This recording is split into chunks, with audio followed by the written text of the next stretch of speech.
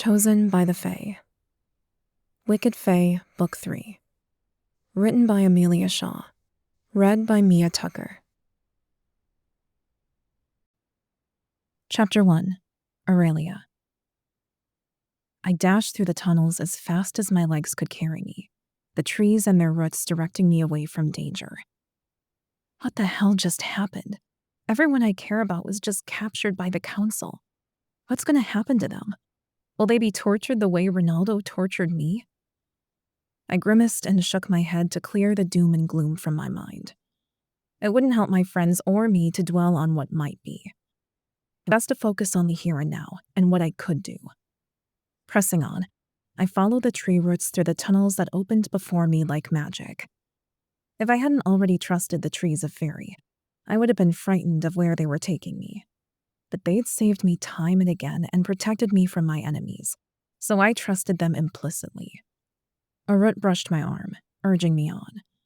They clearly wanted me to get away from the hollow and further from harm.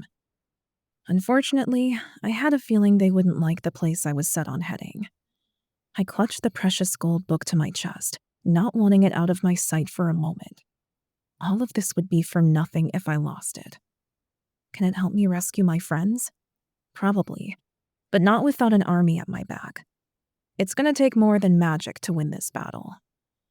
All my hopes hinged on this plan I was winging. There was no plan B, and if I didn't pull it off, both realms were doomed. No pressure. I needed to find my army. I couldn't rescue Gray and my father without one. Every chance I had was pinned on the dungeon holding loyal soldiers ready to battle the council for my parents and the good of Faery. I placed a gentle hand on the root in front of me, willing it to understand my desires. Please, I need a way into the castle dungeons. The root recoiled at my request, shaking back and forth before surging forward and pushing me back a step. It obviously didn't want me to walk into danger, but I had no choice in the matter. My loved ones and the safety of both realms depended on it. I have to, I said sternly. I need an army to fight the council. I need your help. Please?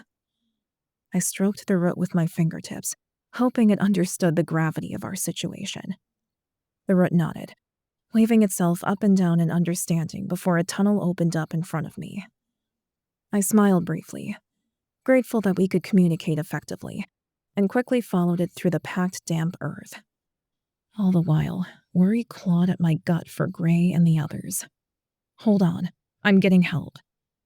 I needed to stop doubting myself and rise to the occasion. I had to become the princess they all deserved.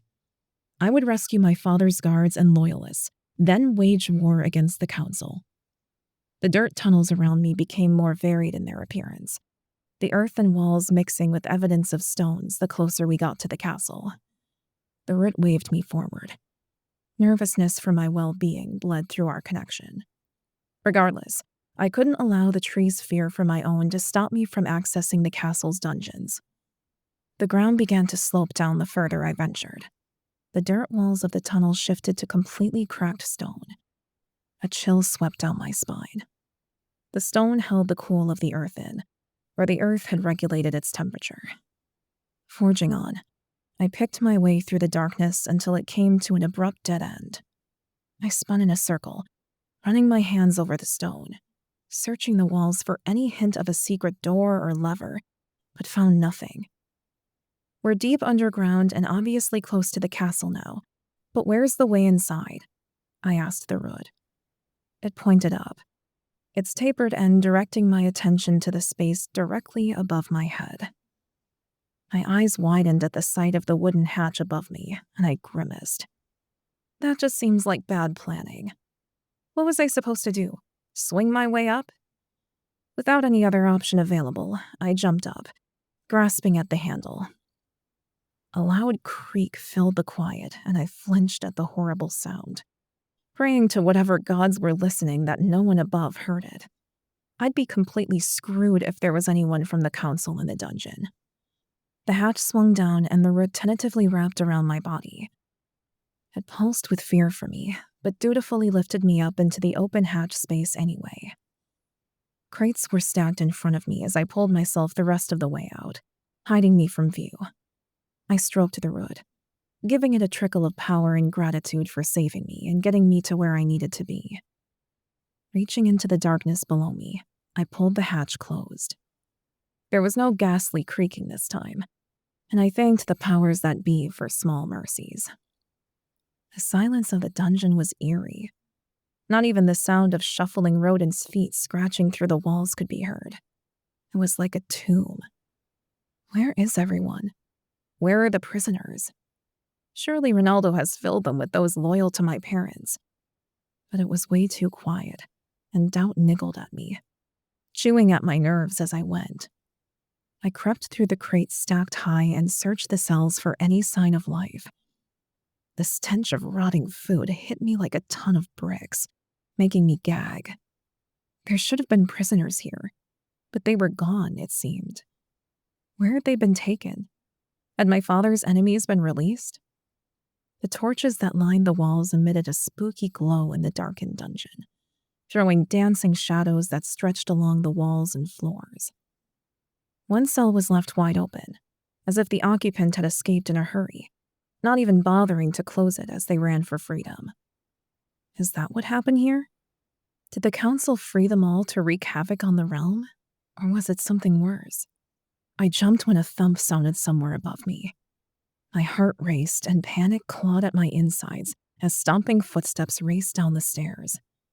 Who's in my father's castle, and why would they come down here? Without a moment to waste, I hurried back to the hatch and hid behind the stacked crates, holding my breath so that I didn't make even the slightest of sounds. The metal door to the dungeon groaned open, and angry voices filled the space. "Where is she?" Ronaldo's boomed around me. I flinched back against the wall, willing myself to be as still and invisible as possible. "We've searched everywhere for the princess," a male voice replied. A crack filled the air, and a man groaned in pain. "The princess is in the realm. She's the only person who could have brought the mongrel through the portal. I want her found. Now," Ronaldo roared, and another slap rang out. What are they doing here? Are they seriously just looking for me? Why would they come down here? Or are they looking for something else? "My lord," Malcolm whispered. I flinched, recoiling internally. What the hell is he doing here? "What is it?" Ronaldo barked. "The princess grew up here and was always adept at slipping away from her guards.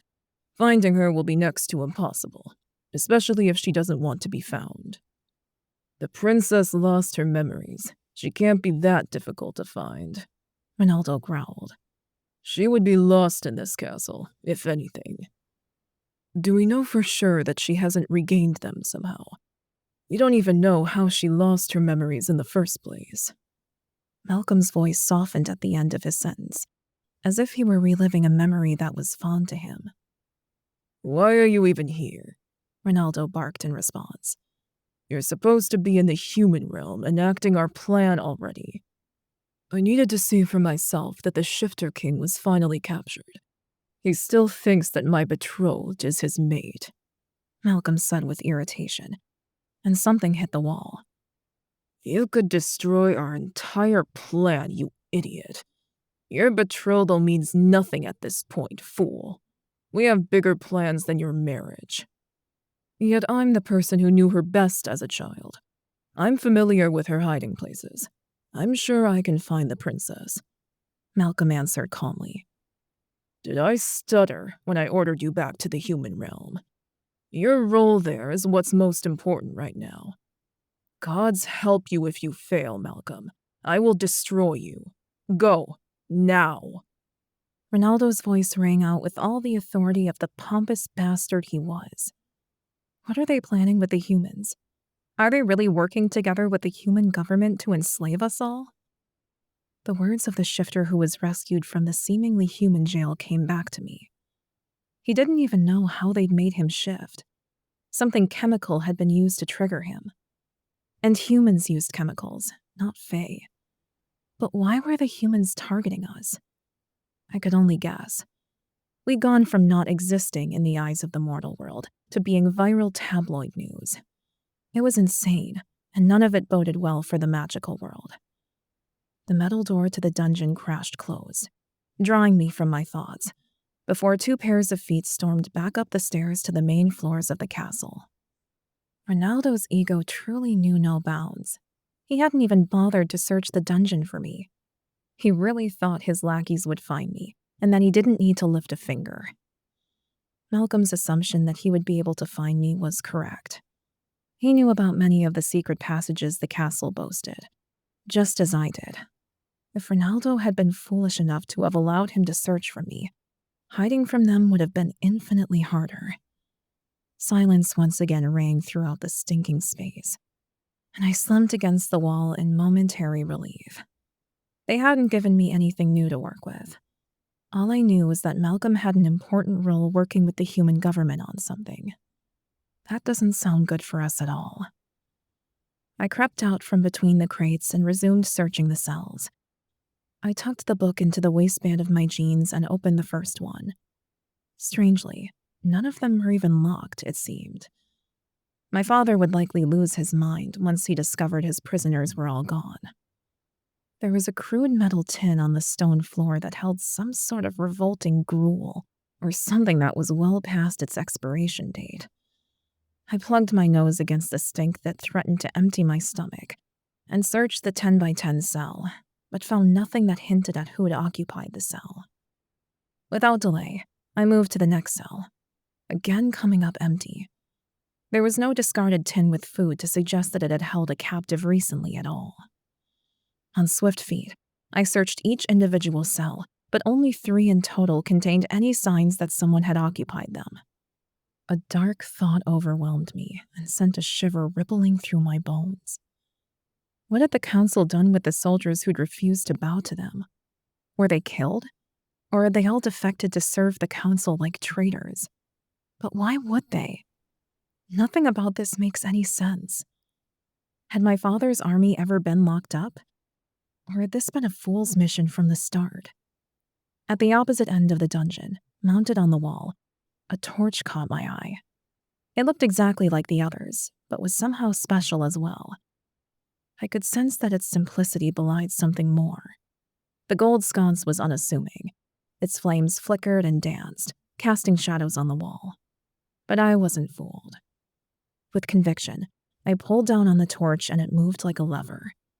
Stone ground against stone as the wall opened in front of me. A secret passageway. I knew it. Dust swirled in the air like glitter in the light as the gears ground and the door swung open wider. The musty smell of the passage tickled my nose, and I determinedly held back a sneeze. With a flick of my fingers, I harnessed my air magic, and a cool breeze blew the dust out and away from me. Very few were entrusted with the locations of all the hidden passages in the castle, but I had found them as a child, simply exploring, much to Fenric's displeasure. A pang of guilt prickled in my chest. Fenric and the others were still in very real danger, and I was stuck in Faery with no way out. And to make matters worse, the army I had expected to be on my side was nowhere to be found. The only thing I could do at this point was to hide and hope for a miracle. I slipped inside the secret passage and blew out a relieved breath when the door swung shut behind me without alerting anyone. My eyes adjusted to the darkness as I crept down the small passage. I remembered them being so much more spacious when I was a child. Now the walls were too close, and I panted quietly as fear ate its way through my gut. It felt like they were closing in on me, too small now that I was an adult. I hadn't known I was claustrophobic, but apparently I was, and it left me rattled. Taking a deep breath through my nose, I blew it out through my mouth several times to maintain my sense of control and calm. It's just a small space. It can't hurt you. The tunnels beneath the trees were small too. You've got this. No matter how hard I tried to convince myself, it seemed apparent that I really didn't have this. How long was I going to have to hide out in the hidden passages until I could figure out a plan? I couldn't be seen or heard inside the castle, or someone would catch on to what I was doing. The castle was ancient, and things creaked and groaned all too often for my taste, furthering my unease. None of that had bothered me, especially when I'd played with Fenric as a child. However, things were far more dire for me in my current situation. If I fucked up, Fenric wouldn't be the one to find me. It would be my enemies. And the punishment for defying them would be far more severe. I swallowed hard and steadied myself against the stone walls, my heart racing. The council had already called for my head on multiple occasions, and if they got their hands on me, it would mean my death, whether I was ready to meet my makers or not.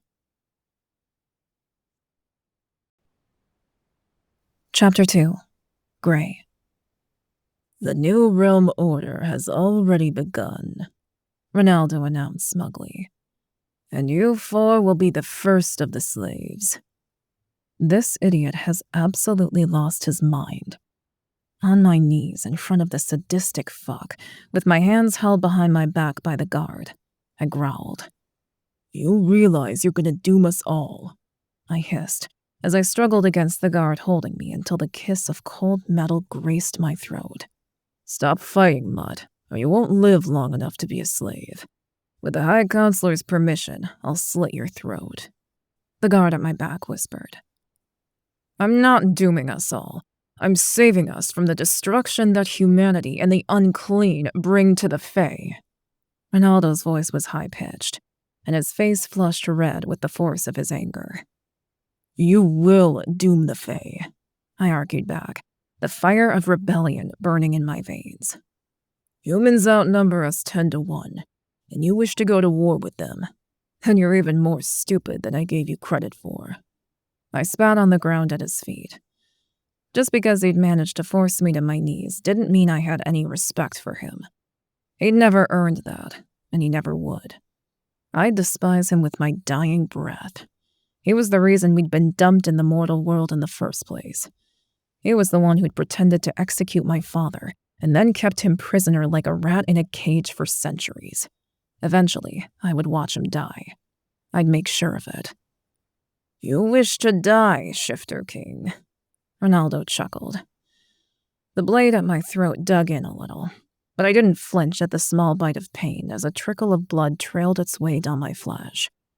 Instead, I reveled in it.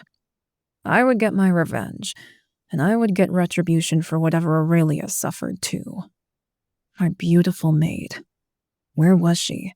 Did she survive the fall? I sent up a silent prayer to the gods as I stared into the eyes of evil and vowed to take him down.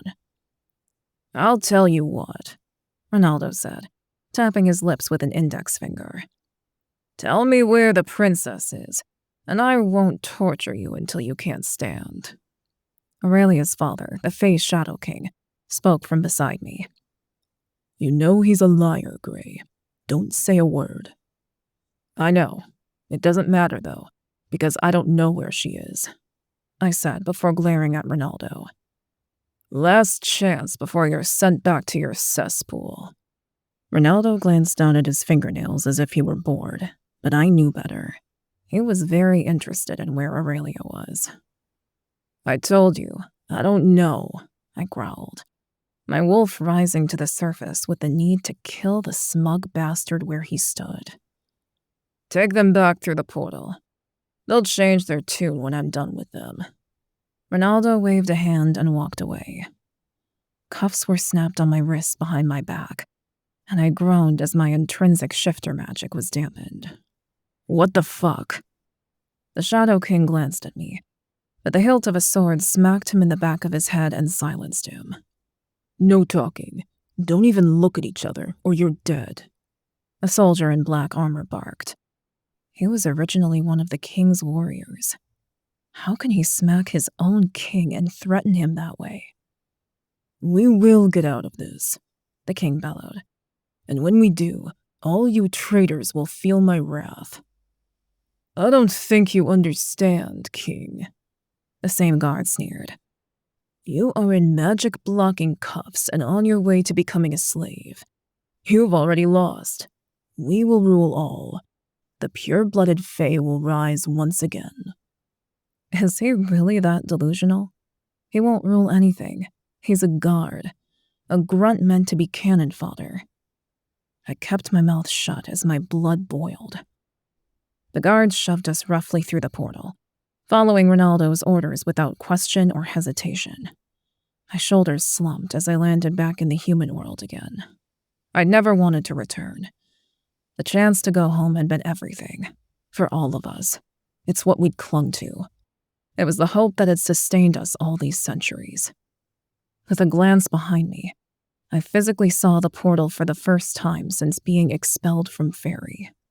It really had been there the whole time. So close to my building as to be heartbreaking, yet I never even knew it. I scanned the clearing, searching for the troll I'd left on guard, but there were too many Fae around even for a troll. I sincerely hoped that he'd run when the council took control of the portal. We were so close to my property, it pained me.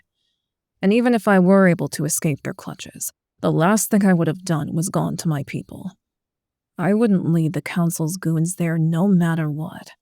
I was their king, and still bore responsibility for their well-being. Who knows what would happen to them? "Move, Shifter King," the guard behind me snarled as he shoved me in the back. I stumbled with a growl. The Fae Shadow King glanced sidelong at me, as if to suggest action. I shook my head subtly. There was no way out of this at present that wouldn't endanger people we cared about. We had no choice but to do what they said, and pray to the gods that Aurelia was okay and able to help us out when she could. Aurelia. My wolf howled in my mind as I thought about my missing maid. I couldn't shake the feeling that something was wrong. Had the fall into the earth killed her? Or was she simply biding her time until she could get us all out of the mess we were in? I wanted more than anything for it to be the latter. I couldn't exist in a world where she no longer drew breath. The mere thought made my heart stammer with pain and my soul howl with anguish. The guard behind my back shoved me again. "What's the matter, Shifter King? You don't have anything cocky to say to me?" "It'll do me no good to make threats now," I shrugged. "But mark my words, you won't win this war." The guard laughed as he pushed me yet again, determined to egg me on. "Look around, asshole. We already have. And you dare call me a cocky asshole?" I smirked. I glanced at Fenric on my other side, but quickly turned away before my anger could dissipate and an unstoppable depression swallowed me alive. His eyes were haunted. It was clear that he didn't think Aurelia made it. I could tell that from the stricken look in his eyes, but I refused to believe she was gone. The trees in Faery had helped her before. They responded to her in a way they did for no one else. I had to believe they came through for her again this time. "She's alive," I whispered to Fenric. "She has to be." My wolf would have felt it if she died, I was sure. Even if she wasn't officially mated to me yet, she was mine, and I would know if she were gone. I had to believe it with all my heart. Our connection, our love, was stronger than anything else I'd ever experienced. I had to trust in it, or else I'd be truly lost.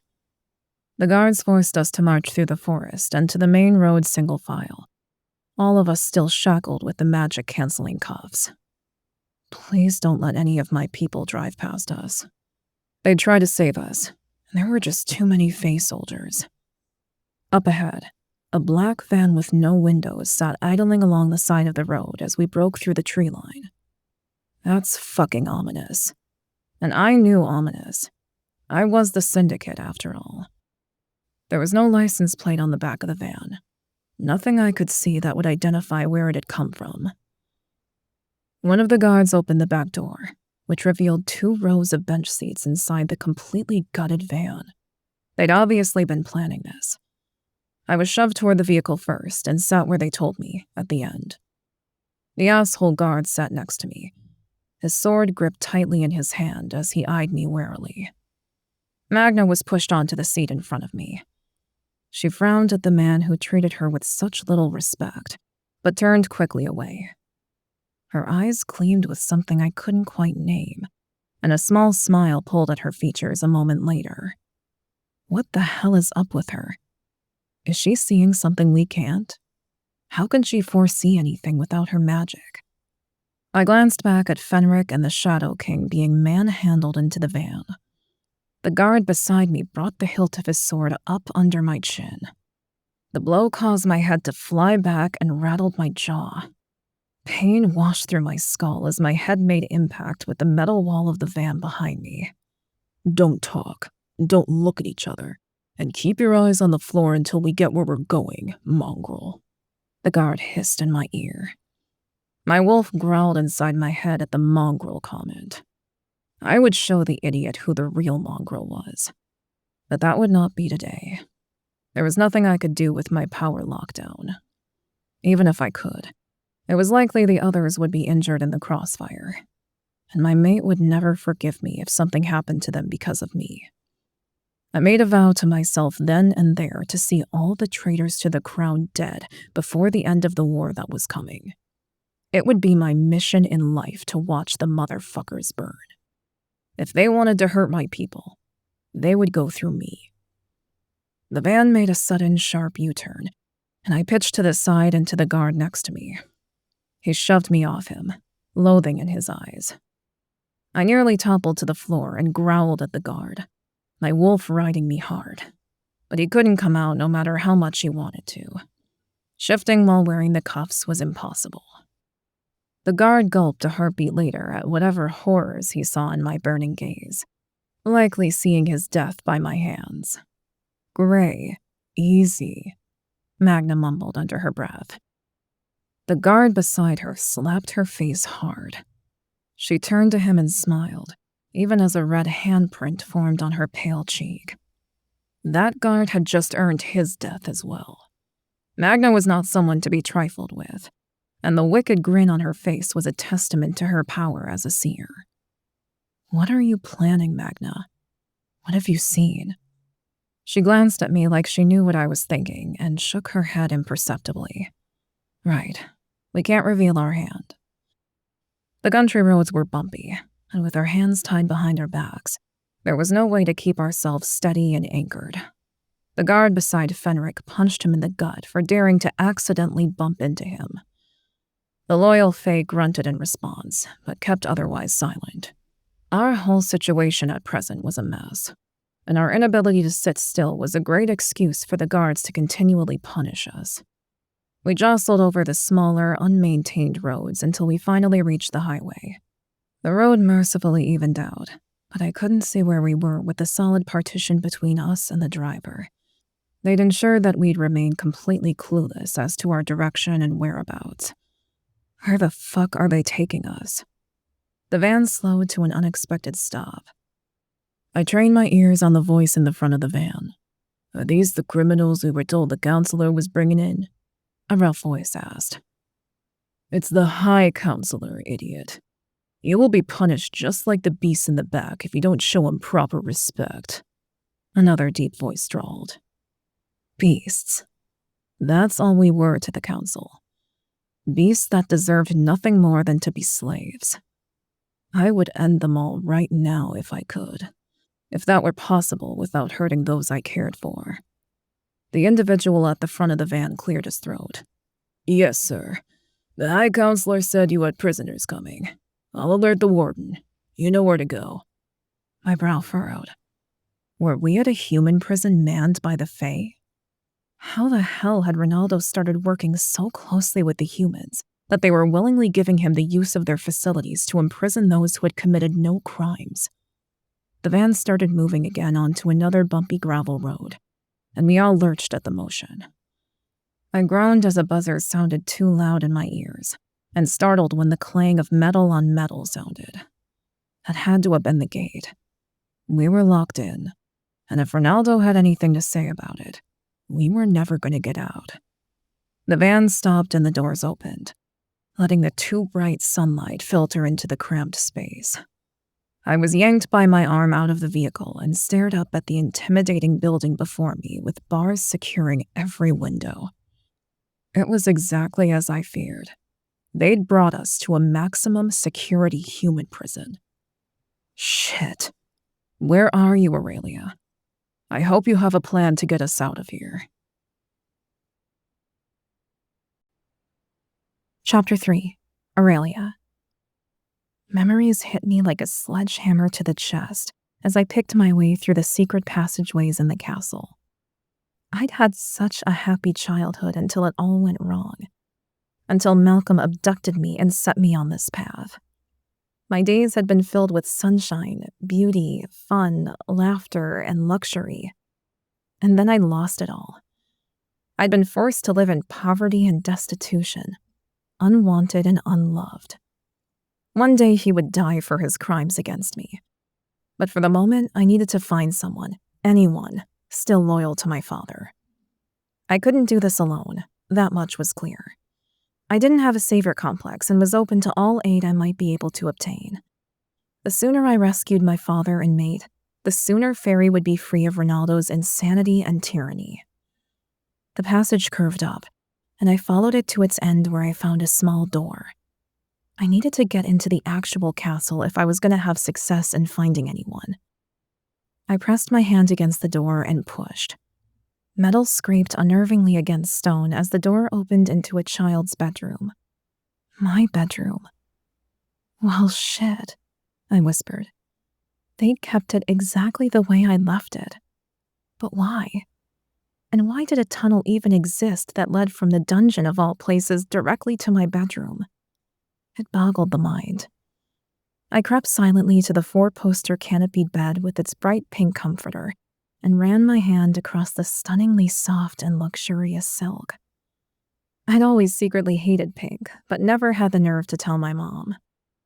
She would have been so disappointed, I remembered thinking, and I didn't want her to ever be disenchanted in me or my choices. But the things you think when you're a kid can be funny. She wouldn't have been disappointed. I saw that now as an adult. She would have happily changed the color for me to whatever my childish heart desired, I was sure. The dresser still had my classic silver hairbrush sitting on it, just below and in front of the attached vanity mirror. I ran my fingers over the white dresser, remembering all the times my mother would reprimand me for not taking better care of my long golden hair, and smiled. It was wonderful to have my memories back, and not thinking that I was unwanted and thrown out on the streets. I set the brush back on the dresser carelessly, and it thumped against the wood louder than I'd intended. I froze, my breath hitching in my throat as my heart instantly pumped with fear and adrenaline. Hey, I heard something, a man's voice announced. Startled, I jumped back from the dresser and raced back to the hidden door. Do you think it's the princess? Another male voice asked excitedly. Princess, it's okay. We want to help you. The king's looking for you, the other man said through the main bedroom doors while the first one snickered. I rolled my eyes in disbelief. They must know I'm not that dumb. I crept back into the secret passage and closed the door as quietly as possible behind me.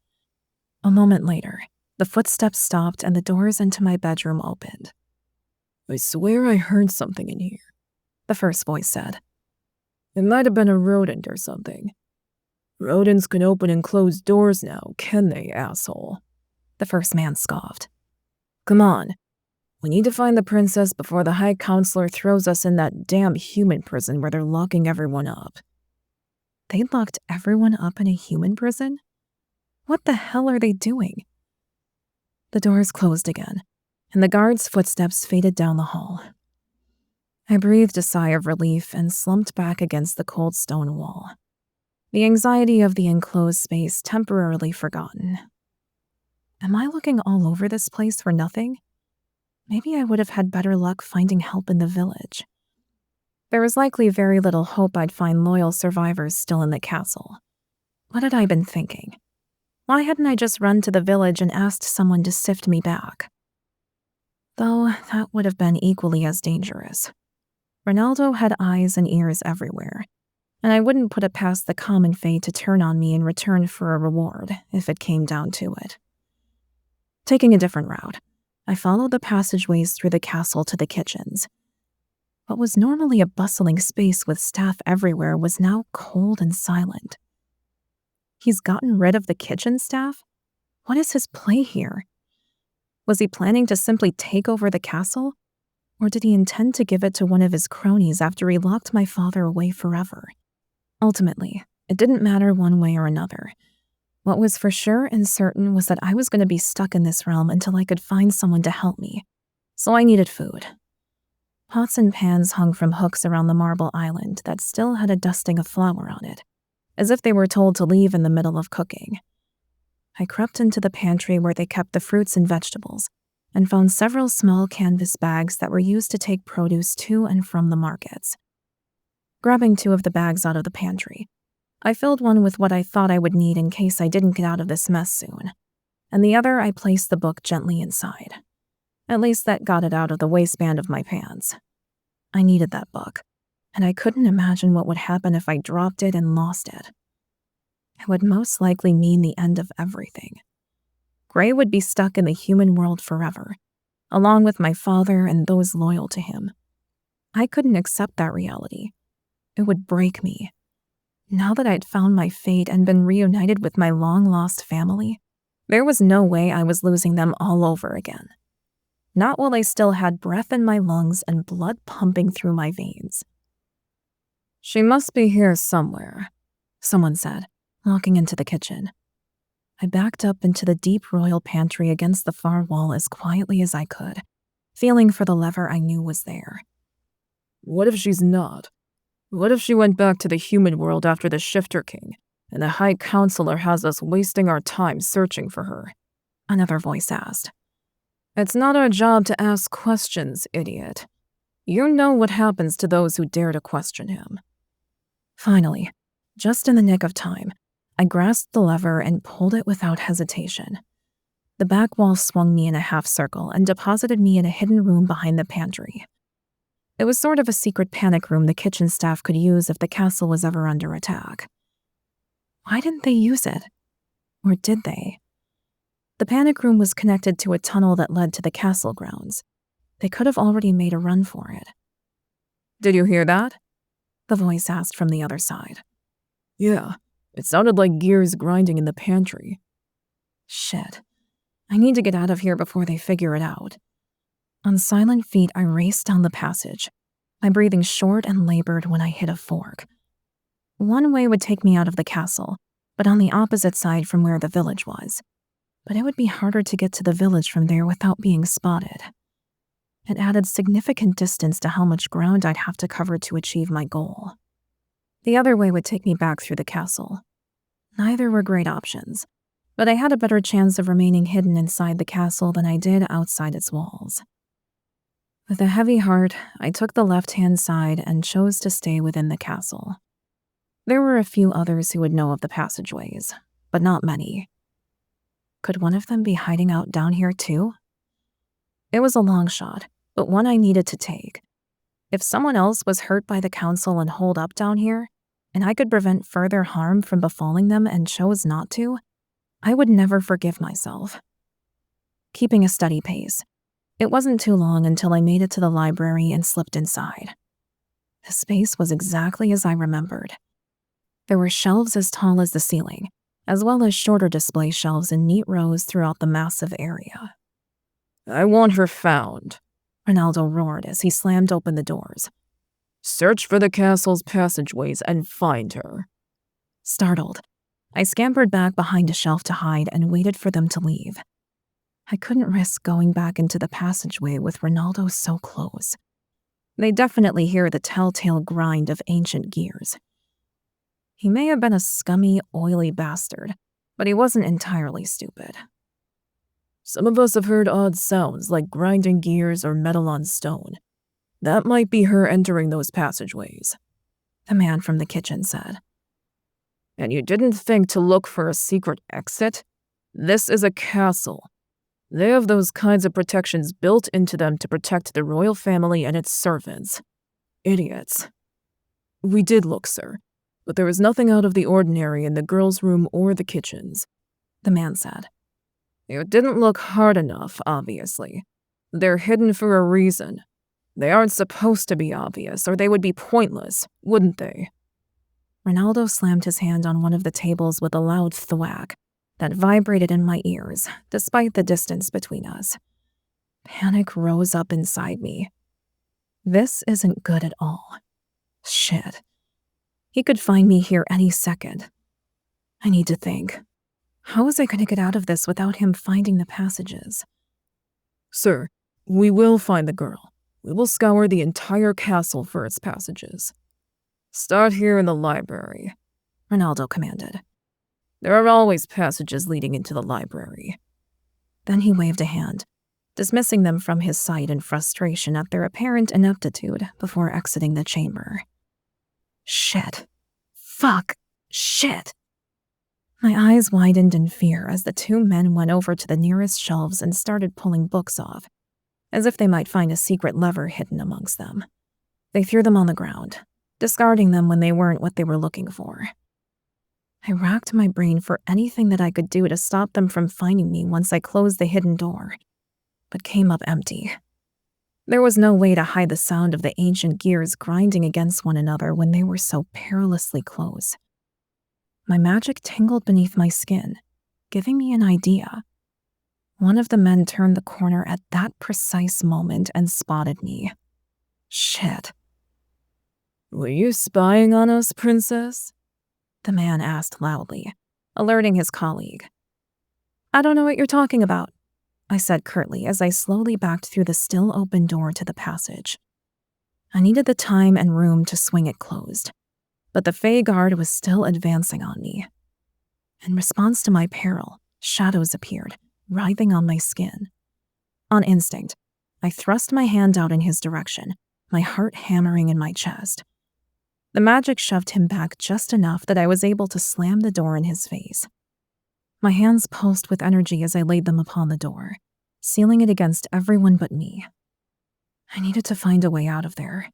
Ronaldo would know soon enough that I'd been spotted, and they would be combing the entire castle looking for me. My time was quickly running out. I jumped, startled by a deafening boom that sounded from the other side of the sealed passage door. They were prepared to destroy the entire library to get to me, it seemed. Those monsters were destroying books so that Ronaldo could capture and torture me again before killing me for all the world to see. Another boom rattled the stone walls, and pieces of rock and dust from the ceiling rained down on me. I backed up before turning left and right. Which way should I go? Back the way I came or further down the passage? More debris rained down on me, and I turned to the left. I needed to go further. They would probably be searching in the kitchens next, looking for me since they'd spotted me in the library and had heard the gear grinding in the pantry. I sprinted down the passage until I was sure I was in a completely different wing of the castle and stopped to catch my breath. Not used to so much running. I rested my hands on the walls, searching for the button I knew to be hidden there. It was the exact same stone as the rest of the wall, perfectly blended to be indistinguishable from the naked eye. There were no seams or anything to even hint that there was a possible exit in the vicinity. A second later, my heartbeat quickened and my breathing became ragged as an arm wrapped around my middle and a hand covered my mouth.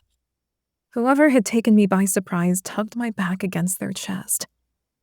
Do not scream, a male voice whispered harshly in my ear. In blind panic, I kicked my leg, aiming for what I knew would hurt most, trying to get the stranger to loosen his hold on me. He grunted in pain, but only held me tighter, refusing to relinquish his hold. Stop, he urged as he shook me. I opened my mouth to bite him because there was no way I was going to scream and alert Ronaldo as to where I'd escaped to. Fuck, you play dirty, he grunted again. The man was strong and yanked me back into a different passageway, all while keeping his hand firmly over my mouth. Where is this fucker taking me? With all my might, I dug my heels into the ground, unwilling to give up. I would fight with everything I had, for myself and for those I loved, those who were relying on me to come to their aid. But he lifted me easily despite my frantic efforts and dragged me down the dark passage. What the hell do I do now? I was clearly overpowered and outmatched in the physical strength department, and whoever it was had taken me completely by surprise. I hadn't even heard him approaching until it was too late. What was he planning to do to me? He wouldn't have cared if I screamed if he was one of Ronaldo's goons. So who is he? And what is he doing in the castle? Is he on my side? Is he loyal to my father? My heart raced, and my head swam as I hyperventilated. But an even better question was, would I live long enough to even learn those answers? Chapter 4. Gray. They led us into the prison with guns at our backs instead of the swords they'd previously utilized. Electronic doors buzzed before swinging open for us, and I was shoved roughly inside. What the hell are we doing in a human prison? I asked. The guard behind me shoved me against the wall. I said, no talking, mongrel. I'll show you a fucking mongrel, I bit out, my hackles rising at the sheer nerve of his canine insult. He pressed the barrel of his gun into my temple, hatred burning in his eyes. But another guard intervened before things escalated, stepping up to pull it away. The High Counselor wants this one alive, he stressed. He's got a smart fucking mouth for someone in magic-blocking cuffs. The first guard retorted and shoved me again, slamming my face into the wall.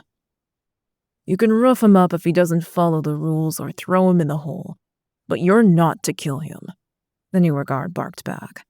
Orders are orders. Each guard grabbed one of my arms and led me further into the prison.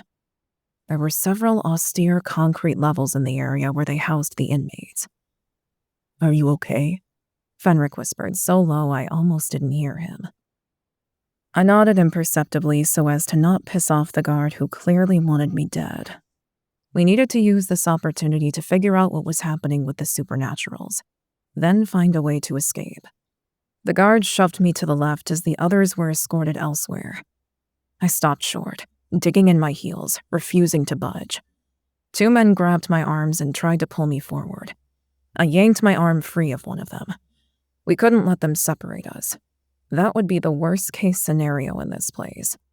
How will we get out if we aren't together? I spun around on the other guard and kicked him in the gut, taking him by surprise. The guard bent over with a groan, clutching at its middle. The other guard recovered from the impact first and tackled me to the ground. My head hit the concrete and bounced off, stars dancing behind my eyes as I tried to gain my bearings again. Where are you taking him? Fenric bellowed, struggling against the guards who held him. The guard leading him sneered. You should worry about your own life, traitor. As soon as the other guard recovered, together they pulled me to my feet. I shook my head to clear it and continued my struggle, the beast within me refusing to give up the fight and lose ground. The guard who stopped the other one from killing me only minutes ago squeezed my arm subtly. I glared back in defiance before a light bulb clicked on inside my foggy head. Wait, did he just shake his head at me? The gesture was so minute I could have almost imagined it, but I wasn't about to question my instincts. Where are you taking me? I roared as I struggled to get free again, even though it was futile. If something was afoot, I wasn't going to let on.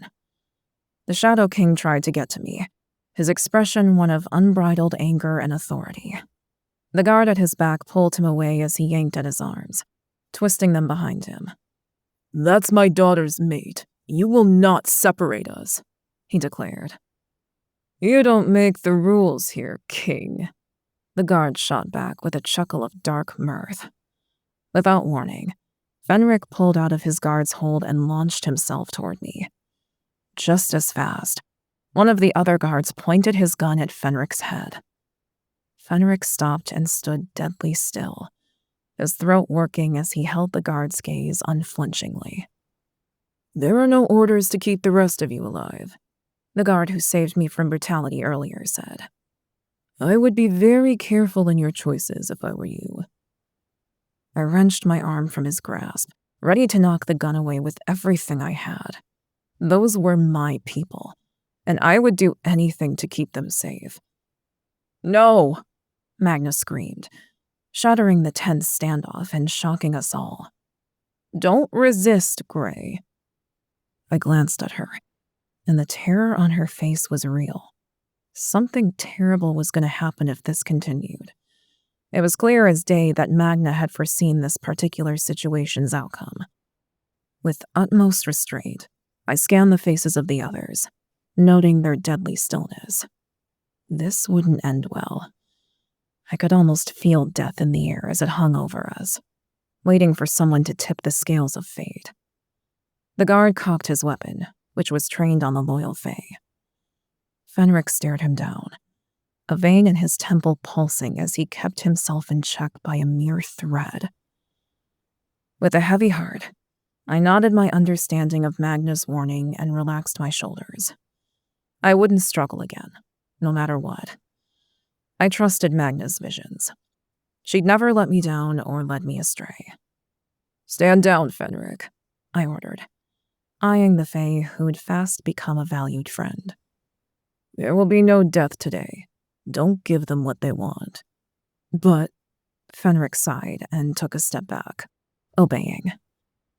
The guard lowered his weapon and grabbed me roughly around the biceps again. "Fine. Take me to whatever fresh hell you have planned for me," I said, and let them yank me down the hall and away from my family and friends. "You're gonna wish you'd struggled harder, Shifter King," the guard to my left chuckled. "And you're all gonna wish you chose the winning side when I come for you in the end." I couldn't help the words as they rolled off my tongue. They weren't idle threats. They were an ironclad promise. One way or another, I was gonna end all the traitors to the crown. "You keep saying that, but look where you are. I don't think you'll have such a cocky attitude after your session." He shoved me forward. The halls were long as we walked and painted a drab gray, probably intended to sap and destroy any and all hope the inmates here might have. Cells lined the walls on either side, and people stared out from little plexiglass windows at me as I was shoved past them. An electronic buzzing met my ears as we reached another door that needed a keycard to enter. The guard on my right flashed his badge over the scanner, and the click was ominous. I didn't want to go in there, but what choice did I have? If I fought them, I would probably die, or worse. They'd take their vengeance on those I cared about, and my mate would never forgive me if something happened to Fenric, her father, or Magna. Whether I liked it or not, it was abundantly evident that there was no escaping whatever this was, so I just had to accept it. The guards walked me through what appeared to be a secure medical unit, but everything felt wrong. This wasn't a place of healing and recovery. This is something else entirely. The sterile scent of rubbing alcohol tainted the air, and there were people hooked up to machines while others in white lab coats poked and prodded them like they were experiments. At that moment, one of Aurelia's greatest fears flooded back to my memory, and my eyes widened in sick realization. The people struggled against their bonds as they were strapped down and gagged. They weren't on those gurneys willingly. They were being tested on like lab rats. How could it be that it was our own kind doing it to each other? What the fuck? I was dragged into a room with a bed that was similar to those in the hall, and braced myself for whatever they were going to do to me. Whatever this was, I obviously survived it. Magna had warned me off resisting. I had to hold on to my faith that she wasn't wrong. Now was not the time to doubt the sage and seer. The guards strapped me down, the cruel cuffs still hindering any use of my inherent shifter magic. When they were finished, Ronaldo stepped into the room. A hint of madness gleamed in his eyes as he smiled gleefully at me. He was the last person I expected to see, given we'd been sent here by him from Faery. "You will tell me all your secrets, Shifter King." "The fuck I will." "This isn't about experimenting on me. This is a torture session. Great." "How the hell am I going to be of any use as your slave if I'm being tortured?" I scoffed. "You'll heal," he assured me as he picked up a scalpel and sliced through my shirt, nicking the skin in several places. Despite the fleeting pain, I didn't flinch. There was no way I was going to give him that kind of satisfaction. "Tell me where the princess is," he demanded. "Go to hell," I said through gritted teeth. I wasn't playing his game. I would simply endure, the same way my own father had endured during his centuries-long incarceration. He jabbed me with the tip of the scalpel, and blood squirted from the wound in my chest. Pain flared like fire, but I still refused to react. That was exactly what he wanted. He was the kind of sick fuck who fed on people's screams, and I would die on the damn table before I ever made a sound. It would take far greater men than him to draw forth that kind of submission from me. He stabbed me again on the other side of my chest, and blood spurted everywhere as it jetted out under pressure. But still, I didn't flinch or react. He started getting frustrated, as evidenced by his pinched brows and his snarl of anger as he sliced through my skin. I may just die on this table. No, don't think like that. You're gonna survive this, kill them all, and be reunited with Aurelia, our princess. My wolf howled in my mind, taking most of the pain from me into himself so I could hold my ground. But I knew we wouldn't last forever with Ronaldo hacking away at us the way he was. It can all stop if you tell me where the princess is hiding, Ronaldo purred. Fuck you. Wise or not, it was the first thing that sprung to mind. There would be no dulling my defiance, that was for damn sure. Give me the little hammer, Ronaldo waved to the guard. The guard handed him a small surgical hammer obediently and without hesitation. I didn't need to be told what that was for. It was for breaking bones. I'm not sure how long we will last without screaming if he does what I think he's about to. Damn it. I'm going to break all the bones in your hand one by one until you tell me where the princess is. Ronaldo grinned like a devil. I balled my hands into fists, my jaw clenched. The guard gripped my wrist, hitting the one pressure point that made my fist open on reflex. Ronaldo gripped my pinky finger with one hand and lifted the hammer over his head before slamming it down on the second knuckle with enough force to shake the whole table. My back arched as blinding pain tore through my hand, but I didn't make a sound. Still, I reacted, and that was more than enough motivation for the sadist to continue his torture. Don't want to tell me where the princess is? Then we can change the topic of conversation, Ronaldo said. Where is your facility? I know you have people. Where are they? I'm not telling you anything, asshole. Break the bones in my hands. Go ahead. But before the end of this, I will see you dead. Wrong answer. Ronaldo grinned before slamming the hammer down on my ring finger. I panted through the pain, not willing to give in and scream. I won't. Fuck him. He broke 3 more knuckles before he grabbed the scalpel again and dug it into my left pec. I couldn't see what he was doing, but the cuts and pain were definitely forming a pattern along my skin. Blood dripped down my side, sliding along my skin in warm rivulets. I clenched my good hand into a fist, my nails biting into my palm. That little bite of pain helped to relieve some of the pain in the other hand, and made it remotely more manageable. You're wasting your time. I told you. I won't tell you anything. You misunderstand what this is, Shifter King. Ronaldo spat the word king at me as if it dripped with poison. This is simply fun for me. I already knew that, but the evil grin on his face was deranged in a way I hadn't seen before. He was getting high, causing pain. A sadist in the truest sense. How much does he enjoy the suffering of those people he's experimenting on? Do I even want to know? You can stop the pain and ruin my fun if you just answer my questions, mutt. Blood continued to run down my sides as he continued to carve something into my chest. I squeezed my eyes closed and panted through gritted teeth. I will not break. I will not break. My people and Aurelia meant more to me than my own life. I would never tell this monster where to find them. Do what you want to me. I won't tell you shit. I hope you enjoy the marks I've etched permanently into your skin then. Ronaldo sat back and admired whatever the hell he'd done to my chest. Without your magic, this will scar nicely before it gets the chance to heal. He grabbed a mirror and pointed it at an angle I could see my chest. I shouldn't have looked. I knew I should have kept my eyes closed, but curiosity got the better of me, and I glanced at the mirror with disdain and anger. Shifter trash was carved into my chest in crude, blocky handwriting. I'm gonna destroy this motherfucker. Ronaldo's laugh grated on me as he picked up the hammer once more. I wasn't gonna make it out of this unscathed, so it didn't matter what he carved into my skin. Whatever scars I bore from this day forward, I would wear them with pride.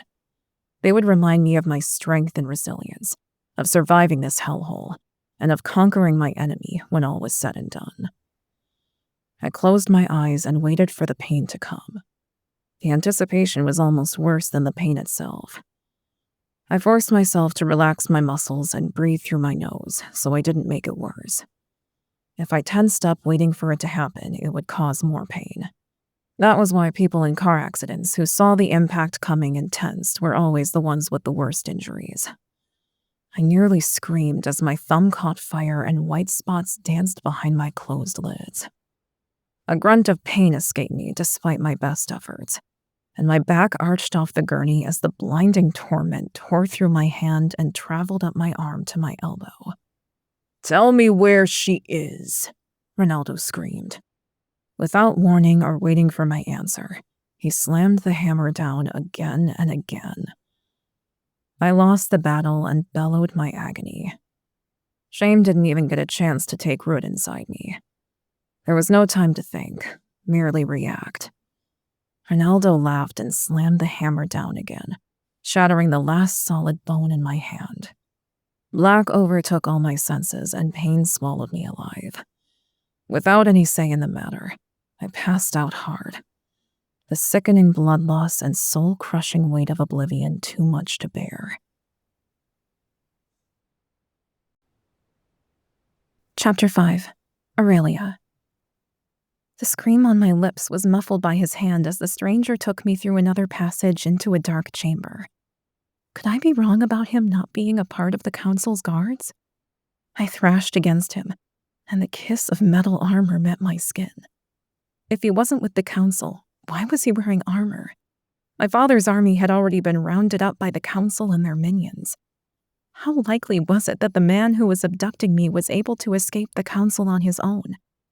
But then why was he trying to keep me quiet if he was on their side? If he was with the council, the first thing he'd want to do is alert the other guards. There was no doubt a reward for the man who managed to bring me to Ronaldo himself. Who the hell is this? "Shut up, princess," my abductor's gravelly voice whispered next to my ear. "I'm gonna remove my hand, but bear in mind, if you scream, we are both completely fucked." And there's my answer. This man had either pretended to join the council to find me himself, or he was able to hide without them catching him. Either way, I didn't really have any choice but to listen to him when he put it so bluntly. Screaming was a terrible idea, given the council had men all over the castle searching for me. But still, could I trust a stranger in the middle of the lion's den? No. But maybe we can help each other if he answers my questions. I nodded my head in understanding against his palm. He released me and took a step back, giving me some space to whirl around and confront him face to face. "Who are you?" I demanded suspiciously, as I glanced at the armor he was wearing. I recognized it as the armor my father's army wore, but I had never seen this particular man before, not even in my childhood memories that had so recently been restored. "My name is Kiernan," he answered calmly, "and I was in your father's militia, his elite force that was sent to find you when you were abducted from your bed all those years ago." "Then why weren't you there when Fenric found me at the portal? I don't remember seeing you there." I crossed my arms over my chest and allowed my magic to seep into my palms discreetly. "I was in the human world pretending to be a warlock and looking for you, princess." He bowed his head in subservience. "Then why have I never seen you before? And how did you escape the council? How do I know you're not a spy? I asked the questions in rapid fire. Whoa, princess. Take it easy on the questions. I'll answer, but you need to breathe. He raised his hands in surrender. I arched a brow at him, waiting for an answer. Magic at the ready in case he wasn't who he said he was. The council came in unexpectedly not long after you and your parents escaped from their fucked up meeting. He ran a hand over his head. I had just been called back because you resurfaced, and I was in the castle. They didn't know I was even here. And how long have you been hiding? I asked. He held up a finger. They attacked the barracks first and had men on the inside. They brought everyone to the courtyard, and I watched from the window as they gave them all a choice. They either swore allegiance to the council, or they were sent to the dungeons. His eyes were haunted before he squeezed them tightly and blew out a resigned breath. I need to find a way to get them out of the dungeons so we can take back our kingdom and stop their evil plans for world domination. But there's no one in the dungeons, I whispered. What? His eyes narrowed at me. My father and my maid, along with Fenric and a friend, were arrested by the council. They're still searching for me, so I went to the dungeons to release the men that were still loyal to my father, but the dungeons were empty. I sighed and flopped down into a dusty wingback armchair. They're not there? He asked. Then where are they? He planted his hands on his hips and paced back and forth. I don't know. I wish I did, because that was my only hope for saving my father and maid. I tilted my head back and blinked away the tears of hopelessness forming in my eyes. How has this all become such a mess? Do you know where the king was taken? He asked. No, I think they were all taken back to the human realm, but I'm not certain. I clenched my fists at my sides, still unsure if I could trust Kiernan. He'd said he was part of my father's elite militia, but he still didn't say why I'd never seen him before, and had gone on to completely ignore my spy question. But why would the council take them to the human realm? They hate it there. They loathe the humans. Kiernan rubbed his chin, deep in thought. They have some kind of deal with the humans, we think. We've already been outed to the humans. Our lives are no longer secret. The world of myth and magic has been exposed. They have some kind of chemical that forces shifters to go into a rage and shift beyond their control. It was caught on camera and has been all over their media ever since. Shit, Kiernan swore, pressing his palm to his forehead.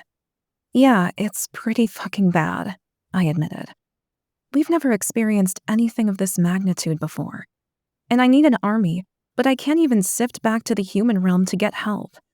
I've been wandering around the castle, but every second I stay here is 1 second closer to them catching me and doing gods know what to me. I suspect no matter what I do, the outcome will be my demise. You can't sift? He asked, as if taken aback, and I glared at him. Like I needed to be reminded of that right now.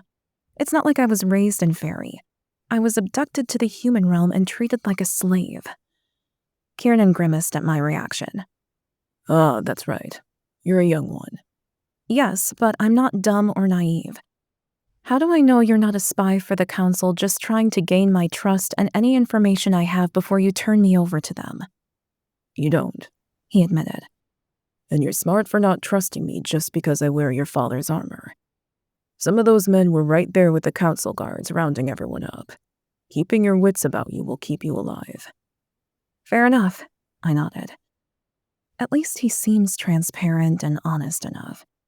He's not trying to sway me, and he's not encouraging me to trust him blindly. I wouldn't trust anyone, princess. Especially those who tell you to trust them. They are the worst. He flexed a hand at his side. What are we gonna do then? I asked, choosing to ponder Kiernan's jaded comment later. I don't know. What was your reason for wandering around the castle? After I realized the army wasn't in the dungeons, I was trying to find someone to sift me back to the human world and not get caught by Ronaldo and his guards. I sighed. Why the human world? He asked, frowning. If what you said earlier about us being exposed is true. He trailed off. We have a sizable army there that can help us, and I'm the only one who can get them back into Faery. I chewed my lip nervously. It was a hell of a plan, but it was the best shot we had. Then let's go get your army. He held out a hand to me. I hesitated, still not sure I could trust him. What if he was a spy looking for the location of the facility and Gray's people? What if I led him to our army and was responsible for ruining everything? I can see the indecision in your eyes. You don't trust me.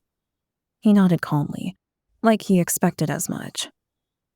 This whole nice guy here to save the day thing could be an act to get me to tell you where the facility is, so that the council can attack and destroy what little hope we have left of reclaiming Faery. I raised a haughty and suspicious brow at him. Good girl, he said before dropping to one knee and resting his sword openly across his hands. What are you doing? I asked, taken aback by the sudden and seemingly genuine subservient gesture. I swear to the gods and on my honor to protect and serve Princess Aurelia of the Shadow Kingdom until my dying breath, he announced before he bowed his head. Magic tingled in the air, wrapping around me and squeezing my chest, binding us together in a way that was unmistakably solemn and true. He'd just made a magical vow to serve and protect me. I did not see that coming. Well, that was unexpected, I said, swallowing hard, not quite knowing what to say at a moment such as this. The weight of his vow was a tangible thing, and demonstrated the sanctity of the trust and loyalty he'd just invested in me. I won't tell you pretty lies, but will give you the truth always, Princess. I won't tell you that you can trust me, but I will prove myself the best way that I can, with my vow. What about your vow to my father? I asked, wide-eyed. It's because of my vow to your father that I have made this vow to you. He would want someone to be by your side while he can't be here himself. He is my king, and you are his daughter. My allegiance is as much yours as it is his. He finished, still kneeling on the ground. I had a feeling he would remain there until I told him otherwise. Okay, for what it's worth, you've proved your point, and I appreciate your loyalty to my family. You can get up now. I waved a hand awkwardly for him to move. If people bowing to you makes you uncomfortable, you're gonna have a very hard time being the princess you were born to be, Kiernan said with a chuckle as he rose to his feet once more. Trust me, I'm all too aware. But it was more your whole vow to protect and serve me that made me slightly uncomfortable, I admitted as I stood from the chair. Believe it or not, I'm not entirely okay with people risking their lives for me. I'm not used to being treated this way. It feels new and strange, despite my upbringing in the castle before I was abducted. Fair enough, Princess. You were away a long time, and I imagine whatever you've been through has shaped who you've become. Our experiences forge us like a blacksmith's anvil. We can't deny what we've been through. But believe me when I say, you can handle this. You are the Shadow Princess. I blew out a relieved breath, and my shoulders slumped. Grateful that he understood where I was coming from and buoyed by his faith in me, even when I didn't feel it myself. What are we going to do now? I have a guard from my father's militia sworn to me, and we're still behind enemy lines. Would you be comfortable taking me to this army of yours now? Kiernan asked. It's not so much of an army in the traditional sense, I corrected.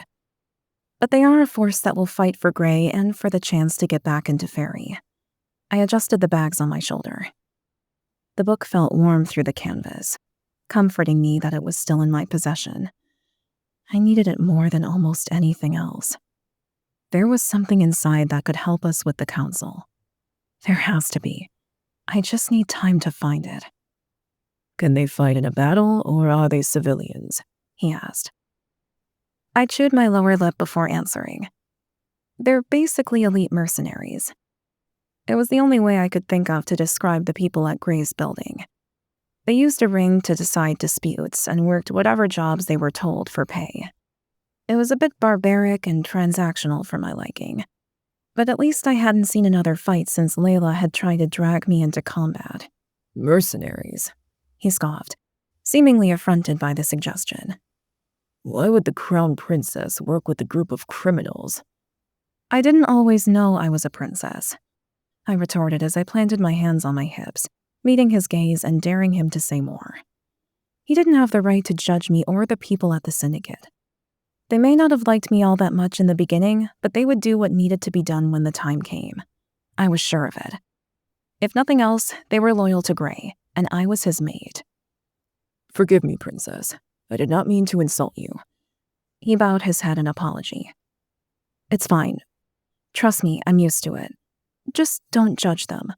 They've been looked down on by the Fae their entire lives, and won't take kindly to it from you when you go back there without Gray. So keep your tongue in check, okay? Understood. So how do we get to this place? He asked. We'll need to sift, I said. That was going to be the hardest part of this plan. I needed to trust him enough to put the image in his mind. That's going to be a problem, princess. The castle is warded against sifting in or out. Unless we make it onto the grounds beyond the main walls, we can't do it. Kiernan ran a hand down his face. Fuck! I practically yelled. Kiernan flinched and scanned the chamber and the dark passages beyond for any threats. Shit. I forgot we were being hunted down like dogs. Good job, Aurelia. I know of a concealed place in the woods that we could sift from without anyone seeing us, Kiernan offered, refusing to comment on my faux pas.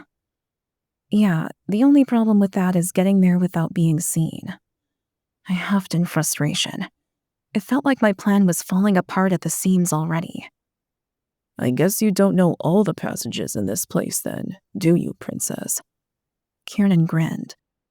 He turned to the passageway he'd dragged me through only minutes ago. We hurried through the tunnels to a part of the castle I'd never seen. There are passages that lead to the barracks? I asked in a whisper. They were built in case of an emergency. They allow us to get to the king faster. Only a few of the king's most trusted soldiers know they exist at all. That's a fantastic idea. My father is a tactical and practical man, it seems. I nodded. That he is. My guide and rescuer agreed. We crept along silently for what felt like forever, until light filtered in below a door that I hadn't seen before. How long have we been walking? Nothing was familiar here, so there was no way of knowing or measuring the time. Kiernan tapped on something, and stone ground against metal, and cogs and gears worked together.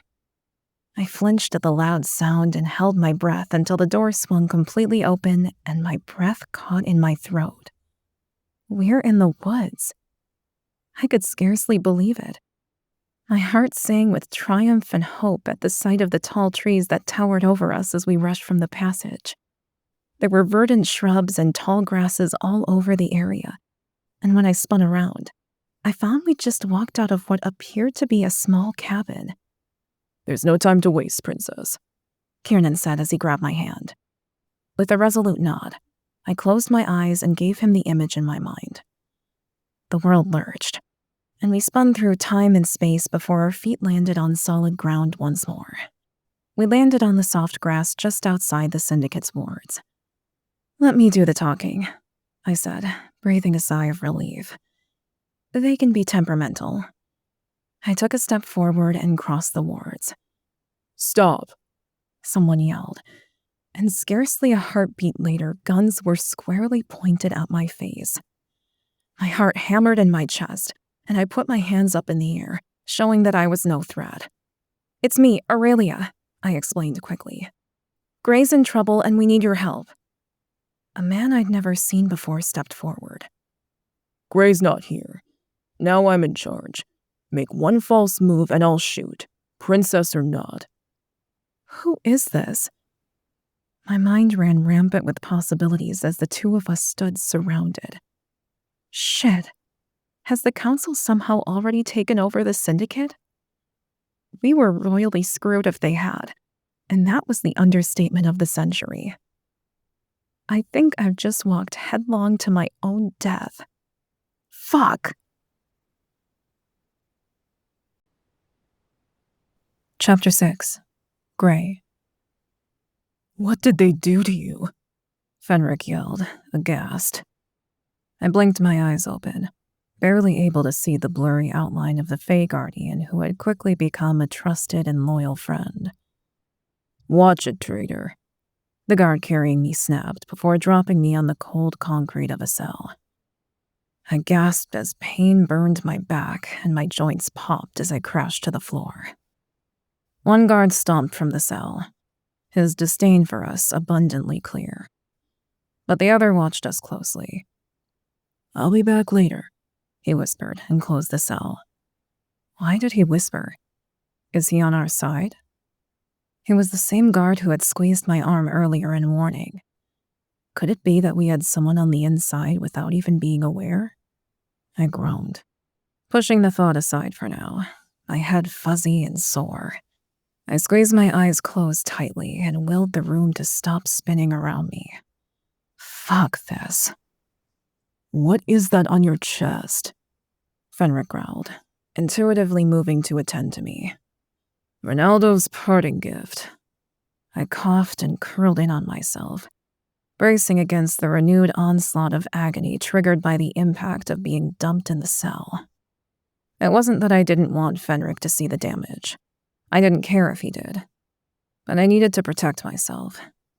My body instinctively curled so my wounds weren't on display, a distinctly wolfy trait. I can't heal you with these cuffs on, Fenric said, regret filling his tone. It's okay. I can't shift to heal myself either. I shook my head and winced again when a fresh wave of pain sliced through it. Did they kick my ass once I passed out? Why does my head hurt so badly? I don't remember anyone punching me in the head. They did a number on you and want you to suffer. How are we going to mix with the rest of the population and get a look around this hole when you can't even stand? Fenric sighed. Maybe that's the point. He wants to torture me and then starve me because I can't move. I moaned as I tried and failed to sit up.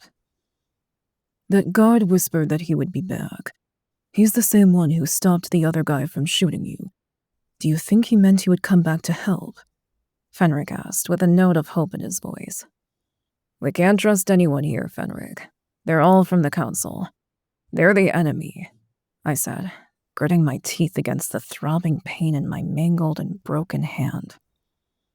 But this guard doesn't seem to want you dead. His expression when the other one dumped you on the ground was murderous for a second, I swear, before he schooled himself completely blank. Not a moment too soon, my oversensitive shifter hearing picked up the sound of boots stomping down the hall just outside our cell. I shushed Fenric before the door opened again. Speak of the devil. The very same guard we'd been talking about came through and closed the door behind him. He crouched in front of me with wide eyes, his emotion on full display. I can't heal you completely, or they'll know someone on staff helped you, he apologized. Why are you helping me? I gritted out, wary as hell. Dan sent me, he explained quietly. He knew something major was going on when you all took so long to come back to the Syndicate. He placed his hand over mine and green healing magic spread through me, popping my bones back into place. I nearly screamed at the instantaneous pain, but locked my jaw so I couldn't open my mouth and alert anyone. What are you doing? Fenric accused under his breath as he approached the man defensively. I'm healing his crushed fingers. They used a hammer and shattered his damn bones, the guard said. You can heal. You know exactly how painful it can be for a patient. He removed his hand a minute later. Relief flooded me, and I flexed my still stiff and sore hand. It hurt, but it wasn't broken anymore. I was thankful as fuck for that. What are you? How are you able to heal? I asked. I'm half-fae. It was the only way I could be a guard in here. The half-fae moved his hand over my chest next. So basically, the half-fae children they abandoned to a cold new reality are welcomed back if they do Ronaldo's dirty work. Got it. I shook my head. Ronaldo really was a piece of shit. I would be dealing with him soon. just as soon as I got out of this hellhole. His name was at the top of my shit list. Basically. But it's good for us, because now I can get word to Dan about where you are, and they can get a team here to rescue you. The guard pulled his hand from my chest, having relieved some of the pain with a look of apology. I get it. No stress. Your life is on the line if they find out you've healed me. I'll survive. Thank you for what you've done. I dipped my head to the man and pulled myself up into a seated position, propping myself against the cold wall.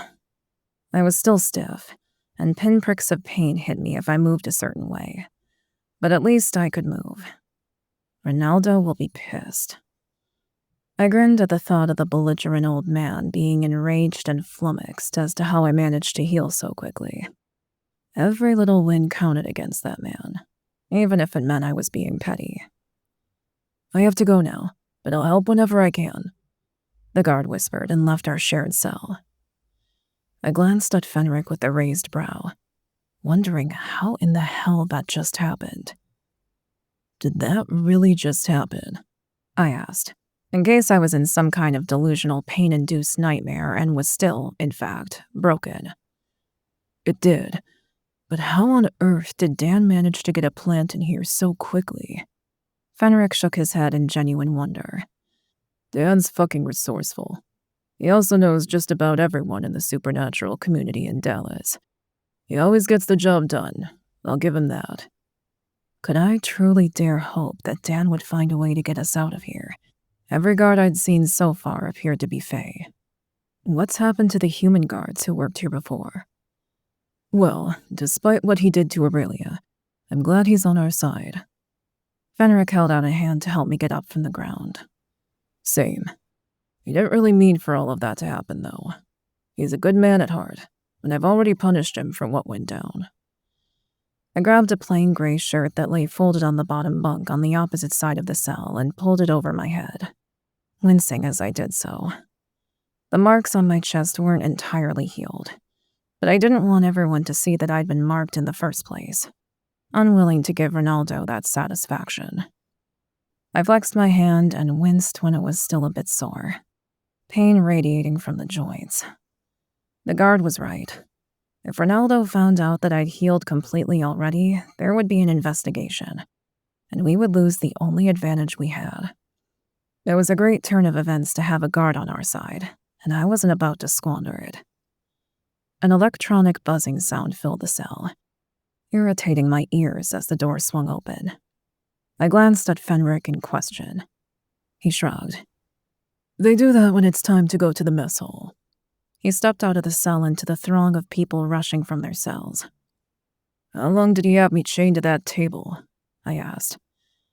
I've been here for 3 solid meals already, so I'm guessing a full day. He nudged me when I stopped walking. Shit. No wonder my head is fuzzy. Shifters need a lot of energy, and I'm running on empty. Okay, show me the way. My stomach growled at the thought of food. When I'd been preoccupied by pain, I hadn't realized how hungry I was. But with the mention of food, my stomach rumbled, and even my wolf whimpered in my mind, starving as well. I followed Fenric and the horde of prisoners down the maze of cells to a large room. There were no windows, and a buffet-style line had already started in the far corner. There were human guards mixed in with the Fae guards, which I found interesting. I raised an eyebrow at Fenric. He shrugged and grimaced. They have some kind of arrangement, he whispered as he handed me a scratched-up metal tray. There were workers serving behind a plexiglass barrier, dishing out some kind of disgusting-looking slop. I sighed, but my wolf whined his dire need for whatever the hell it was they were feeding us as we moved down the line. We already guessed that much, but the humans looked distinctively uncomfortable being in the same room with the Fae, I said, scanning the guards discreetly one by one. I pitched forward as I was shouldered unexpectedly in the back. I nearly busted my face on the plexiglass, but caught myself at the last second before I spun around to find the man already striding away. What the fuck was that about? I turned back and retrieved my tray of food and followed my friend. Fenric strolled over to a table in the corner. Relief flooded through me as I spotted two familiar faces at the table. They're okay. The Shadow King nodded as I sat across from him. Magna smiled. You didn't struggle, she said with what sounded like genuine relief. No. I let him carve those awful words into my chest and break my hand instead. I growled under my breath. Magna winced, tears filling her eyes at my snide declaration. I shook my head and pursed my lips. I don't need tears. I need revenge and a way out of this fucking cesspool. Sorry, I said, catching myself after a moment. There was no need to be a smartass to Magna. She'd been nothing but good to me and the Syndicate. Sometimes I forget that you see too much. I set my tray down on the table and picked up my fork to take a bite of whatever the gruel was that they'd served us, when I noticed the odd separation of the guards. The human guards were clearly confused about what was happening and why. They whispered to each other, probably unaware that the Fae guards could hear them without trouble. The humans are scared and confused, I whispered, leaning into the others and keeping my voice low. We can probably use that to our advantage. I put the spoon to my lips and grimaced. The slop on the end of it didn't even smell appetizing in the slightest, but I shoveled it into my mouth nonetheless. I couldn't be picky when eating was the difference between life and death. It was fuel, and that's all that mattered. Look what we have here, a deep voice echoed through the now silent mess hall. I turned to see a huge shifter that I'd never seen before staring directly at me. He had to be some kind of bear, and we wolves never really got along with the bears in nature. And what is that? I asked, turning to rise from my seat and stand at my full height. The great Shifter King was caught by the Fae. Your father must be rolling over in his grave right now. The shifter laughed. He obviously thought he was at the top of the pecking order here. Wrong thing to say, asshole. He was the first, but wouldn't be the last to challenge me in this shithole. It was the way of the world in prison. You always took out the biggest motherfucker first. I can handle this. What grave? I asked. He wasn't dead until a few weeks ago, and I doubt the High Counselor gave him the courtesy of a proper burial. The shifter sneered, not caring at all that his barb didn't stick, or the information that my father had been alive or in prison for centuries bothered me. Hey, a guard shouted. Do we have a problem over here? I lifted a brow at the shifter in question. I don't know. I don't have a problem, but this guy clearly does. The shifter's face turned red as he took a threatening step forward. You have a big mouth, Shifter King. Someone should do something about that. The shifter balled his fist, preparing for a fight. I felt more than heard the chairs screeching across the tiles behind me. I waved Fenric and the Shadow King off, not wanting them to get into trouble along with me as I stared down the grunt in front of me. So, you gonna do something about it? I taunted. Or is it you who's all mouth and no bite? The shifter growled and predictably swung a meaty fist at my head. I ducked easily despite my injuries, seeing the blow coming from a mile away. The shifter spun around, but not fast enough. I kicked out a leg and sent him sprawling to the ground in a heap.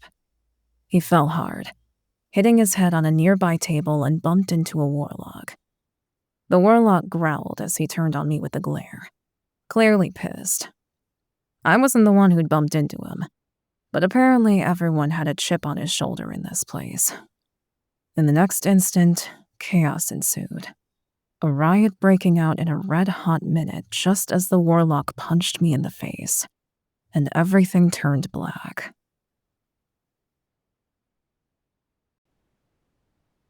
Chapter 7. Aurelia. You're not in charge. Where's Dan? I yelled, demanding answers. They surrounded us with guns drawn, serious and menacing. I didn't recognize a single one of them. But then I hadn't met everyone in the Syndicate. It was a large organization, after all. I glared at the man in front of me. Was he a lackey of the Council's? Could they have broken through Gray's protective wards and taken over the place in his absence? No, that's not possible. I'd felt Gray's wards as we stepped over them. They were still firmly in place and functioning. This was something different. Were they simply idiots on a power trip, perhaps? Was this a simple play for power within the Syndicate and nothing more? Either way, this was bad. How was I going to get the help I needed for those I loved if they locked us away in a cell? A moment later, a gun dug into my bag. A shifter shoved me forward roughly, clearly not giving a shit about who I was to Gray or Faery at large. Where is everyone? Where the hell are Dan and Asher? They would be able to put a stop to this. Dan is gone, a shifter whispered behind me, the voice distinctly feminine. I glanced over my shoulder at the woman whose brows were pinched in confusion, though she didn't hesitate in shoving me forward. Gone where? He's in charge here, not you. I growled back at her before I glanced at Kiernan. His sword was still in its scabbard, but his hand gripped the hilt, just waiting for the opportunity to wield it. Stop asking questions, the man in charge said in a gruff tone. You're the damn reason the boss left us in the first place, and I will see to it that you're punished for his disappearance, wicked Fae. It's always going to come back to that, isn't it? I fired back. This has nothing to do with Gray at all, but your own prejudice against the Fae. It was our corrupt council that fucked us all over, not the royal family and not me. And incidentally, they're the very same council bastards we're trying to fight against right now. I threw my hands up in frustration and anger. The action set everyone into uneasy motion. They steadied their guns, ready to take me out on a heartbeat's notice. I have no problem shooting you, princess. The asshole in charge got right up in my face with a sneer. But if you come with us quietly, you won't end up a stain on the concrete right here and now. Where are the riders of the hunt? I demanded. Dan should have left one of them in charge in his absence. This is ridiculous. He refused to answer my question, and instead one of his lackeys prodded me in the back to move. Kiernan placed a hand on my shoulder and squeezed it in support.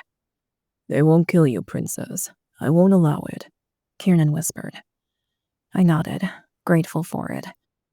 Our magic was probably faster than bullets if we were forced to fight or defend ourselves. Maybe. Kiernan would know better than me, but it wasn't something I could ask him at the moment. Not to mention, I really didn't want to test that theory. They steered us to the parking garage, a force surrounding us on all sides. I groaned, secretly hoping I didn't get thrown in a cell next to that crazy bitch who screamed all the time. Wouldn't that just be poetic justice? I frowned and turned to peer at Kiernan, wondering what he was thinking about all this. Without prelude or warning, Asher burst from the elevator. What the fuck are you morons doing? He bellowed as he stomped toward us, his face red with his rage, the guard's impending deaths reflected in his eyes. Finally, someone who can talk sense to these people. My heart skipped a beat and I breathed a heavy sigh of relief. We were going to be okay. The Fae are a problem, the man who had claimed to be in charge sneered. They cannot be trusted. Gray will do worse to you than he did to that backstabbing bitch if you don't let his fated mate go. Do you have any idea who she actually is? Asher asked, his voice like gravel as he got right up in the shifter's face. Yes. I know she's the reason Gray is gone, and she's the reason the council has gone murderous. She's the reason they're taking over the fucking world and rounding us up like rabid dogs, the shifter yelled. Excuse me? I snarled, my temper rising anew. What the fuck is this about the council rounding everyone up? Don't talk to me, Fae whore. The man spat with venom. Asher took a swing at the guy, his enormous, meaty fist flying through the air with deadly precision. At the exact same time, Kiernan drew his sword. The asshole was thrown to the ground, sailing backward with the power of Asher's punch. Kiernan had nicked the man's throat and advanced on him, his blade tilting the shifter's chin up from his place on the concrete as he looked down upon him. If you ever speak to the future queen of Faery that way again, banishment will look like a walk in the park, Kiernan hissed with a deadly calm. Asher clenched his fists at his sides, ready for the shifter to argue so he could indulge in the pleasure of laying him out again. I shook my head and pressed my hand to my forehead with a grimace. I finally figured out a way for us all to go home, and this is the reception I get? Unfucking believable. The rest of the riders of the hunt blocked the elevator doors, on guard, ready to have their brothers in arms back. Zeke winked at me. They were intimidating, sure, but I was tired of being protected by intimidating men. I was a future queen, and I had every intention of proving myself. A queen needed her subjects, but she had to show that she was worthy of being followed, of ruling those under her protection. And getting my people home and rescuing those I loved was my top priority in doing just that. Home to Faery? Someone whispered behind me. I chose to ignore it. It doesn't matter what she says, the shifter, now on his knees, bellowed. She's the reason the boss is gone, and she should be punished.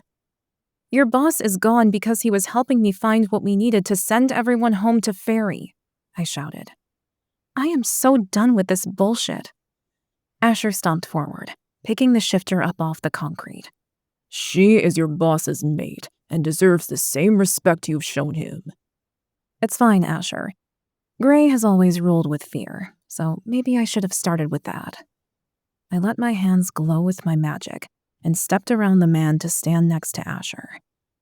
The rest of the guards shifted nervously from foot to foot, fidgeting with the safety mechanisms on their guns, most likely unsure of what they should be doing, or on whose side they were on. Shadows pulsed at my arms as I stared down on the asshole. He gulped, his pulse fluttering erratically at his neck, and fear was thick in his eyes. I'm in charge while Dan is gone, he argued, despite his predicament. You will never be in charge, Asher roared as he lifted him by his shirt and shook the man violently. The rest of his brothers created an imposing wall of pissed-off riders of the hunt in front of the elevator as they closed ranks. Put your guns down, Zeke ordered all those present, his tone lethal.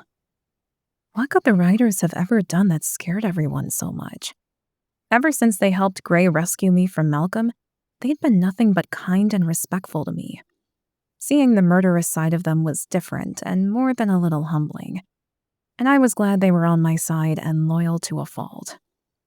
The group surrounding us glanced between one another and the man who was leading them, and then finally holstered their weapons. Now move.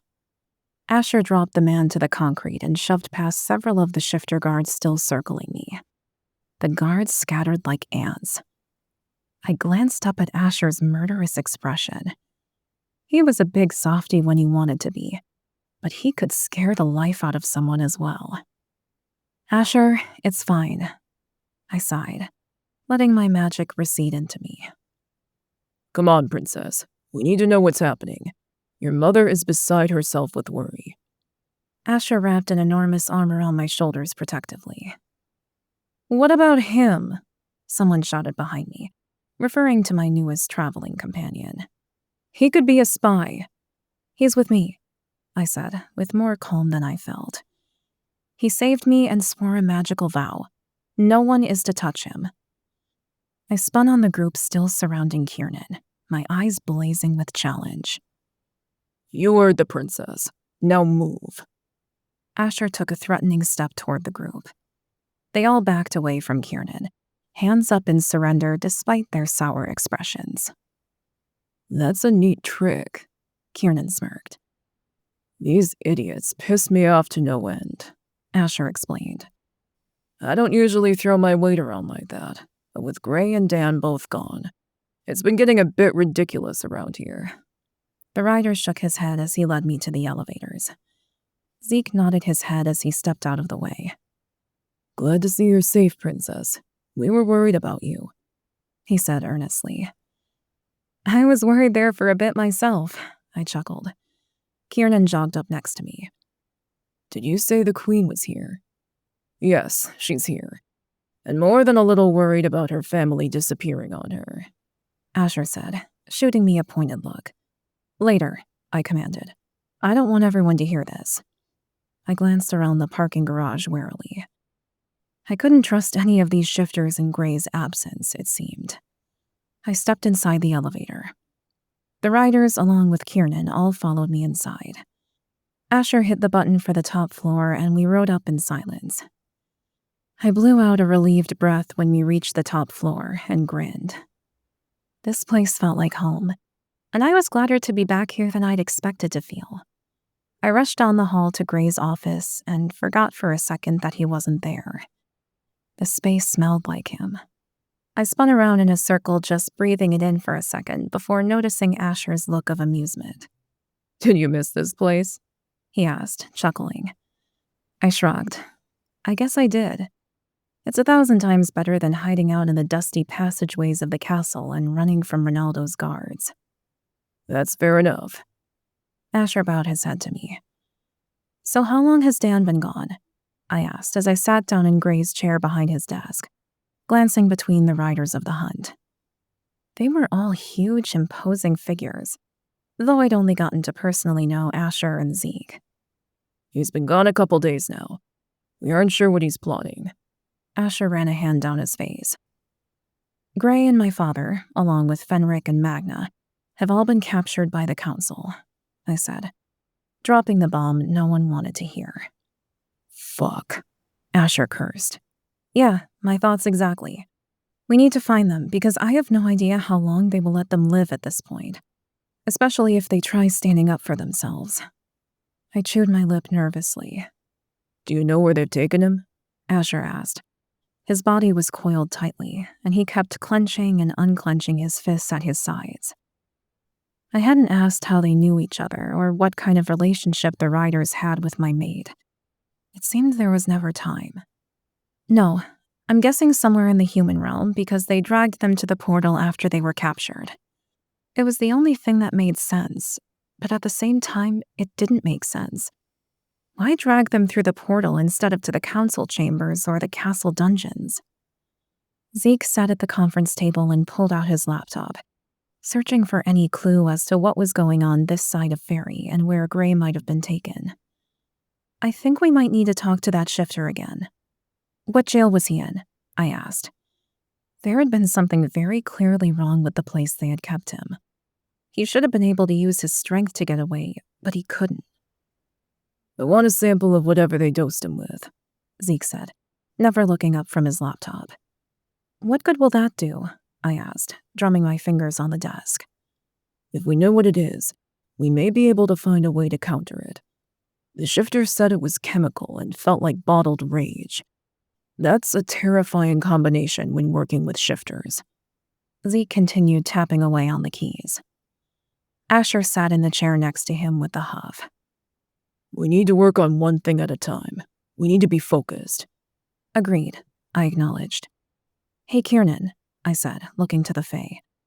Is there anything you remember from your time in the castle that might be of use? "I heard a great many conversations about the human government, but you already seem to know that they're working together," Kiernan said.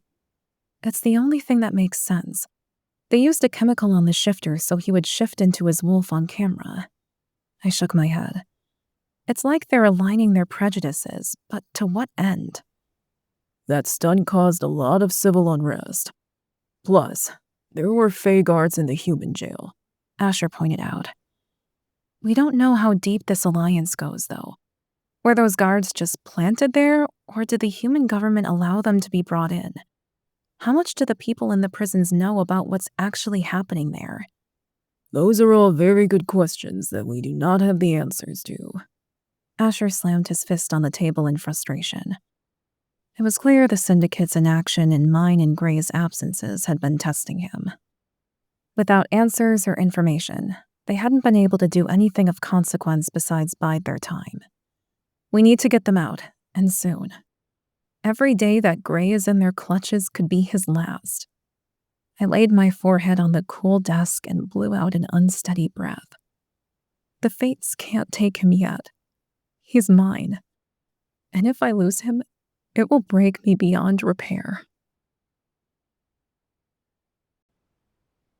Chapter 8. Gray.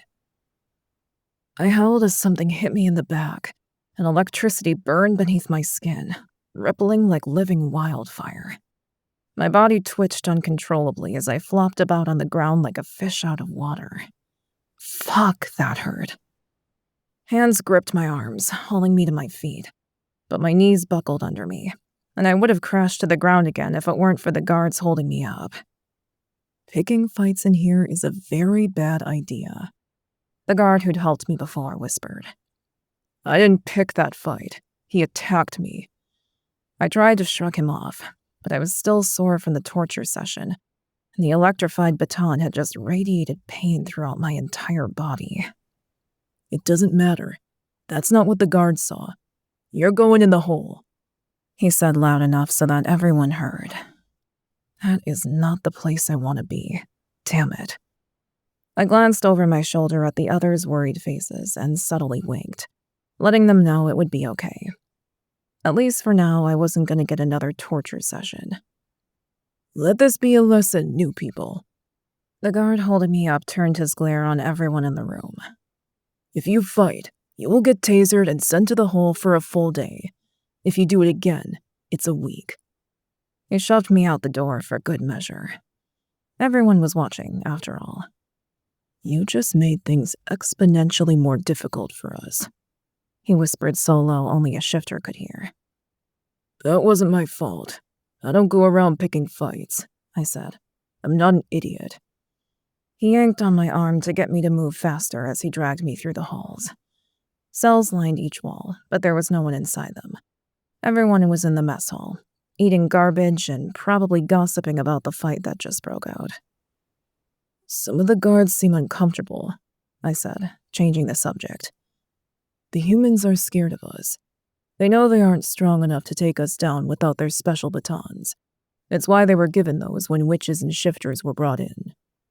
He was sharing information, but I had a feeling he would keep up the act no matter what went down. Even though he'd healed me, I couldn't trust the guy. Not completely. If it came down to getting us out of here or his life, he would choose his life, and I couldn't fault him for that. We were all just creatures that wanted to live, after all. He led me to a heavy metal door that had a distinctively ominous feel to it. I reared back, not liking the looks of it at all. He swiped his badge across the scanner, and that electric buzzing echoed through the hall as the door slid open. I understood now why they called it the hole. There were no lights in the 4x4 cell. It was cramped as fuck, and there were no windows to let any light in either. I was going to be sitting in the dark for an entire day, completely alone and uncomfortable. Just fucking great. If this happens again, it's a week, Gray. You need to be careful in here, he whispered, before closing the door and blocking out all light. The box was so small I couldn't stretch my legs out when I sat down. Guards passed by every so often. Their words the only company I had. We're gonna be getting even more of the crazies, a guard said. They're rounding them all up. What the fuck? They're really going that far? I thought the country was founded because of persecution and on the concept of being free. And now they were doing this just because they were scared? Not all of them are going to prison, another voice said. They have special intake facilities to see if they're a threat to humanity. I call bullshit. I doubt anyone comes out of those facilities alive. They're just saying that so they can have an excuse to test on my people.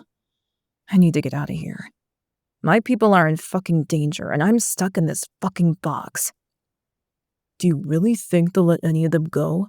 You're an idiot if you do. The first guard scoffed. They're too dangerous. Locking them all up forever doesn't make a lot of sense, though, either. They're a drain on our resources, locked in prisons and facilities. There's gotta be another way, right? Are you becoming a bleeding heart, Thomas? You saw that brawl in there. If they didn't have those cuffs on, it would have been a lot worse. I'm not a bleeding heart, Thomas grunted back. The hall went quiet after that, and I had no clue how long I'd been cramped up on the floor of the tiny cell when more voices filtered in. I don't know why we have to listen to that guy, a new voice said, reaching me from the hall. He's got an in with some high-profile people, including the Department of Justice, someone responded. So we can just take over? I had friends that were fired so his freaks could come in and run the place. I'd watch your tone, man. I get it. I do. But there's something seriously off about that guy. He has his own room in the medical unit, and people have heard screams coming from it, the new voice warned. You think he's torturing people? That's not even legal, the second voice huffed. Are they even people, though? Do they get the same human rights we do when they aren't even actually human? No, you're right. They aren't human, so our laws don't apply to them. That's why they can all be rounded up and dealt with. No activists will care that strange, magical creatures are being treated like animals. I shifted my position on the floor and clenched my hand into a fist, shaking with rage.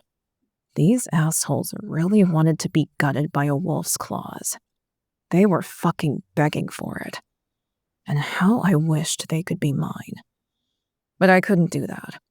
If I killed a human guard, the punishment would be far more severe than a day or a week in the hole.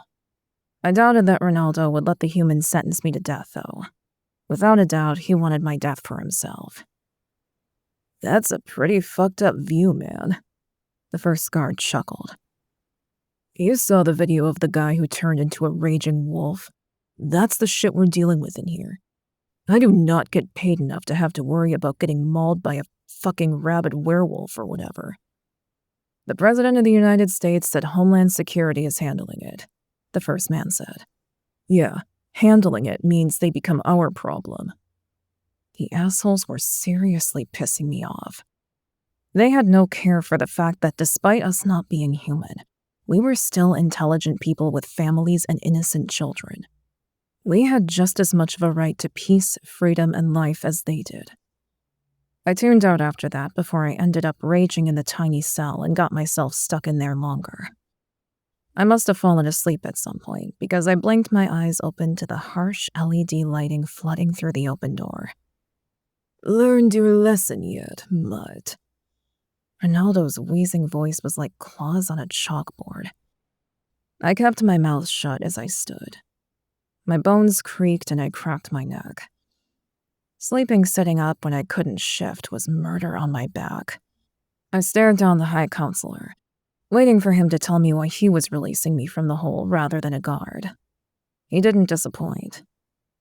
You have one last chance to tell me where the princess is hiding, or I will use other means to find her, Ronaldo warned, glaring at me. I'm not telling you shit, asshole. I crossed my arms over my chest defiantly. I couldn't tell him even if I wanted to, not that I do or would. She's my fated mate. I have no idea where she is or if she's even still alive. No, don't even think that way. She has to be alive. I would have felt it if she died. Fine, I gave you a chance. Ronaldo waved a hand to the guard behind him. Take him back to his cell. The guard grabbed my arm roughly, squeezing it hard. It wasn't the same one who'd been helping me, but he wasn't one of the scared humans either. He was Fae, and if his attitude was any indication, he'd bought right into Ronaldo's bullshit rhetoric. The guard shoved me when he could, pushing me into the wall and just all around manhandling me. It was to be expected that when we got back to my cell, he shoved me against the bars. You're filth, and we will eradicate you from the realms. We've already started the process. He shoved my face between the bars. Fenric stood with his hands balled into fists, wanting to protect me. I shook my head as much as I was able. We didn't need anyone else to end up in the hole. We need to get the fuck out of here. The guard finally swiped the keycard over the scanner, and the door slowly swung open. He shoved my back, hard. I stumbled into the cell, still aching from my time in the cramped cell. The guard slammed the door closed behind me. "You'll get yours, shifter scum," he called over his shoulder as he strolled away. "You make friends everywhere you go, don't you?"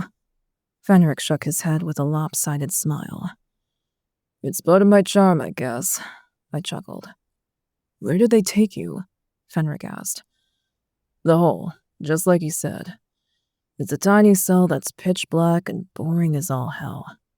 But I got some information from some stupid human guards who didn't realize I could hear them through the steel door." "What is it?" he asked warily. "They're rounding all of us up and throwing away the keys." I huffed and dropped down onto the cot. Genocide. Fuck. I didn't even think the council was that evil. Fenric sat with his elbows on his knees on the cot opposite me. "Look who runs the council. The guy took pleasure in carving shifter scum on my body. Of course they're that evil." I fell back on the cot, thankful I could stretch out my legs finally and get proper blood flow back. "You're right," Fenric started to say. I shushed him. The sound of several pairs of footsteps making their way toward us reached my ears, and I stood abruptly. There had only been one time that I had to be escorted by more than one guard, and that was when they took me to Ronaldo's personal house of horrors in the medical wing. I wasn't ready for another damn torture session. This isn't good at all. Is Ronaldo making good on his threat from earlier? Fuck. 2 guards stepped up to our cell and sneered at Fenric through the bars. "You're coming with us, traitor." "The hell he is." I stepped in front of Fenric, acting like a shield for my friend, but knew it was futile. "Don't get yourself in even more trouble, shifter scum. Do you want to go back to the hole already?" The guard on the right said. He swiped his badge over the scanner and stepped inside with one of those electrified batons all the human guards wielded. He flicked it on, and the buzz of electricity met my ears. "Where are you taking him?" I asked, throwing my hands up in surrender. Getting in the shit wouldn't help Fenric, or any one of us, for that matter. "The High Counselor wants to have a chat with him." "Fuck no. Take me instead." I took another step forward. The man thrust the baton at me. I was forced to step back. "Boss's orders were to bring in the traitor. Now, you can get out of my way, or you can have electricity flood your system, and then I'll kick the shit out of you." "It's okay, Gray. Stand down. I can take it." Fenric patted my shoulder as he took a step around me. I lunged at the guards, but before I could get close, Fenric shoved me back on my ass. "Stop, Gray. It'll all be okay in the end." "He better come back from this," I roared, my blood boiling. "I'm already planning each of your bloody deaths. If he doesn't return, I'll torture you so slowly when I get out of here that you'll wish a wolf would just tear your throats out." The guards didn't even spare me a glance as they took a resigned Fenric from the cell and marched him down the hall. Hopelessness ate at my insides as the door closed behind them, locking me in with no way to help my friend. I gripped the bars and watched until they were out of sight, my knuckles white and my heart racing. Please let him come back. Chapter 9. Aurelia. The TV in the corner of the room blared with the carnage that was the current landscape of Dallas. Humans were terrified in the knowledge that supernaturals existed and were acting out everywhere. It wasn't just local now either. It was on a global scale. One picture after another of people being beaten by gangs of humans who thought they were supernaturals flashed across the screen. The death toll was rising steadily, and people were being accused left, right, and center without proof of being magical. It's a bloodbath, I whispered to myself. It's like the Salem witch trials all over again, only worse. Don't people ever learn? "No, Princess," Asher said softly. "They let their fear of the unknown rule them, while some use it to their advantage to seek vengeance on those they feel have wronged them." He's right, Zeke chimed in, never looking up from his screen as his fingers flew across the keyboard. There are reports of people being beaten who had not a single drop of magical blood in them. They were merely pointed out by jealous fools who wanted what they had. So they seized the opportunity among all this chaos. Or the hatred in their hearts made them so angry that they were willing to lash out in any way they could to do the most damage possible.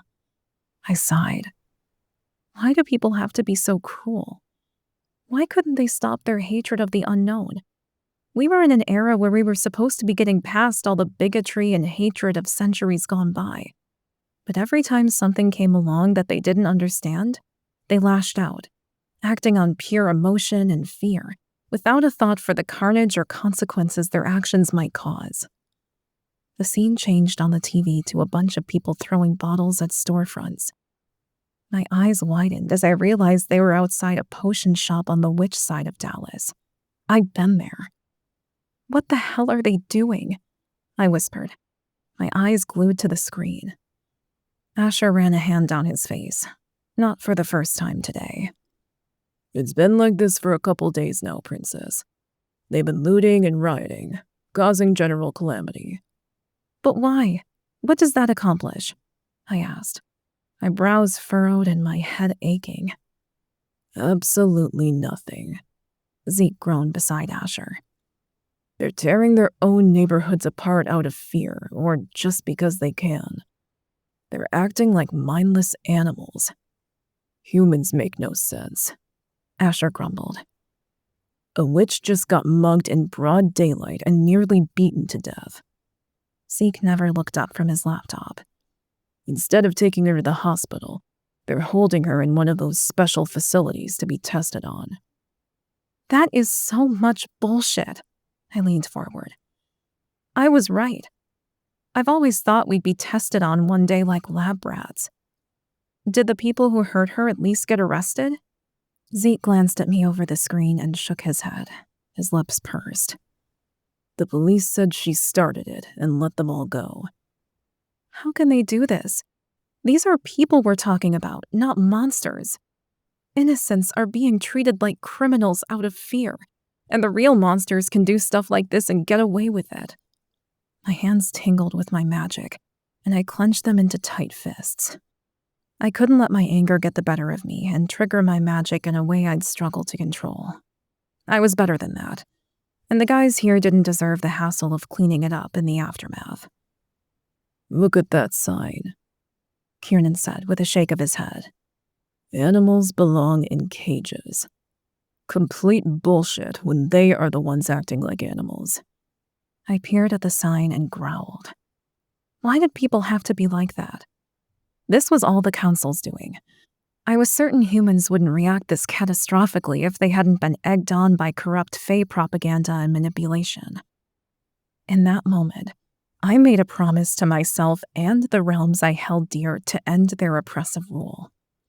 This is what the council wanted from the beginning.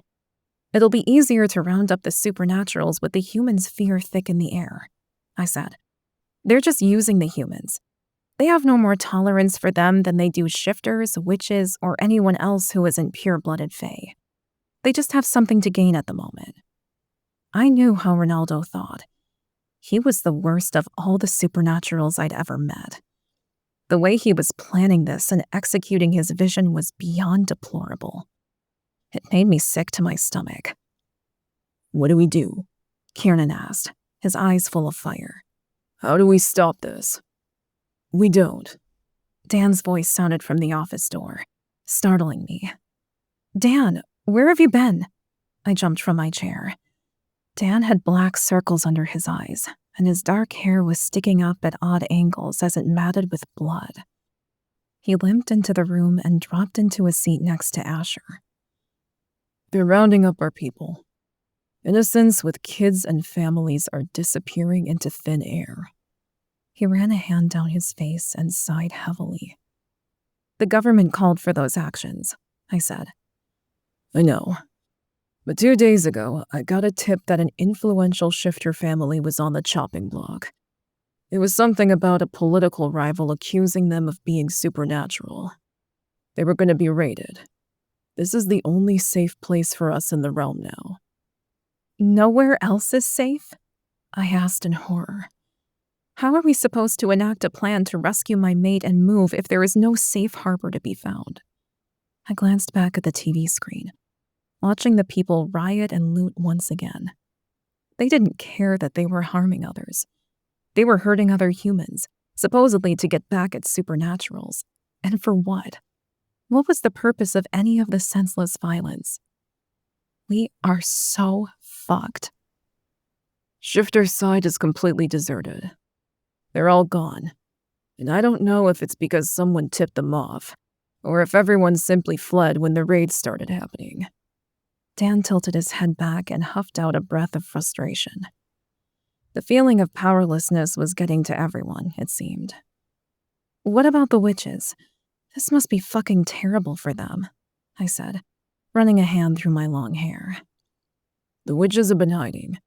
Their side of town looks abandoned, but only because it's like a no-man's land now. Someone informed them where to find the communities of supernaturals, and that's where they went first. Shit. Malcolm. He's lived here long enough to know where the communities are and who the big players are. He would have tipped them off.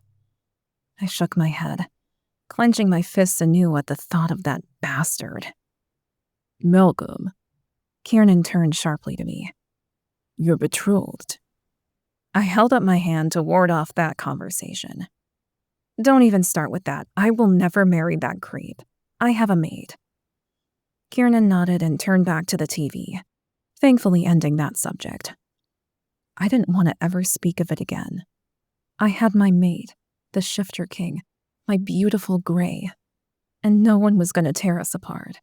Not if we had any say in the matter. Yes, I believe Malcolm tipped them off about quite a bit. But we're extracting as many as we can when we get a tip telling us who might be next, Dan said. It just takes a lot of manpower to make shit happen with all this going on and danger at every turn. Is that why you left those idiots in charge? I asked with a raised brow. Dan flinched. I'm sorry about that, Aurelia. They know better now than to do anything like that to you again. I told them I would let the trolls have them for punching bags, and worse, if I ever heard such disrespect out of them ever again. Gray would have lost his mind and done something similar to what happened to Layla, I said, and shuddered at the memory of her horrific and gory, but much-deserved, demise.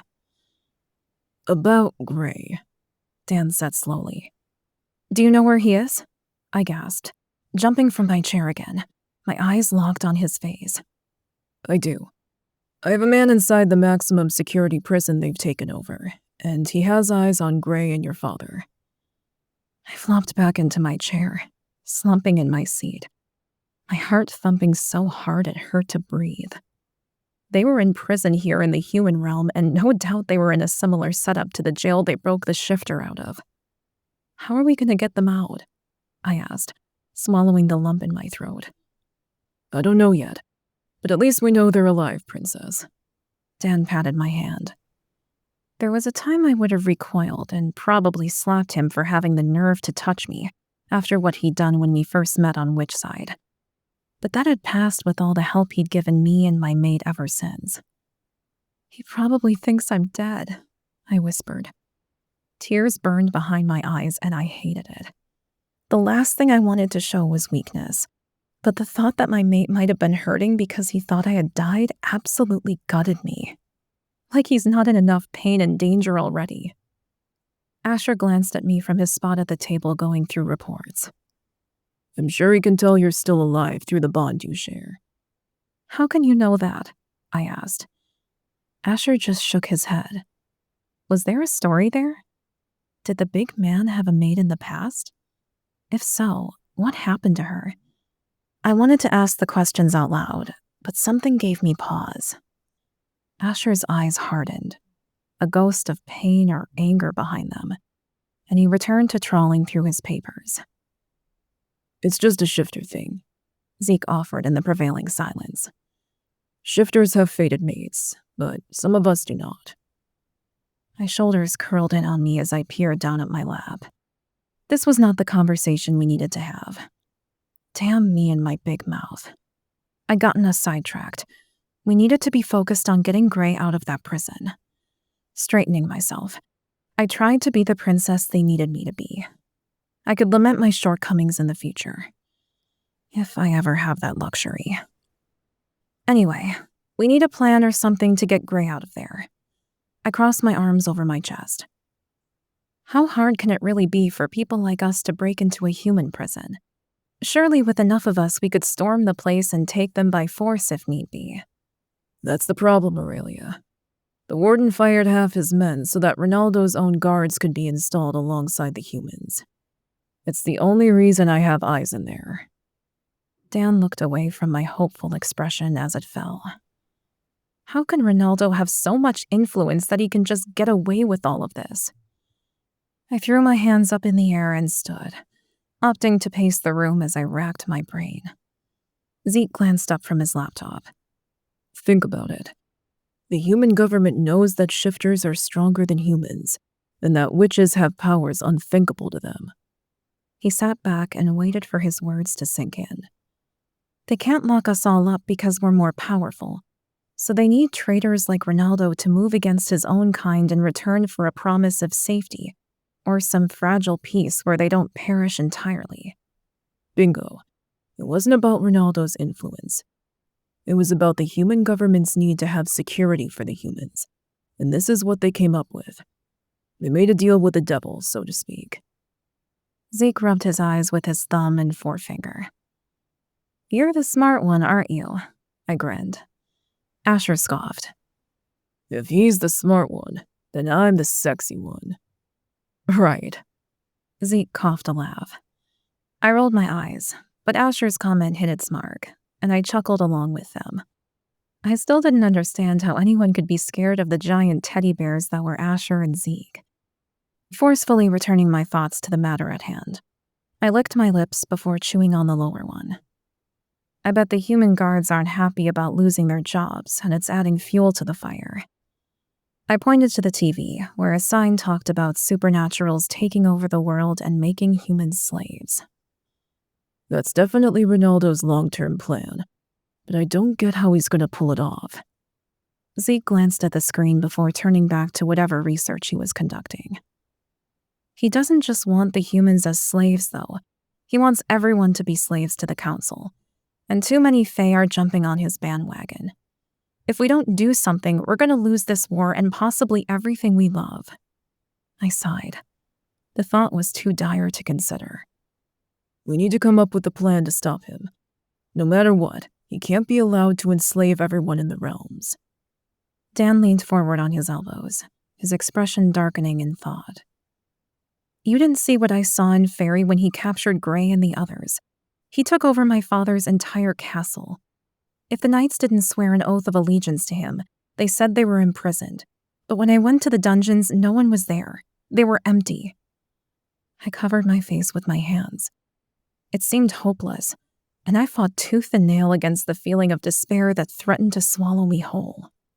Asher slammed his hands down on the table, startling me.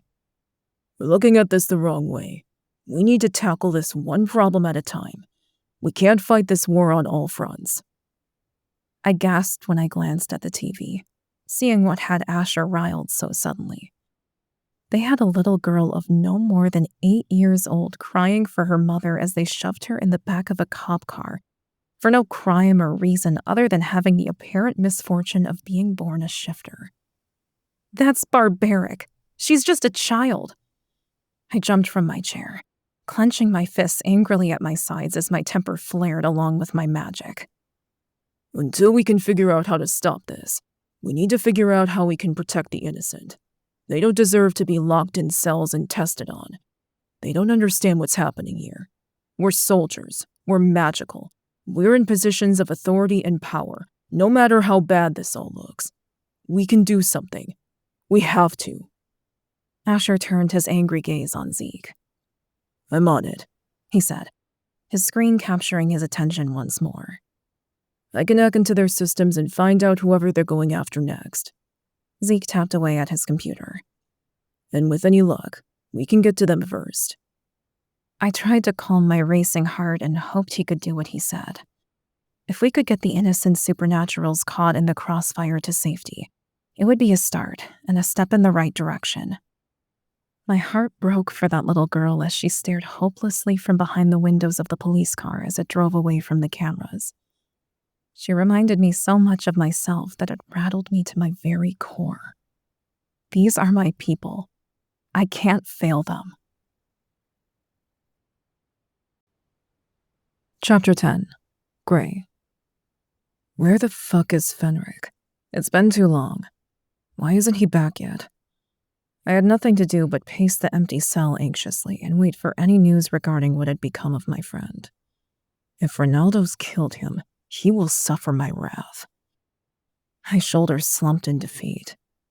The uncomfortable feeling of impotency was eating me alive from the inside out and was frustrating the shit out of me. I was an alpha and used to taking action and making things happen. But instead, I was neutered, at least for the time being. I couldn't do anything to the damned corrupt counselor while locked away in a cell with these damn magic-canceling cuffs on my wrists. And I sure as hell wouldn't plan any kind of escape until I knew Fenric was safe. He would be getting out of this with us. There was no other option. During our adventures together, united by the common thread of Aurelia, we'd become close and trusted allies, and I didn't leave men behind. I tugged at the ends of my unwashed hair as I continued to pace. Who else had Ronaldo been torturing? And were the king and Magna okay? What lengths would Ronaldo stoop to in order to get his hands on my mate and the facility? Aurelia and the Syndicate were likely the only ones who could help us bring an end to Ronaldo and his reign of terror. Slow, methodical footsteps sounded, coming down the cell block, and I tensed. There was only one man this time, so it wasn't them bringing Fenric back from his torture session with Ronaldo. What now? The same guard from before stopped just outside my cell and stared at me with a raised brow.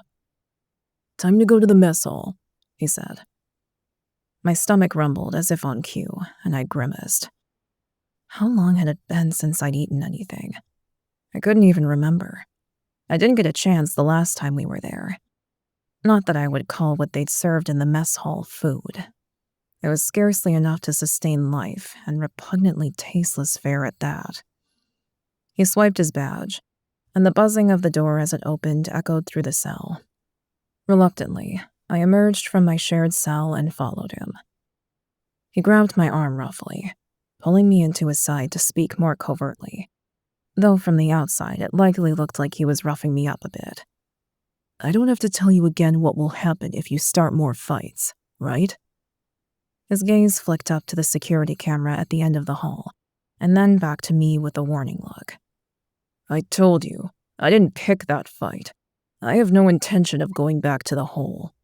I played along, yanking defensively at my arm in his grip. "I also said last time that it didn't matter who started it. You will be sent back to the hole, and if your rumbling stomach is any indication of how hungry you are, you won't last the week-long sentence." He yanked on my arm again in a show of force. "Understood," I growled. He wasn't wrong. There was no way I would survive another day without food. I wasn't stupid, and I had no intention of dying in this shithole of pain, death, and deprivation of liberty. "Are you trying to start something with me now?" he sneered, committing to his role in front of the cameras. He was really good at pretending he hated my guts and everything I stood for. "No, you were supposed to be taking me to the mess hall, traitor." I spat the last word for effect. I'd called every other Fae guard on duty some version of that insult, so it would be suspicious if I didn't treat him the same. He yanked me back so we were nose to nose and my back was to the camera. Then he slipped something into my pocket. I stiffened, but kept my glare firmly in place for the cameras on the opposite end of the hallway. "I would watch who you call a traitor in this place, Shifter King," he snarled. "Everyone in this place will get what they deserve before the end of this. Everyone," I said, as both a promise and a threat. This particular ally was helping as much as he was able to undercover, so he wouldn't face my wrath. But every other Fae and human in this hole who assisted in keeping us chained and imprisoned simply because we were different, would. He moved around me and pushed roughly against my back, shoving me down the hall. With his mission complete, he had to continue with the charade and return to his regular routine to avoid raising any suspicions. I didn't dare risk taking note of what was in my pocket until I was back in my cell. It would likely get us both in serious trouble. I did, however, notice that none of the other inmates had an escort through the prison, and I narrowed my eyes at the guard. He shrugged and tugged me along. "You're a flight risk and a troublemaker," he explained gruffly. "We've been told to have eyes on you constantly when you're outside your cell." That makes sense. Ronaldo knew me better than I thought, because I would escape at the first opportunity if given the chance. What he had failed to realize, though, was that I had a man on the inside, and as long as it was safe to do so, the guard was going to continue to help us work towards making an escape. I snored derisively. "Troublemaker? Yeah, that's me all right." I strolled through the doors to the mess hall, parting company with the guard, and got in line for whatever it was they passed off as sustenance in this purgatory. I scanned the room casually, as if I didn't give a shit about anything, careful to remain nonchalant and aloof. There were groups of inmates clustered around tables, as usual, but I quickly realized there was a distinct divide. The groups without cuffs on their wrists were clearly the human criminals who belonged there originally, and there weren't many of them. Had they shipped the majority of the humans off to other prisons to convert this to a supernatural prison? If so, then why did they keep human guards around? Was there some kind of deal going on behind the scenes between Ronaldo and the human government? Or was it as simple as they didn't have enough Fae to do the job? Whatever the answer, it remained to be seen. The line moved fast, and I easily found Magna and the Shadow King at a table off to the side by themselves. "What the hell happened to you two?" I asked.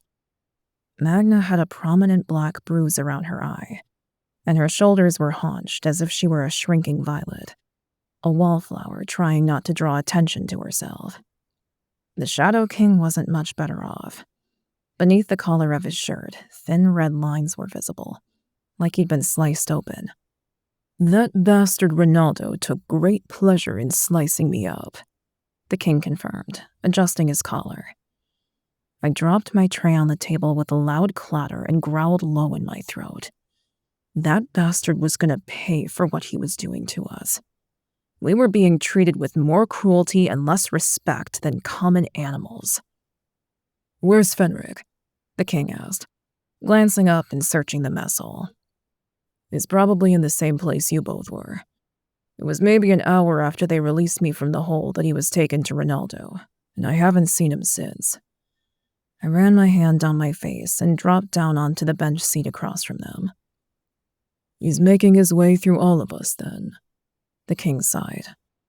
It was abundantly clear he was struggling with a sense of futility too. "What questions did he ask?" I prompted as I poked at my food, keeping my voice low. "He asked me where the passageways in the castle led, and if I knew where Aurelia was.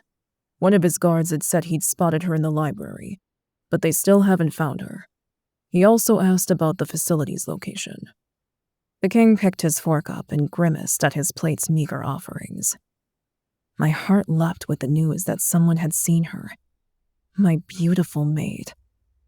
My inner wolf howled with preemptive joy. Could she really be alive? Was she presently running from the council?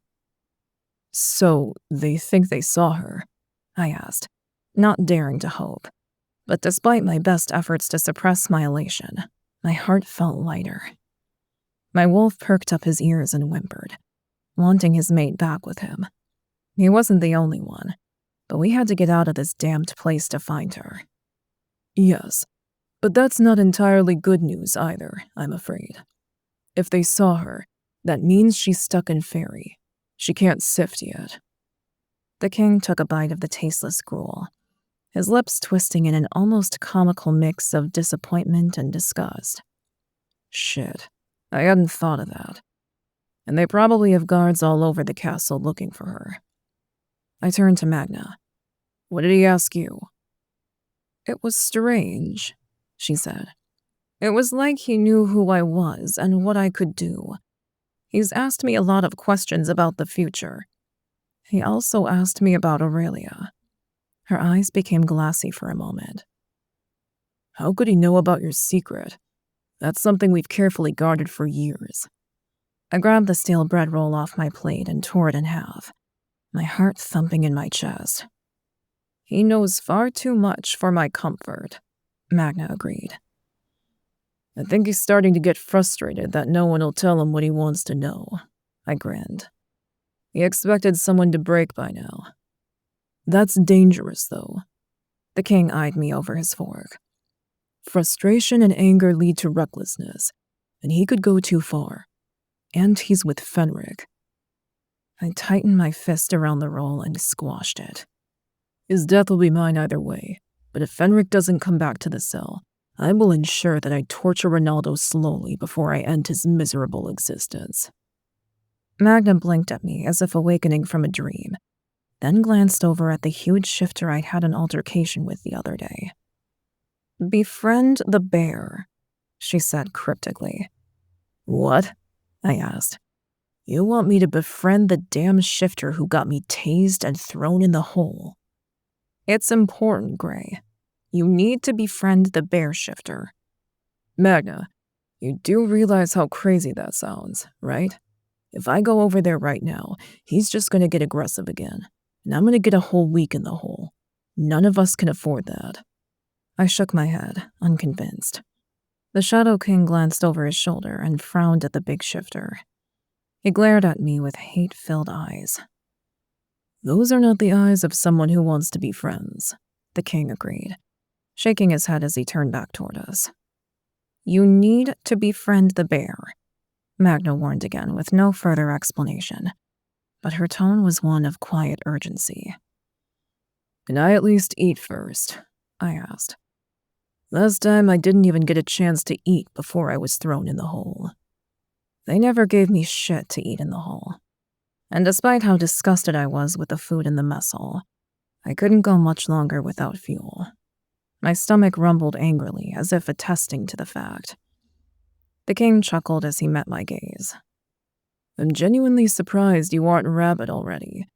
With your shifter metabolism, you need to eat a lot more than the rest of us. You're much stronger than anyone is giving you credit for, Gray.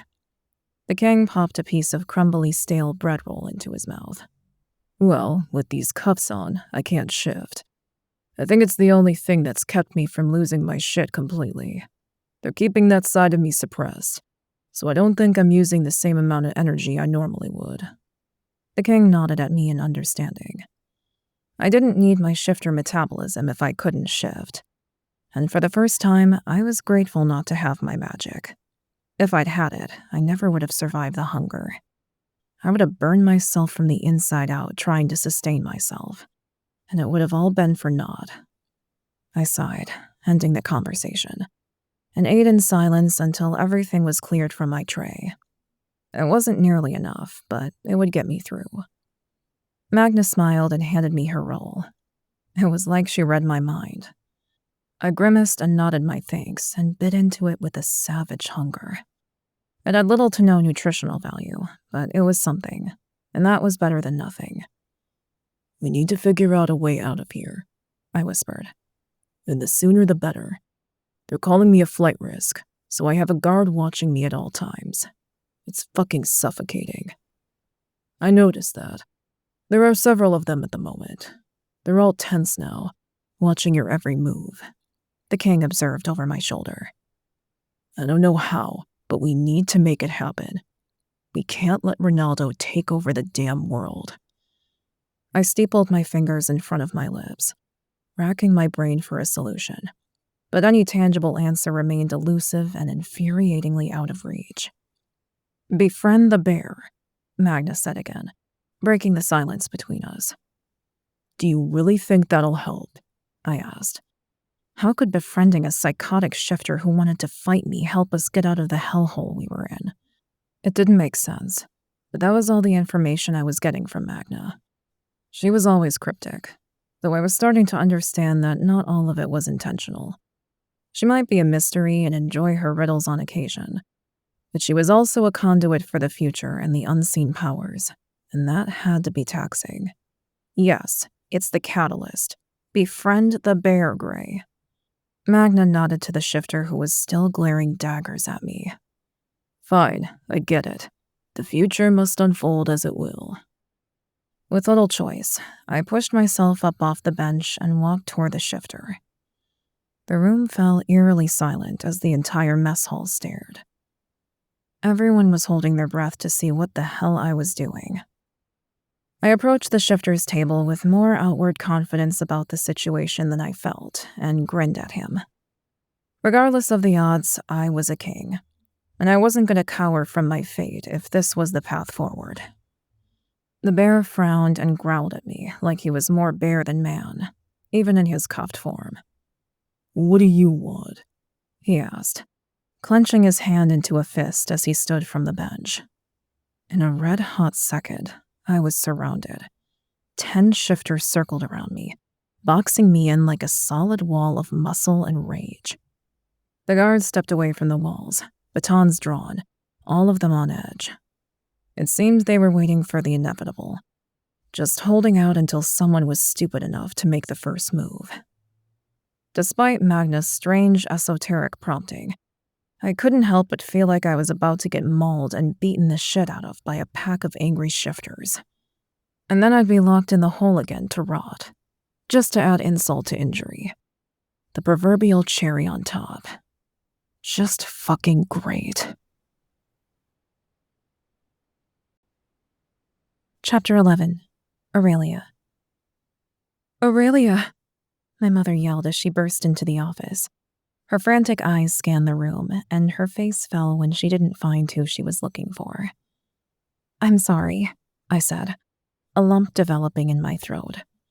It was clear she was looking for her husband, my father, the King of Faery. They're alive, but being held in a human prison. My mother erupted into tears and hugged me to her. It still felt awkward, but I was getting more used to her affection now that I had my memories back.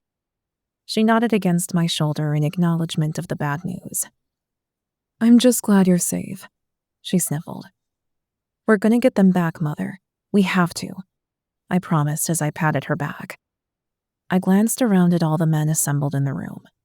They were the best shot we had at planning a prison break into a maximum security facility. And one thing was for sure and certain. No matter what, they would have my back every step of the way. And I was grateful for that. "I know you will, sweetheart. You're so strong and determined. Is there anything I can do to help?" she asked, taking a step back and swiping away her tears. "I need you to stay here and help with the people we rescue. There are families with children being brought in, and they need to know where they're not allowed for safety reasons. This isn't a facility meant for children, and we'll need to block off any rooms that house weapons." It was the only thing I could think of to give my mother a sense of purpose without endangering her. The Queen was strong, that went without saying. But given the trauma of recent times and now the absence of my father, I didn't think my mother was presently up to the task of a prison break. We only had one shot at this, and we needed the best of our team to pull it off. "I can handle that." She nodded firmly, shadows lurking behind her eyes. Good. I'd been afraid she was going to argue about coming with us on the rescue mission. Then I would have been forced to get one of the guys to back me up on my reasoning, or lock her away somewhere. But thankfully, she seemed to know her own limits and was grateful to be useful in the capacity I'd suggested. She was a mother and family woman herself, after all. I knew that if it were me, and they were telling me I couldn't go, they would definitely have to lock me up to keep me away. Because one way or another, I'm getting my mate back. I turned back to the group with a determined frown. Okay, where were we? Zeke turned his turquoise eyes on me. "I think I can get into the mainframe, but the supernaturals there aren't listed. I'm looking at the government's list too, but Gray and Fenric aren't on that list either. It's like they never existed." How can Ronaldo get away with this? He can just lock them up in a prison without so much as a trace. It shouldn't be allowed. I sank down into a chair wearing a scowl of frustration.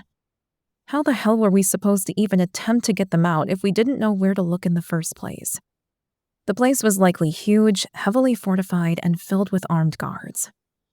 Ash scrubbed his hand down his face. He has friends in some very high places if he can pull something like this off. There are laws against this sort of thing for a reason.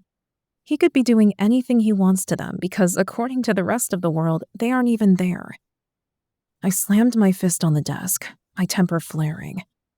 My shadow magic rose up and swirled angrily around my arms. It was coming easier to me lately, though it also got out of control more easily, like now when I hadn't even called it. But emotions were running impossibly high, and I wasn't exactly an experienced magic user, so it was to be expected. Zeke glared at his laptop screen.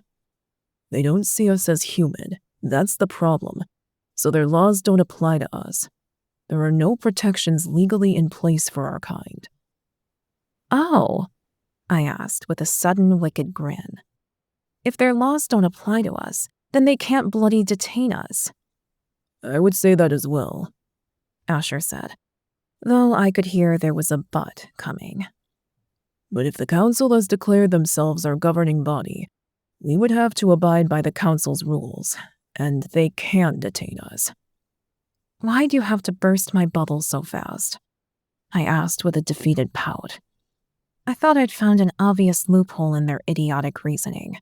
But, of course, the council had named themselves our government as soon as they overtook my father's castle and taken out Nicholas, my mate's father, the original Shifter King. Sorry, Princess. Ash chuckled humorlessly. It's unfortunately what makes the most sense. I know it makes sense, I replied. But I was getting all sorts of ideas.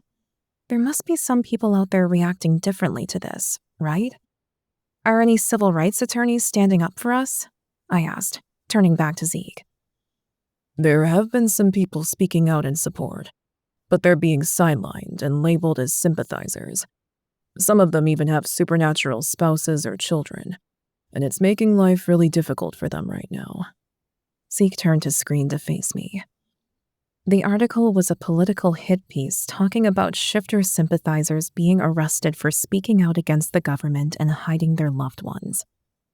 This is fucking insanity, I whispered. It is. But this is our life unless we do something about it. Asher clenched his fist, his gaze hard on mine. We're gonna stop this, no matter what it takes, I told him passionately. The council will be ended. I'll fucking end them myself if I have to, I growled. Dan rushed into the room, his eyes wild as his gaze found mine. Turn on the TV. They're about to make an announcement. What kind of announcement? I jumped from my chair and raced to the television, turning it on, forgetting entirely that there was a remote for the damn thing. They're making a presidential statement about the existence of supernaturals and what the government plans to do about the problem. Dan planted his hands on his hips, his breathing heavy. Problem? I hissed.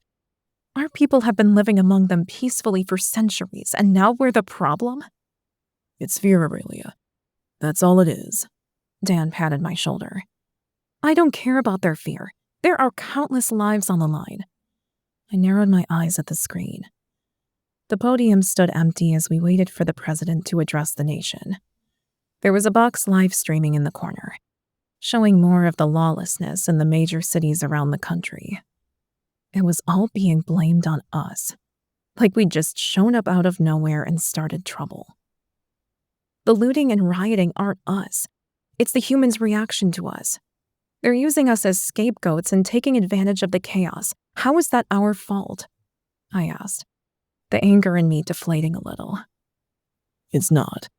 But the government is in a tight spot with so many people demanding regulations on supernaturals around the globe. Zeke rubbed his neck. Dan stepped forward, shushing us and pointing to the screen. A group of people filed into view behind the President of the United States. Good morning to all Americans. Some troubling news has come to light in recent weeks. Be assured that we are doing everything to protect the American people, not to be confused with the beings we have recently discovered that live among us. The president paused and held up his hand to quiet the reporters in the crowd. I will take questions after I'm done with my statement. This very troubling news has a silver lining. We can learn from these creatures to better the human race.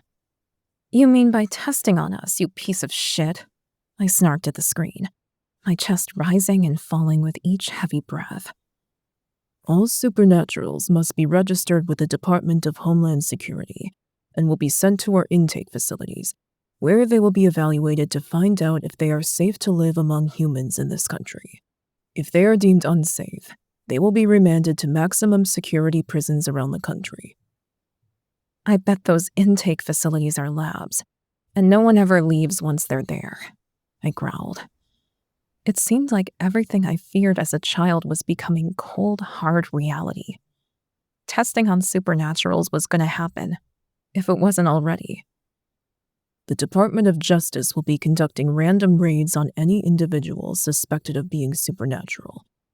It will be better for everyone if you all turn yourselves in, rather than making us waste valuable time and resources to track you down. The consequences will be severe, and assets you own may be seized if you do not comply with the new laws. He finished, before he opened the floor to questions. I turned terrified eyes on the guys, my insides trembling. This is so much worse than I could have imagined. It's like Nazi Germany all over again. They're moving backward instead of learning from the past. Ash stood and went to turn the TV off. I stopped him. Wait, I want to see if anyone asked the right questions. The president pointed to a woman in the front. She stood, notebook in hand, as she addressed the nation's leader. Isn't this a bit extreme? She asked. They've obviously been living among us long enough to have homes and families and businesses, and there hasn't been any cause for concern until now. They turned the camera back on the president. No, this isn't extreme, he denied. Have you not seen the protests and fights that your station broadcasts on repeat? These creatures are dangerous, and until we can explain more about them, they should be registered as supernatural. These actions are about keeping American citizens safe. But, Mr. President, this looks a lot like Germany before World War II. Shouldn't we be more understanding of individuals who are different, rather than just locking them up? Are you sympathizing with these creatures? He asked the journalist, a dangerous warning tone in his voice. She gasped, her eyes wide as she backtracked. No, I just wonder how far down this slippery slope you're willing to go. Do human Americans who don't fit into your societal norms have to worry about this happening to them too? How will these suspected supernaturals be identified? Can just anyone with a grudge report someone? There are too many variables to consider. I'm glad you asked that question. We will have reporting centers open at all local police stations. There will be a verified staff member there who will have the ability to spot the lie. And should someone falsely accuse another of being one of these creatures, they will be penalized under the new laws. They're gonna have Fae at the police stations to tell when people are lying? Bullshit. I bit down on my inner lip and flopped back in my chair, over this facade of a press conference. The president called on a man in the front next. Mr. President, do you have any words for the human individuals who are rioting and looting in the streets over this tricky situation? I want my fellow Americans to know that the conduct that we have seen in our cities over the last few days is unacceptable. I am prepared to send out the National Guard to stop these people from behaving this way. All violators will be punished harshly under the law. Stop the rioting and looting. We are taking care of the problem. Remain alert but peaceful.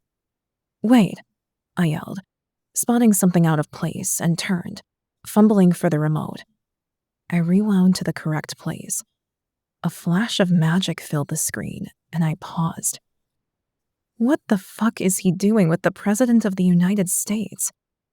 I pointed to the corner where Malcolm stood behind the president, his eyes sparkling with his magic. Everyone in the room broke out into a litany of curses that would have made a sailor blush. Is that what Ronaldo had meant in the dungeon of the castle about the human government? Is mind control an actual thing? I turned to my mother. She nodded. It's not done, though. Fae children are taught at a young age how to shield themselves from it, so there was never really a point in trying. Humans don't know that it exists, nor do they have the power to shield their minds even if they did. Fuck. I groaned. I tilted my head back and squeezed my eyes shut. This was fucking bad. I couldn't even hate on the president or call him prejudiced because this wasn't him. He was being controlled by a sadist who wanted to take over the world. The only sound in the room was Zeke's rhythmic tapping on the keyboard in front of him. This doesn't really change anything, he offered. Doesn't it? I asked, turning my gaze on him. Not really, no. Regardless of the chaos going on at large, we still need to get Gray and the others out to stop the council's crazy. Zeke shrugged. Dan leaned down on the table, locking eyes with me. I think we're looking at this all wrong. What do you mean? I asked, my lips turning down.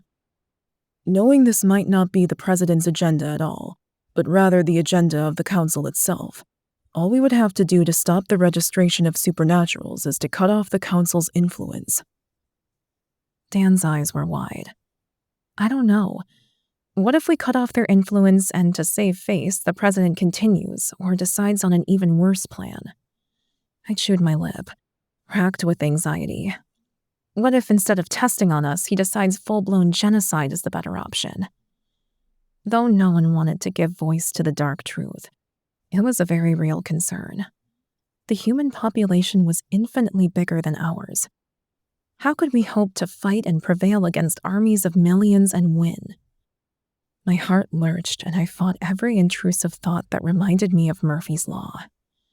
No, there must be a way we can survive this. There just has to be.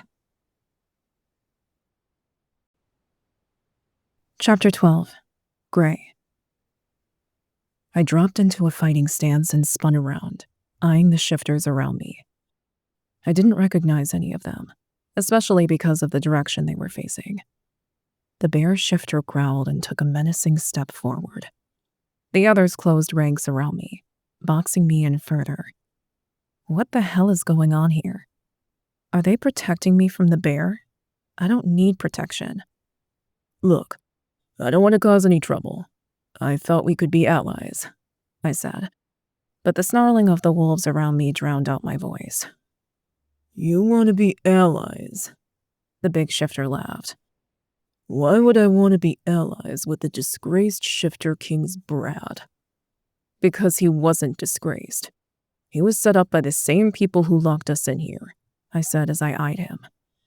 He wasn't going to buy it, and that was fine. I could at least tell Magna that I'd tried.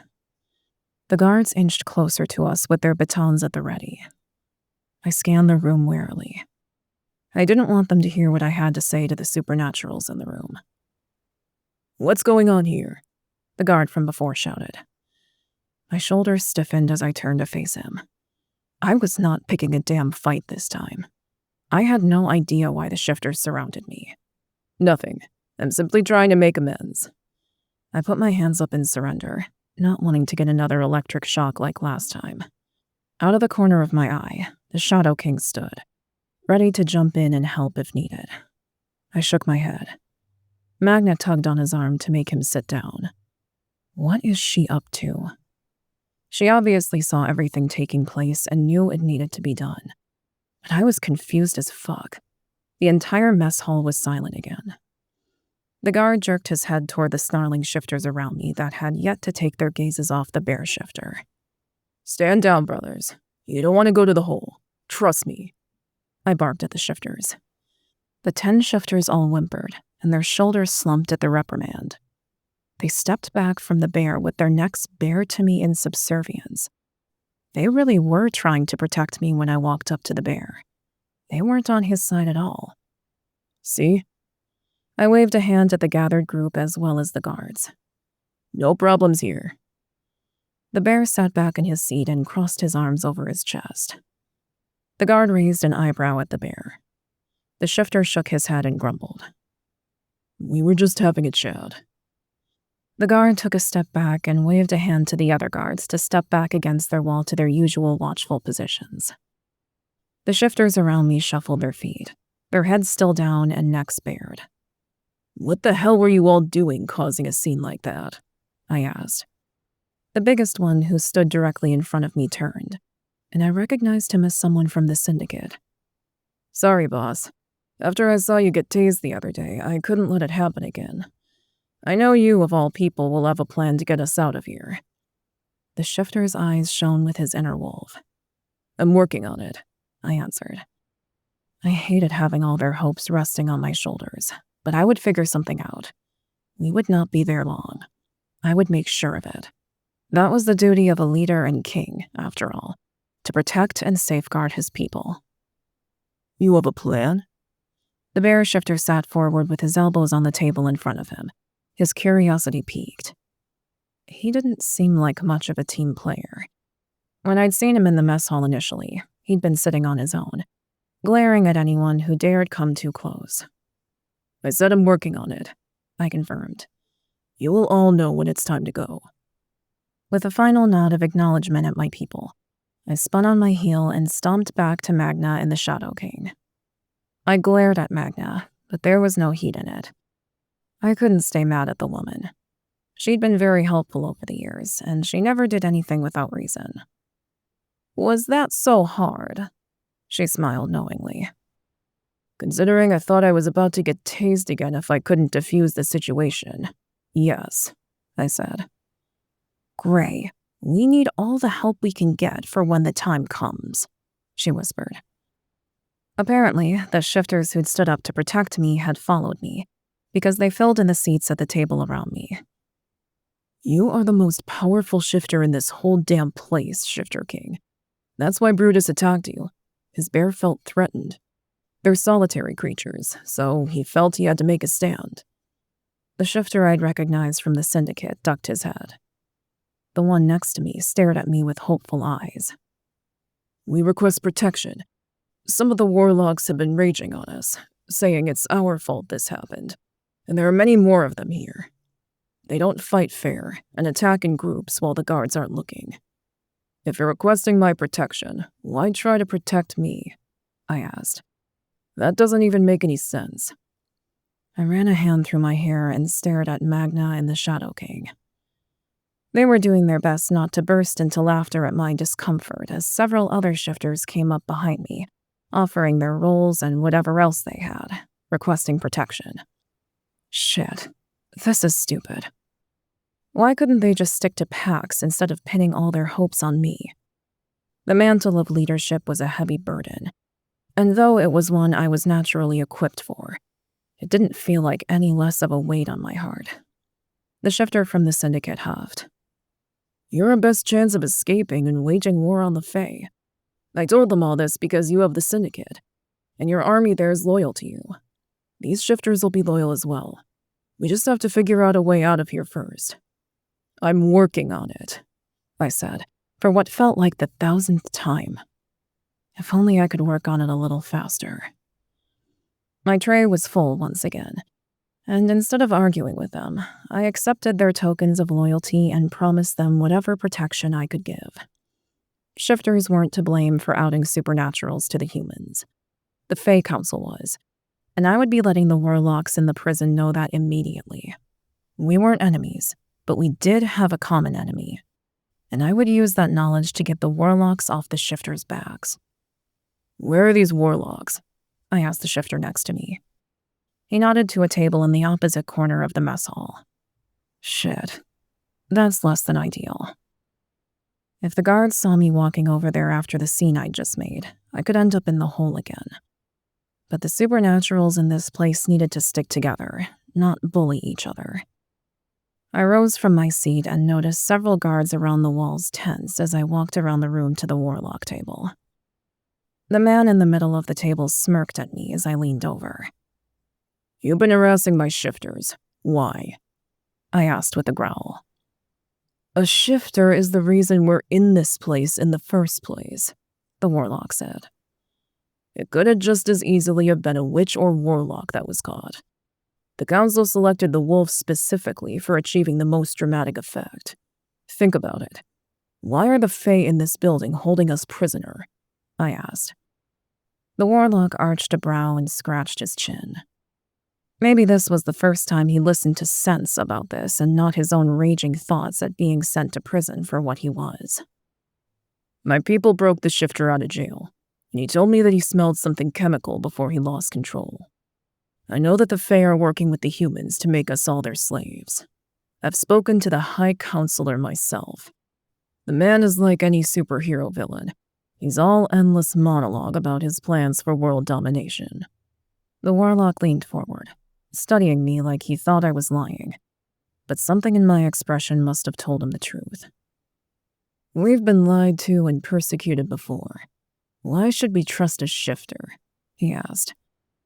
Because I have the means to get us out of here and take the council down. Ever heard of the Syndicate? I asked, and shocked gasps echoed around the table. You're not the boss of the Syndicate, the warlock sneered. You believe I'm the Shifter King, but I couldn't possibly be the owner of the Syndicate, I smirked. I wouldn't believe that either if all the shifters hadn't been whispering about it since you arrived, the warlock said. Honestly, I don't care what you believe, but we need to stick together in here, not torture each other. Ronaldo does enough of that as it is. I shook my head. The warlocks glanced warily between each other as I said the High Counselor's name without his title.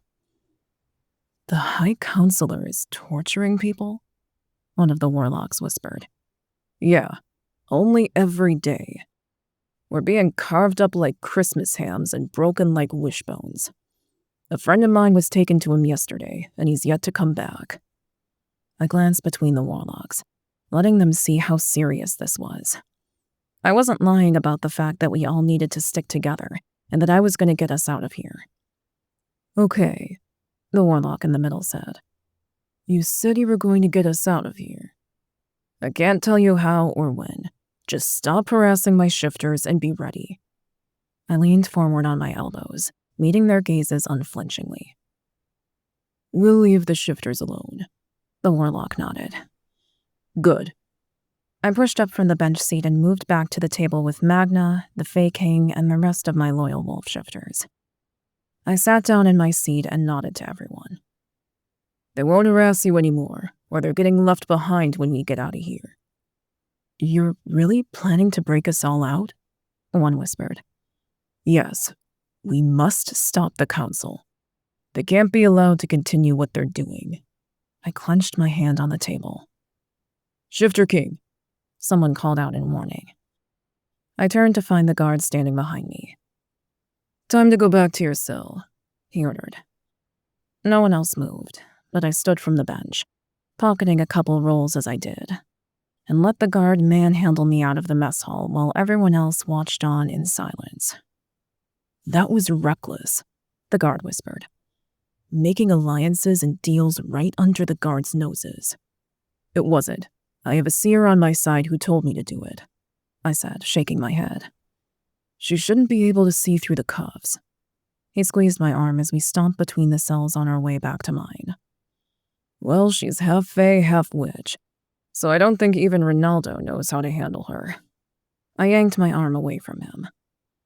Interesting. You've already surrounded yourself with people who are extremely useful.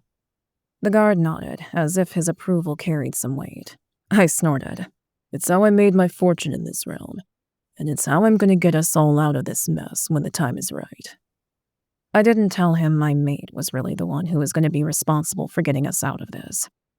We all knew she was the one that was destined to take down the council. It was her destiny to bring peace and justice to Faery as the Shadow Princess. When we got back to my cell, he swiped his badge, and the cell buzzed as the door swung open. My shoulders slumped as I sighed and trudged into the empty space. Try to keep a low profile from now on, the guard warned as he closed me in. How do you expect me to do that when I have shifters actively requesting protection? I asked, and scanned the cell, hoping I'd been wrong, and Fenric really was there. No Fenric. Where the hell is he? What is that sadist doing to him, And how the hell are we supposed to get out of here when he's disappeared? I'm sure as hell not leaving without him. Chapter 13. Aurelia. We need to call a meeting, I said to Dan and the rest of the guys. Why? Dan asked. We need to lock down the building. Only authorized personnel should be able to leave, and only those that can spot a tail. We can't risk leading any of them back to us. Smart. Ash nodded. They're targeting supernaturals, and anyone not trained to watch for someone following them could lead the government right to our doorstep. The sound of Zeke tapping away on the keys of his laptop filled the silence that stretched between us all. We've been managing to get to most of the innocents before the government has. But what happens when the building reaches capacity? I don't know, I admitted. I hadn't even thought that far ahead yet. We might have to think about having the witches and warlocks build more temporary housing. That'll be harder to control, though. I leaned back in the chair and sucked in a steadying breath. With every day that passed, I missed Gray more and more, and prayed to whatever gods that might be listening that he was okay. I needed to get him out, but I had to secure the building and the people we were helping first, or he would have nothing to come back to. Okay, Dan said, taking the lead voluntarily. I'll call a mandatory meeting, but we have teams out in the field, so not everyone will be there. That's fine. This doesn't apply to the extraction teams anyway. They're already some of the best we have. I nodded. Dan rushed from the room to call the meeting with all the residents. The facility was getting seriously crowded, but we were beating the council more often than not when it came to hiding the people the government was chasing. I think I got something, Zeke shouted above the distant growing din of voices. What is it?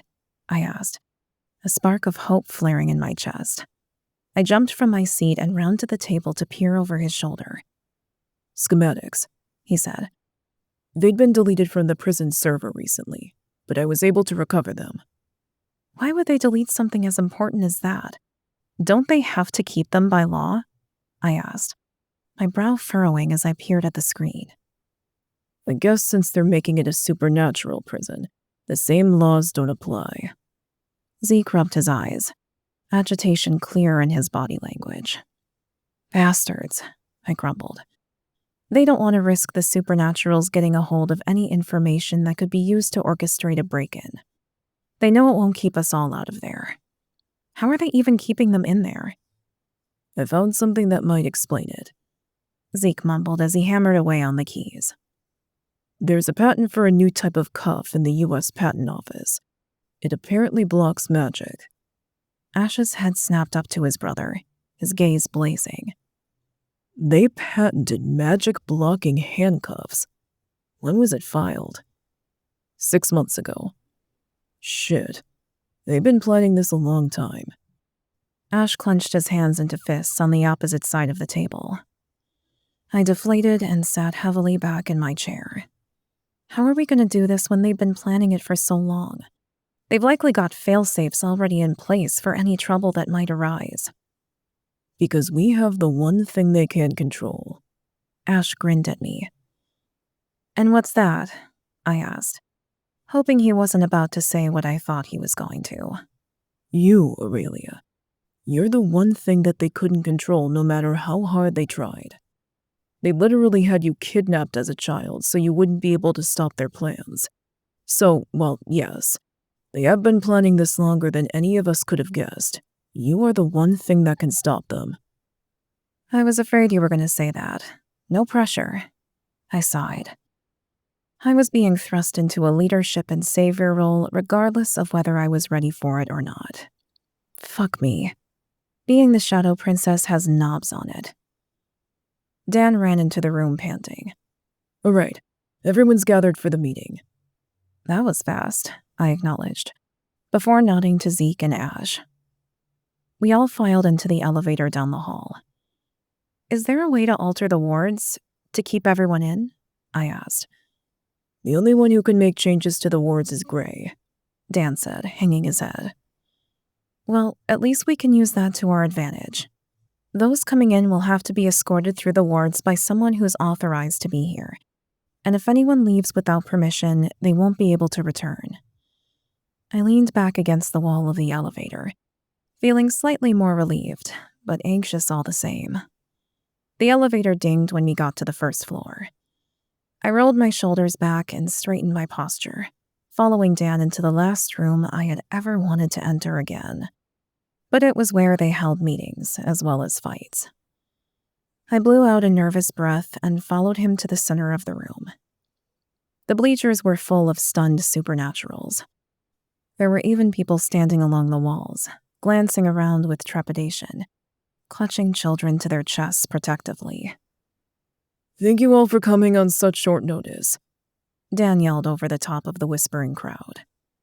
"We have an announcement to make." He nodded to me. I exhaled deeply and took a step forward, steeling my will. Many of you know the dire situation in which we find ourselves. Most of you were extracted from your homes before the government could arrest you and take you to their testing facilities, or lock you up in a prison cell. People nodded, but started fidgeting nervously like hens surrounded by foxes. It was an uncomfortable topic, and there was no easy way to broach it. From now until we stop the council and return home to Faery, the facility is on lockdown. I understand this may be concerning to some of you, but it's for the safety of everyone here. We will still be sending extraction teams to retrieve supernaturals before the government can get to them, but only those teams are allowed to leave. The whispers turned to grumbling, and a few called out that our safety measures were bullshit. Dan and the riders stepped up on either side of me with their arms crossed over their chests, acting as my muscle and backup.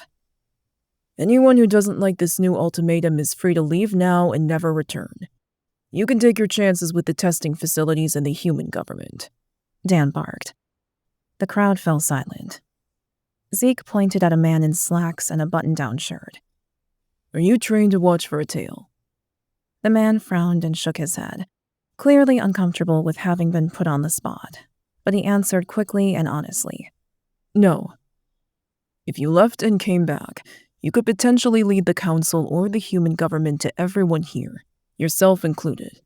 This is for your safety as well as everyone else here." Dan cut in, clearing his throat. "This has never been a civilian facility. We have highly trained operatives we send out into the world on various jobs. They're experts in their fields and at making sure they aren't being followed. No one leaves except for authorized personnel.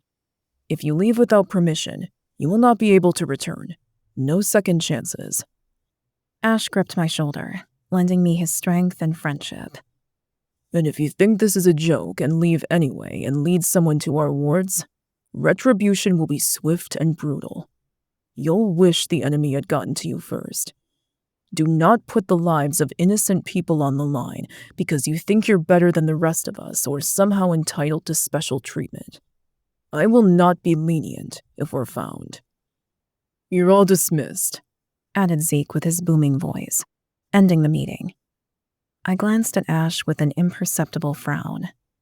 What he'd said was going a little overboard, but the crowd didn't argue, and I was thankful for that as we turned on our heels and stalked from the room and back to the elevator.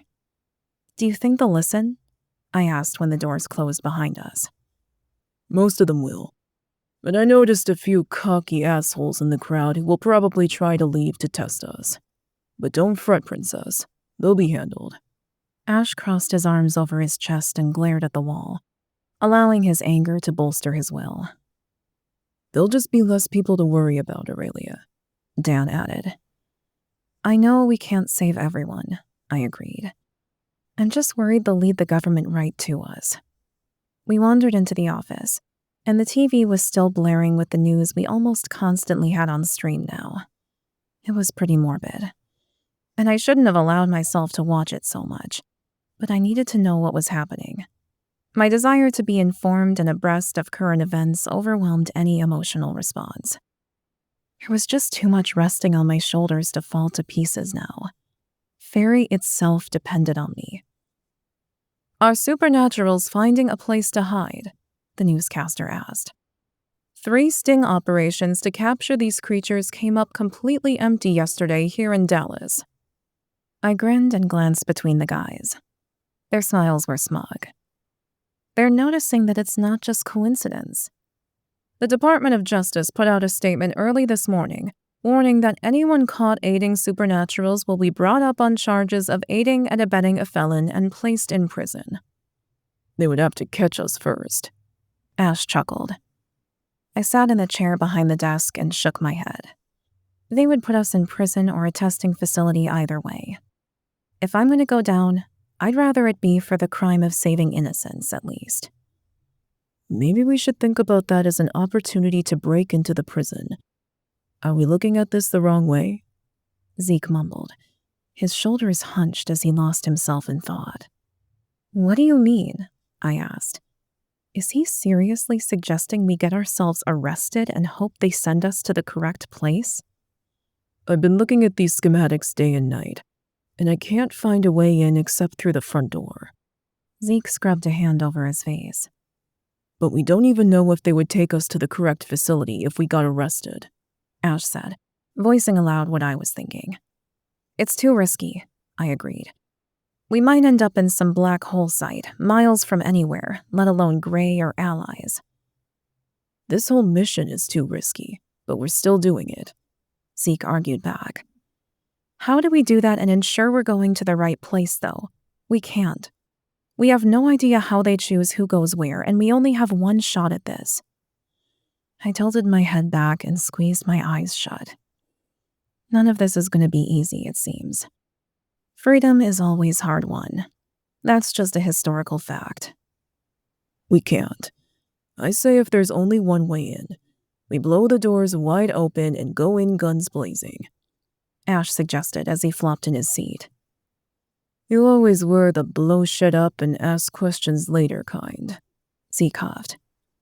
Do you have a better idea? Ash snarked and threw a wadded up piece of paper at him. And not the one where we all get arrested and possibly split up to be tested on and caged like fucking animals. Zeke hung his head. No, but if we just go and blow shit up, we're gonna need a large team to evacuate at multiple entry points, and there's only one way in and out. Dan sat forward, his gaze intense. We have specialized teams for operations just like this. The team that got the shifter out of jail when he was exposed to the human world was quick and efficient. And what about your guy on the inside? Will he be able to help at all? I asked. We hadn't heard much from the half-Fae man reporting to us, other than being updated occasionally that Grey was still alive. Apparently, he'd been locked in solitary for a day because of a fight with a shifter, but other than that, they were all surviving. He might, but that's not something I can just ask over the phone or via text. He's too careful to let them figure anything out. They could trace the call to me. Not to mention he searched randomly, including his phone. The Fae don't trust him. Because he's a half-breed, I snarled. Exactly. They weren't exactly kind when they found out a half-Fae was already a guard in that prison when they took over. But they let him stay on, likely thinking it gave them strength in numbers. Figure out how you can get word to him and pick the teams. We'll definitely have to come up with a better plan than blow shit up and ask questions later. I cocked a brow at Ash. We might end up blowing some of our own people to hell. He just chuckled. Oh, come on, princess. It's a solid plan. He defended himself with a scoff. And if we take out a few traitorous Fae fucks in the process, I'm not gonna be mad. He wasn't wrong there. I didn't care what we did, truthfully, as long as it got us to Grey and the others. I wasn't in the business of caring about what happened to turncoats and traitors. All those following the council were disloyal to the crown, to the Shadow Fae family, and I wouldn't stand for it. But every day our loved ones rotted away in there was a day too long as far as I was concerned. We needed to get them out, one way or another. I was afraid of what Ronaldo and the other Fae might do to them, given the luxury of too much time. But one thing was certain. I would kill them all and laugh while doing it, if anything happened to Grey and my friends. Chapter 14. Grey. I shot up from the cot when the electronic buzzing of the door sounded in my cell. 2 guards threw Fenric's unconscious body on the concrete floor without an ounce of decency for his injuries. He was a mess of bruises and bloody cuts all over his chest. The word traitor was etched in his skin and still bleeding. They'd cut obscenely deep.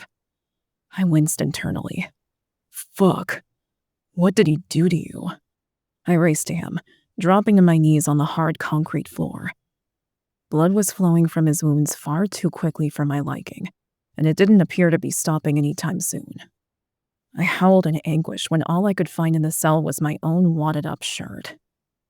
Gray, what is it? The shifter in the cell next to ours asked as more howls filled the cell block. They fucking tortured him, and the bleeding isn't stopping. I need something to stop the flow, but all I have is my shirt, I growled. The stench of blood was overwhelming. The whole block could scent it on the otherwise sterile air.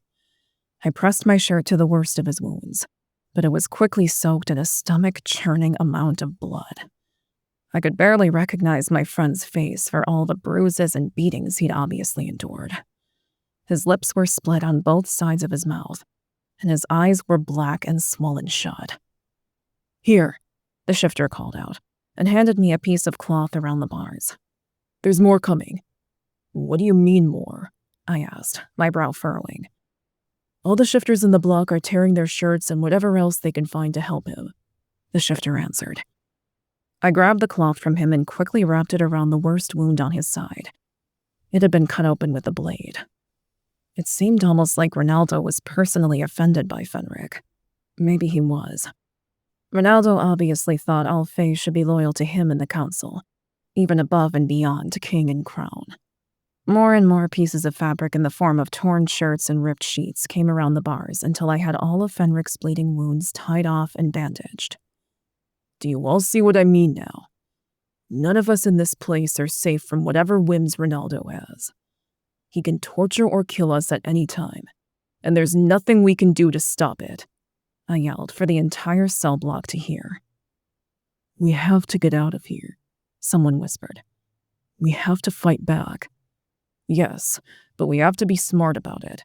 We can't just fight back without a plan. I wanted them all to know that we were getting out, but warned them not to go crazy and get themselves thrown in the hole or encourage torture with their behavior. We have no choice. We still have to play along for now. I sat with my arms around my knees as I watched Fenric's steady breathing. At least he was breathing normally now, and the flow of blood was slowing. Blood. Death, Fenric muttered in his sleep. Shit. What the fuck was he dreaming about that those words would come out in his sleep? It was a little too ominous for my liking. A whimper from the cell next to mine met my ears. Is he awake? Did he hear something when he was being tortured? They asked. No, he's still out cold. I don't know why he said that. It could be a trauma response to torture. We won't know until he wakes up. I checked his wounds again and redressed them, but they seemed to be healing. Fenric was Fae, so at least his healing abilities were working better for him than mine had. Days, Fenric groaned. I couldn't tell if he was waking up or still dreaming, because his eyes were still swollen shut. He gripped my arm to pull me closer to him, his grip like an iron vise. Fenric? Holy shit. Are you okay? I breathed. I didn't know what I was thinking to ask something so mundane. Of course he wasn't okay. He looked like he'd been put through a meat grinder. Gray. Murdered, he mumbled. No, I'm right here, I assured him as I clutched his hand. It was about the only place on his body that wasn't beaten or bloody. What's going on? The other shifter asked. I think he's waking up, but he's not coherent. He said something about me being murdered. 3 days, Fenric groaned. He cracked an eye open, but his pupil was blown wide. Does he have a concussion? It's more than likely. What about 3 days? I asked, no more enlightened. Death. Blood, he said. Then he passed back out. I don't know if I'm understanding him correctly, but whatever he's saying doesn't sound like it's going to end well for us.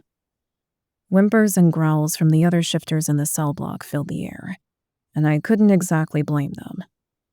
I rested my head back against the wall, my arms propped up on my knees as I waited for Fenric to wake up again. A hand nudged me, and my eyes shot open. I must have dozed off. Fenric was blinking his eyes at me. The swelling had lessened enough for him to see. I shot to my feet and gently pulled him into a sitting position, taking care not to put pressure on the worst of his injuries before they were fully healed. Fenric still winced at the movement. "What happened?" I asked him. "You were mumbling something about 3 days and death and blood." "Fuck," Fenric shouted and jumped to his feet as fast as a bolt of lightning. But with his blood loss and swelling, he stumbled and nearly crashed back down to the floor. "Gods, Fenric, take it easy. You've lost a ton of blood." I steadied him and helped him sit down on the cot. "You don't understand. We have to get out of here. Everyone is going to die." He turned to me wide-eyed, fear apparent in his bloodshot gaze. "Are you sure you don't have a concussion?" I asked, peering at him, trying to assess just how aware he really was. "I overheard some of the guards talking about moving people to the testing facilities. They were saying they couldn't wait until this place was rubble." Fenric gripped my arm. "Are you sure? You may have heard wrong. You were pretty beat up when they dropped you in here." I sat next to him, pursing my lips. "I know what I heard, Gray. They left me in there for dead, thinking I wouldn't make it, so there was no reason for them to bother being quiet around me. They planned for me to die in front of you." He ran a hand through his hair and winced. "Fucking hell. Tell me everything," I growled, my rage blazing within me. They had intended to take one of my closest friends and allies from me. My vision became tinged with red, and I cracked my knuckles as I clenched them into fists. "The plan was never to make us their slaves, but to test on anyone that could be useful to their plans and then eradicate the rest." He hung his head. "Test us for what? What are they trying to do?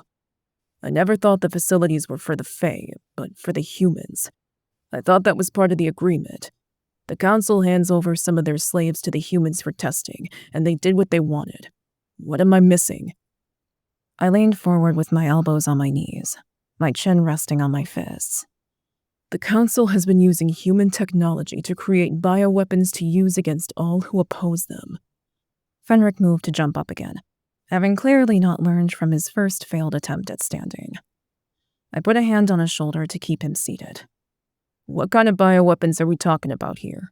I asked. "For one thing, they developed a mind control serum.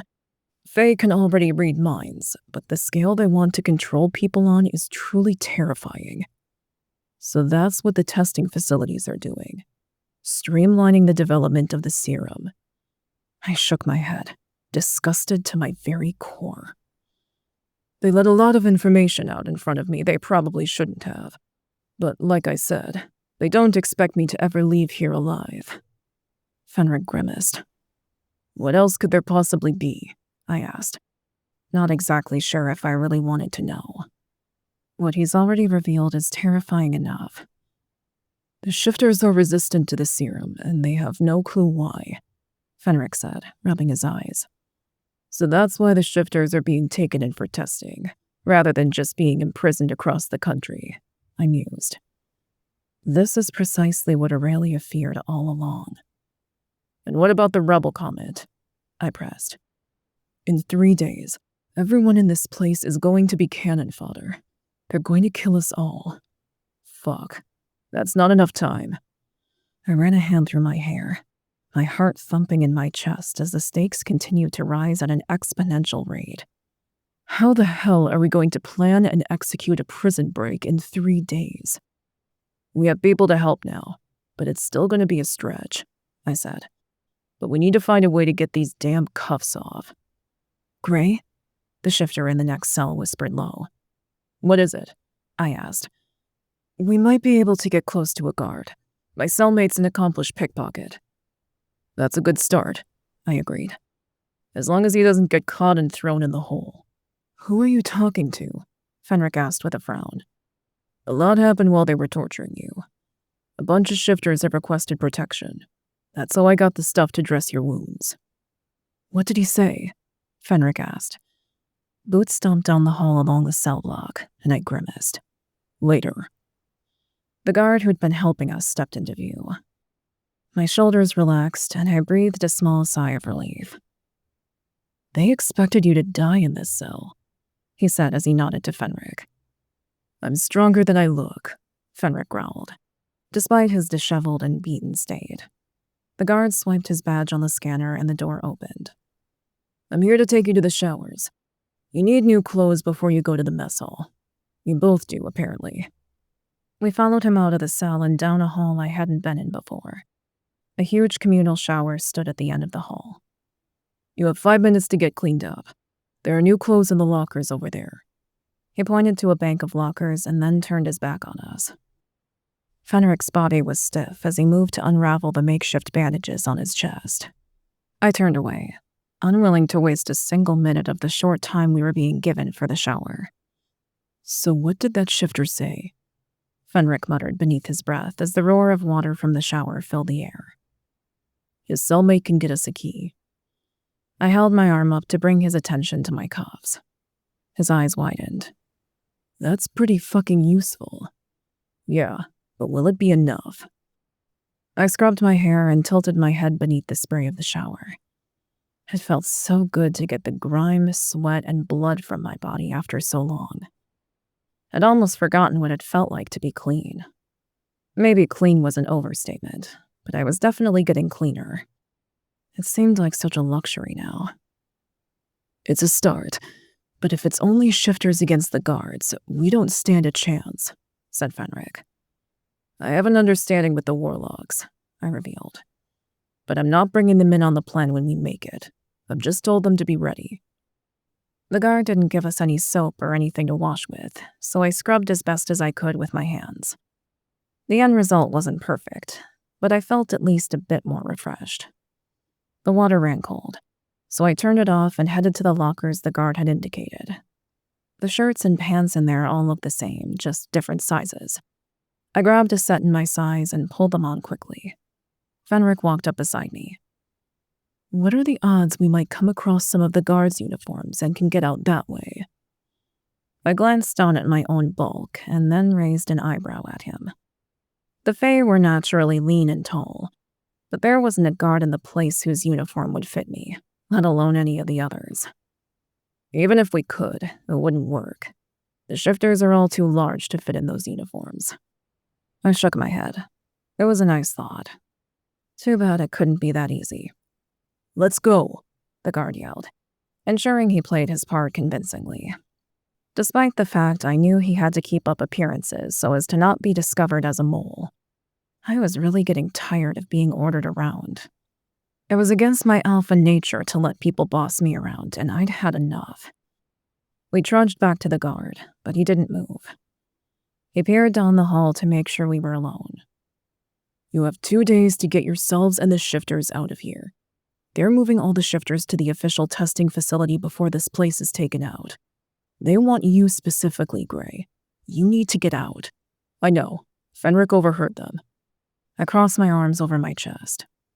Fuck, Fenric cursed.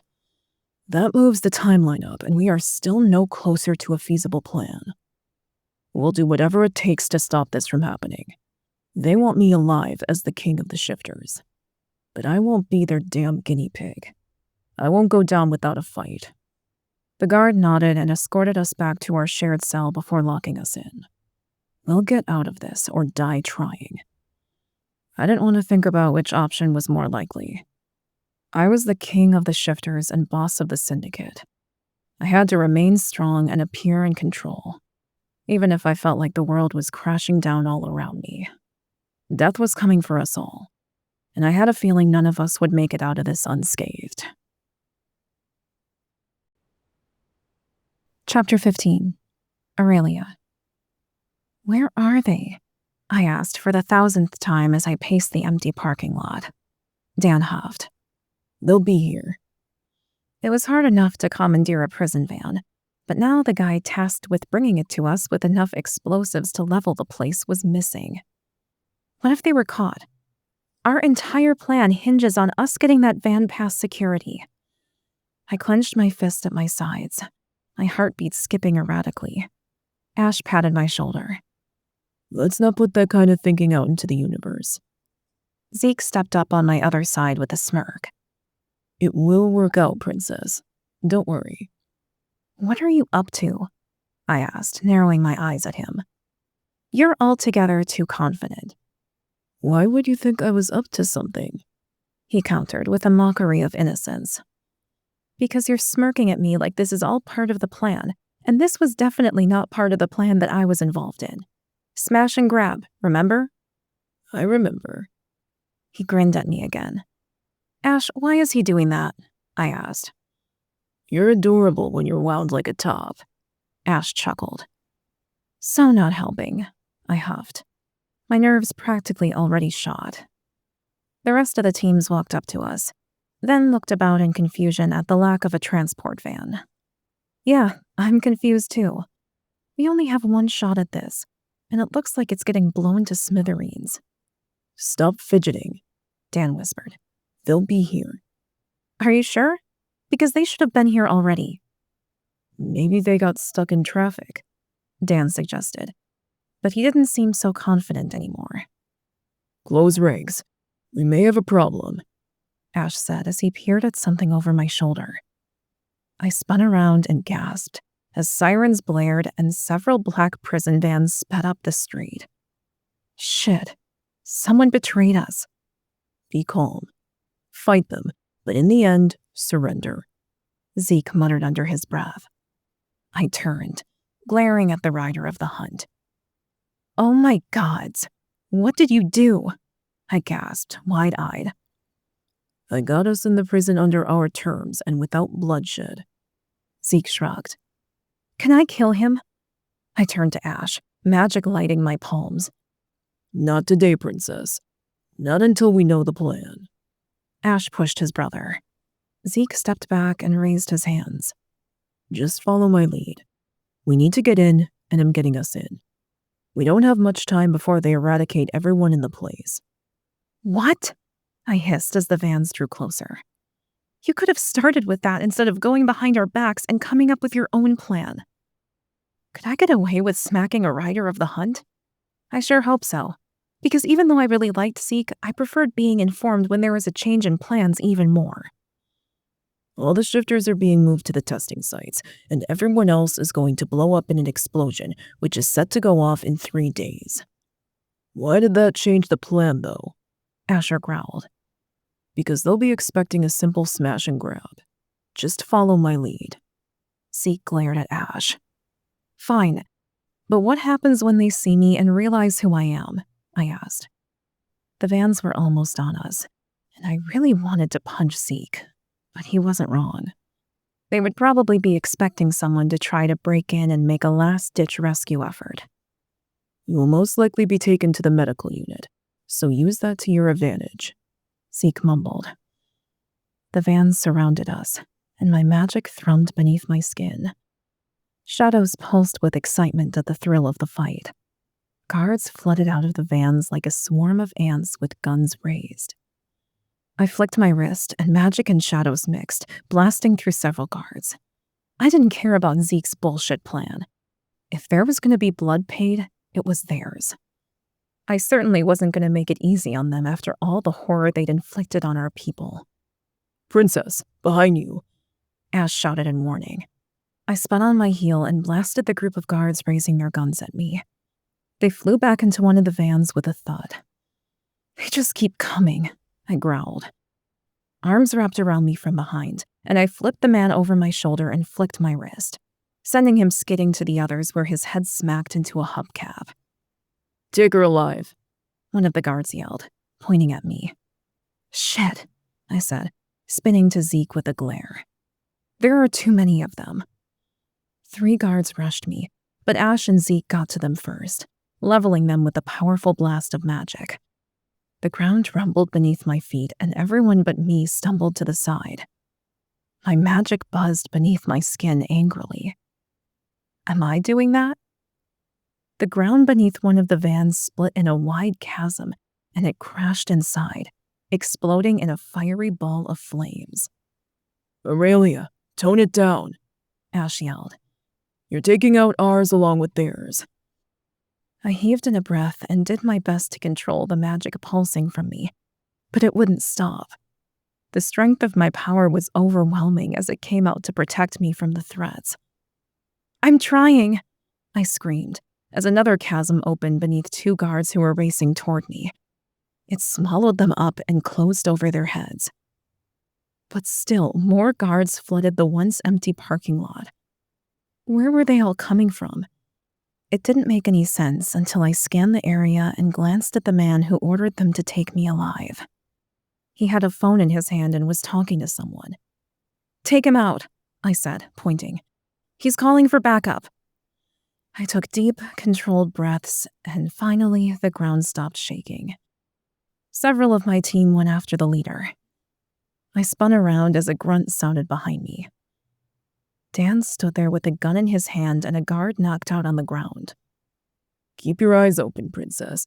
The cowards keep trying to sneak up behind you, Dan said and fired the gun in his hand. He had my back, which would have surprised me before, but he was loyal to Gray, and that made him loyal to me as well. Enough. You're surrounded. Surrender now, the lead guard bellowed.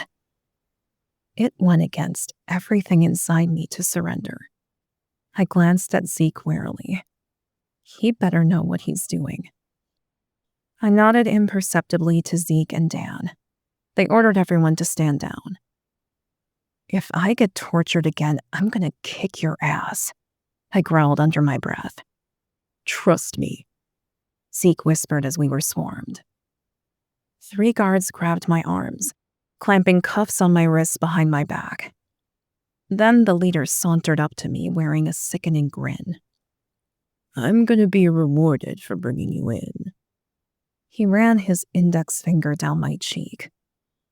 Repulsed by his intrusive touch, I snapped my teeth at him and glared. No one touches me like that but Gray. Ash, Dan, and Zeke struggled against the guards that were holding them. Don't fucking touch her, Ash bellowed. His power glowed behind his eyes as he raged against the guards. You don't have the power here, criminal. Those cuffs block your magic. The man grinned, clearly pleased with himself. Please don't evil villain monologue, I groaned. You're feisty. I like that. Maybe the High Counselor will let me play with you when he's got what he wants. The leader's eyes glittered with lust. All the guys struggled against their bonds, trying to get to me or tear him to shreds. I wasn't sure which was more likely, but probably the latter. I shook my head at them, accepting my fate. I would see Ronaldo in the prison, and he'd probably torture me again before he killed me. But at least the others would get Gray and everyone else out before the whole damn place blew. I stared Zeke down, still unimpressed with the sudden and unexpected change of plan. The leader yanked on my arm to move me to one of the transport vans. His plan had better be a good one, or he's going to be in some serious shit. Anger pulsed within me, and shadows curled around my fingers lazily, just letting me know it was there. Wait, I still have access to my magic? I snapped my gaze back to Zeke. He shook his head, eyes wide as he stared at my fingers. How did I still have my magic? The cuffs were supposed to block it. Did they just not work on me? Either way, I needed to hide it, or they would find another way to block my magic. I banished the shadows quickly before anyone saw and raised my brows at Zeke. Was this part of the amazing plan he didn't tell us about? Or was this yet another way I was simply different from everyone else? The back door to the van opened to 2 bench seats, one on each side. There were no windows, and the vehicle had practically been gutted.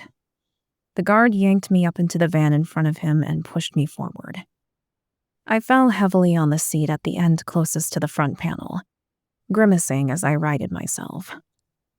The leader sat down next to me with a leer, and my skin crawled as he rested a hand on my thigh. There was nothing I could do with my hands bound behind my back, and he knew it. Asher shoved in and sat in front of me. He lunged forward to get in the leader's face, but was hit in the back of the head with the butt of the gun in the guard's hands that sat down next to him. You will behave as a prisoner should, or we will not be lenient, the leader barked. Get your filthy fucking paws off the princess, traitor, Ash gritted out between his clenched teeth. Again, you don't make demands here.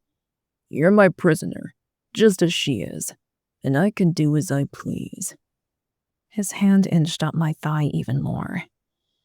Dan eyed that hand like he could cut it off with only the power of his mind and loyalty to Gray. I shook my head at them. I didn't want them getting knocked out, or worse, because the Fae bastard was getting handsy. The leader squeezed my thigh so hard I would have bruises later. I flinched, practically plastering myself to the wall to get away from him. I needed to stay calm and not telegraph the fact that I still had access to my magic. It was going to be difficult if the man kept putting his hands on me. He fished his phone from his pocket and pressed a button. We got 20 incoming. Tell the High Counselor to meet me in medical. I come bearing gifts. He grinned, glancing at me through the corner of his eye. Fuck. I knew he'd get Ronaldo in there right away to deal with me. I stared at Zeke with both a warning and a threat in my eyes. The big bastard grinned at me. Yes, he'd been right about where I would be taken, but that wasn't a good thing. Ronaldo wasn't going to let me out of his sight once he got me into the medical unit. He certainly wouldn't risk putting me with everyone else. I wouldn't have the opportunity to see Gray or even find out what Zeke's ultimate plan was. Damn, I wish I could read minds. It fell silent in the van, none of us willing to give the guards a reason to punish us. I wasn't about to talk and possibly make the guards suspicious either. The road leading to the prison was bumpy, and I jostled around trying to keep myself from touching the traitor. But other than that, the journey was uneventful. Before long, the tall, imposing building came into view and filled me with dread. We had to go there. Now that I was seeing it with my own eyes, I realized our original plan had been foolish anyway. There was a solid brick wall surrounding the building, and 5 guards at the gate waiting to check the identification of the guards and usher us through. How had I ever convinced myself that we could pull that off? I just hoped that Zeke's plan was better than mine, because if not, we all might die in there. Chapter 16. Gray. Why would anyone try to break in? A shifter whispered within earshot. My inner wolf's ears pricked up, and I swallowed the lump that instantly developed in my dry throat. What? I asked through the bars. Fenric raised a brow at me, wincing afterward, the result of his extensive bruising and swelling. Poor guy had taken a legendary beating.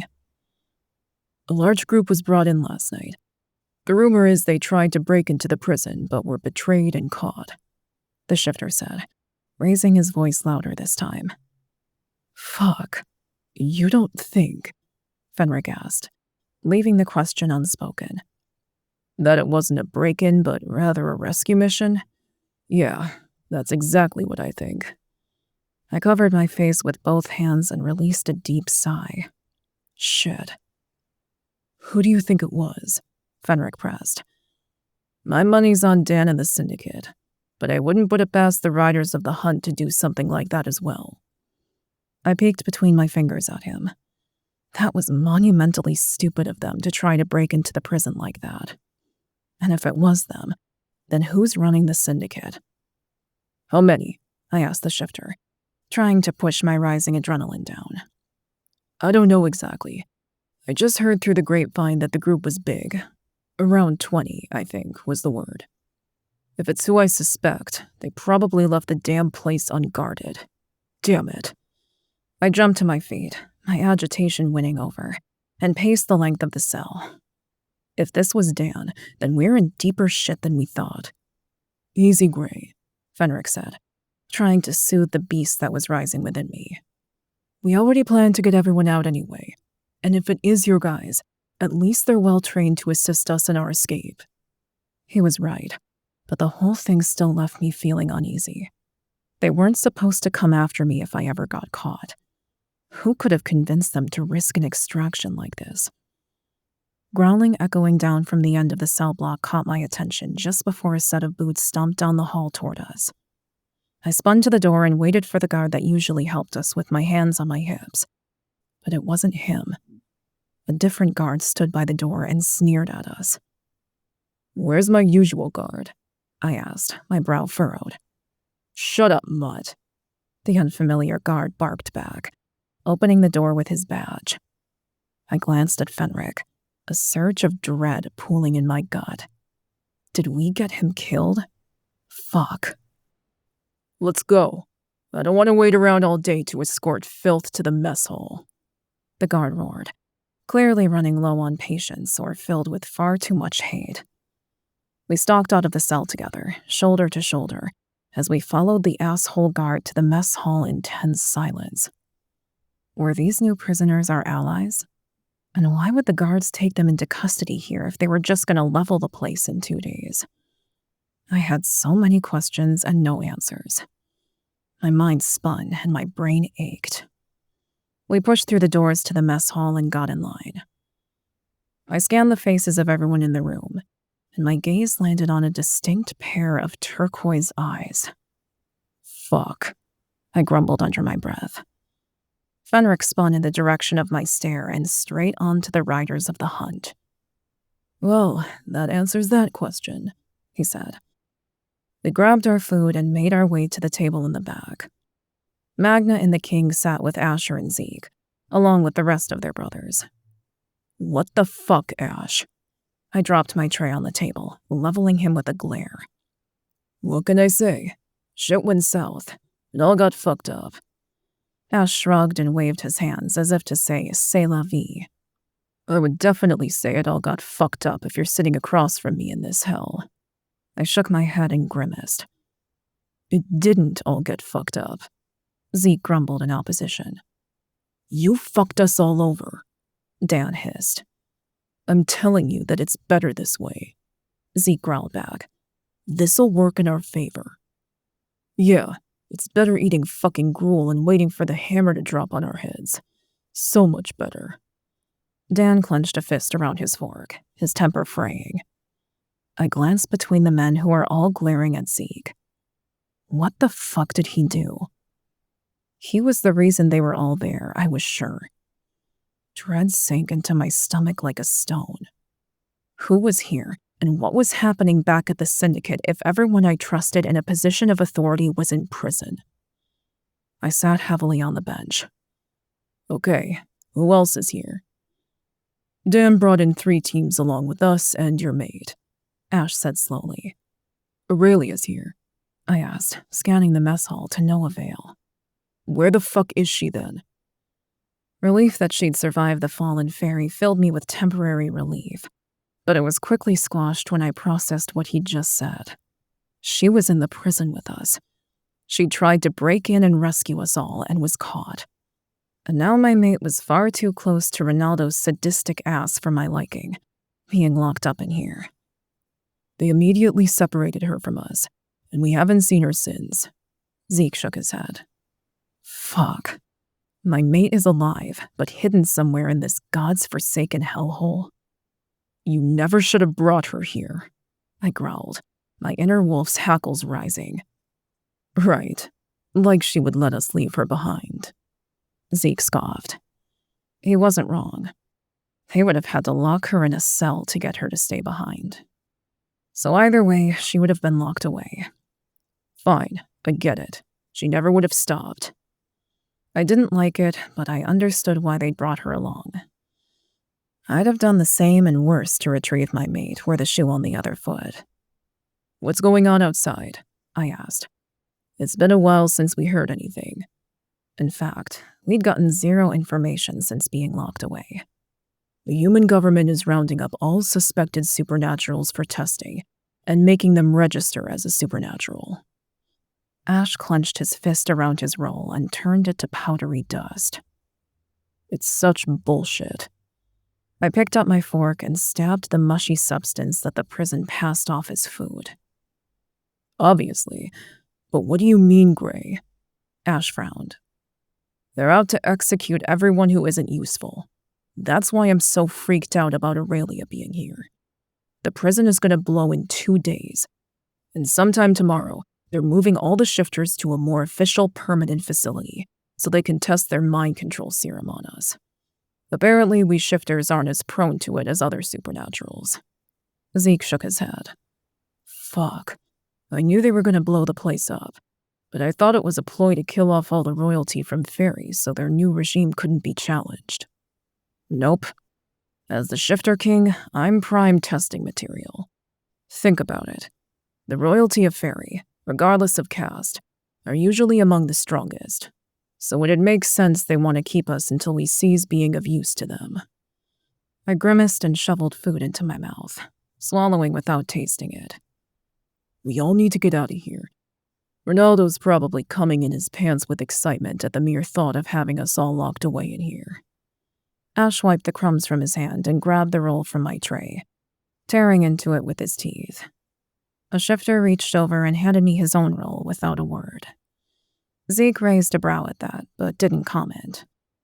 The other shifters were constantly giving me gifts in return for protection, and all I'd done so far was tell some warlocks to back off.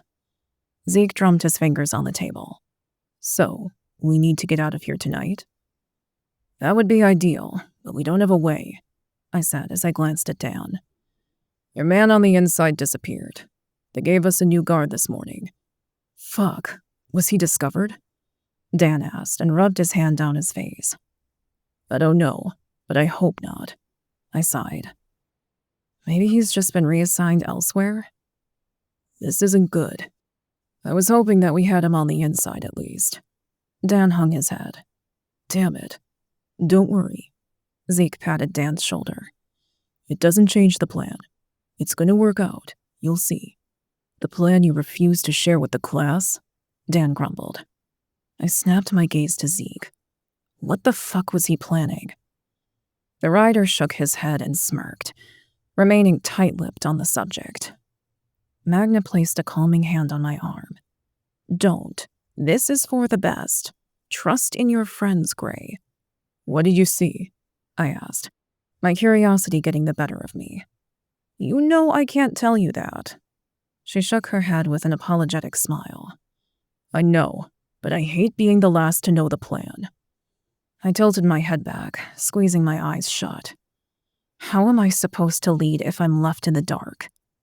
Your shifter is coming, Magna said quietly. He has something for you. I turned just as the shifter that worked for the Syndicate bound up to me. He had a grin on his face and went to reach into his pocket. I growled like a rabid beast in warning. Not now. If that's what I think it is, the guards are always watching me here. I whispered so low only a shifter could hear. His eyes widened and his gaze flicked around the room, noting all eyes on us, especially since we were currently sitting with the supernaturals who'd tried to break in. No problem, boss. He nodded, then glanced at Dan. Shit. What are you doing here? We were framed. They thought we were breaking into the prison for some unknown reason, and they brought us in. Dan lied easily.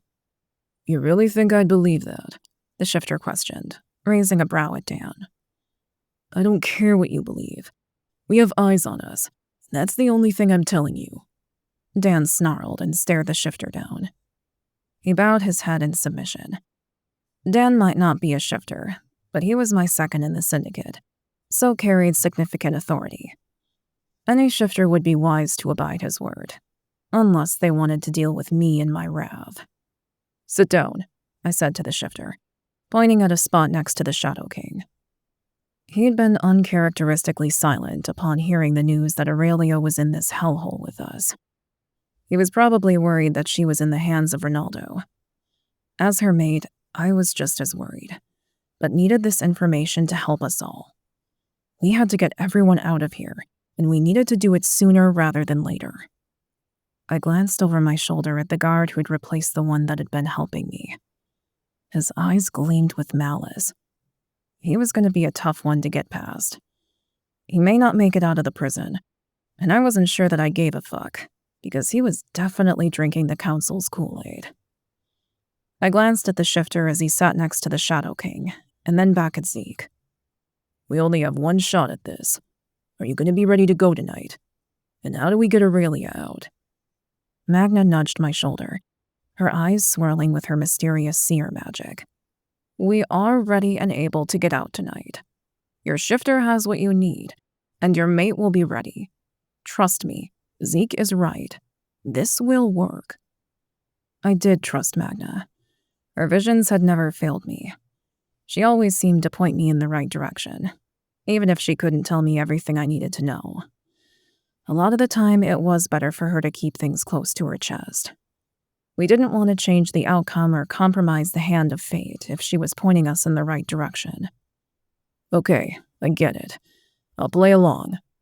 I agreed for Magna's sake, and glared at Zeke all the same. I don't like being left in the dark, Ryder. And I hate that my mate is probably being tortured right now. I know, but we can't just talk about this out in the open. You never know who might be listening, said Zeke as he scanned the room. Shifter hearing would be an issue if all the shifters here weren't loyal to me. Loyalty can be bought with freedom, though it would be a lie, and we all know it.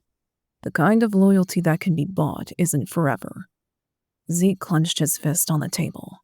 Anyone who betrays us in this place can rot, I said loudly enough for all to hear. That was subtle. Ash smirked and shook his head. They need to know what the stakes are here. They need to know that there will be no mercy for betrayal. I shrugged, not giving a shit. Well, you're definitely giving off I'm going to kill you vibes. So there's that. Zeke chuckled. Something shoved me roughly in the back, and the shifters at the table growled. I turned to the guard behind me, the new bastard with malice in his eyes. He sneered at me. Time to go, mutt. The guard poked me in the back with his baton again. I nodded to the others, urging them to stand down, and stood from my seat with Fenric at my side. I still didn't know what the plan was, but it seemed neither did anyone else. Zeke was keeping it quiet, but he had Magna's backing, and that was enough for me. I would be ready. Ultimately, I didn't have a choice, because if I wasn't ready for anything, then whatever plan Zeke was hatching wouldn't end well for any of us. Least of all, my precious golden-haired maid. Chapter 17. Aurelia. Stay in here. The sleazy leader of the guards shoved me into a sterile white operating room. The click of the lock as he closed the door was like a gunshot to my ears. I was going to kill Zeke for this. That damn Ryder was a pain in my ass. My rage instantly plummeted to the pit of my stomach when I realized the only thing in the room in which I was being held captive was an operating table. And there were no windows. I wanted to ask what the hell Ronaldo used this room for, but I was afraid I already knew. After my experiences in Faery, the most obvious truth was that he'd been torturing my people. My only saving grace was that Dan's man on the inside had told him that they were still alive, my mate, my father, and my dearest friends. If it weren't for that knowledge, I would have already lost control. Please let them be okay. I paced the small room, wringing my hands together. Keeping my shit together was harder than I'd expected it to be. This is stupid. Why did I let them take me instead of fighting harder? My hands shook, and I wiped the sweat from my palms on my jeans as I tried to steady my breathing. Something buzzed before the door was pushed open, and Ronaldo stood there with a smug grin on his face and several guards flanking him. Princess. Ronaldo, I answered with a sneer. You won't get away with this. But I already have, Princess. You'll have no one left, and after tomorrow, you will all be dead or under my control. He snapped at the guards, and they advanced on me. I struggled slightly, maintaining my charade, but let them strap me to the operating table. No matter what happened, I couldn't let him know that I still had access to my magic. I had no idea what Zeke's plan was, but I was sure that it wasn't underway yet, and I needed to bide my time. You think you can control me? I scoffed. I will have no problem controlling you, girl. You're nothing but a nuisance. He took a threatening step towards me. Then why are you so obsessed with me? I laughed. The councilman had a sick obsession with hurting and controlling me. And though I did kind of understand his reasoning, there was still so much about the prophecy I didn't know.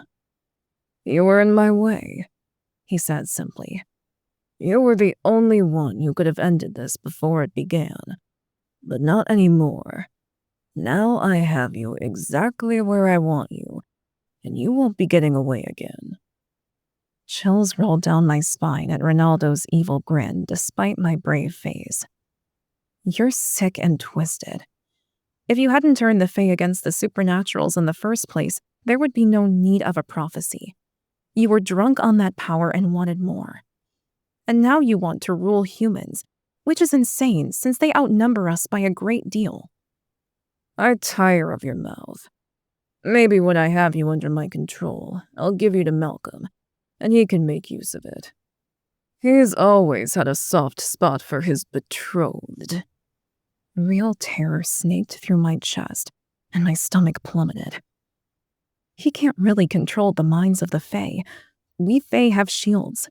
We can't be controlled. A moment later, Ronaldo returned, wheeling a cart laden with medical tools. I flinched. Was he going to torture me so I would drop my shields, the same way he had tried to torture my shadow magic out of me? How long could I hold out against his torture without using my magic to defend myself? Could I defy my own instincts? How far did mind over matter truly go? You'll never control me, I said through gritted teeth. Regardless of what lay ahead, there was no way in hell I was showing this prick an ounce of fear. Ronaldo's sadistic laugh filled the small space as he picked up a syringe and gripped my arm. Magic tingled beneath my skin, but I held it back by sheer force of will. I refused to show signs that I had my magic. It would be catastrophic.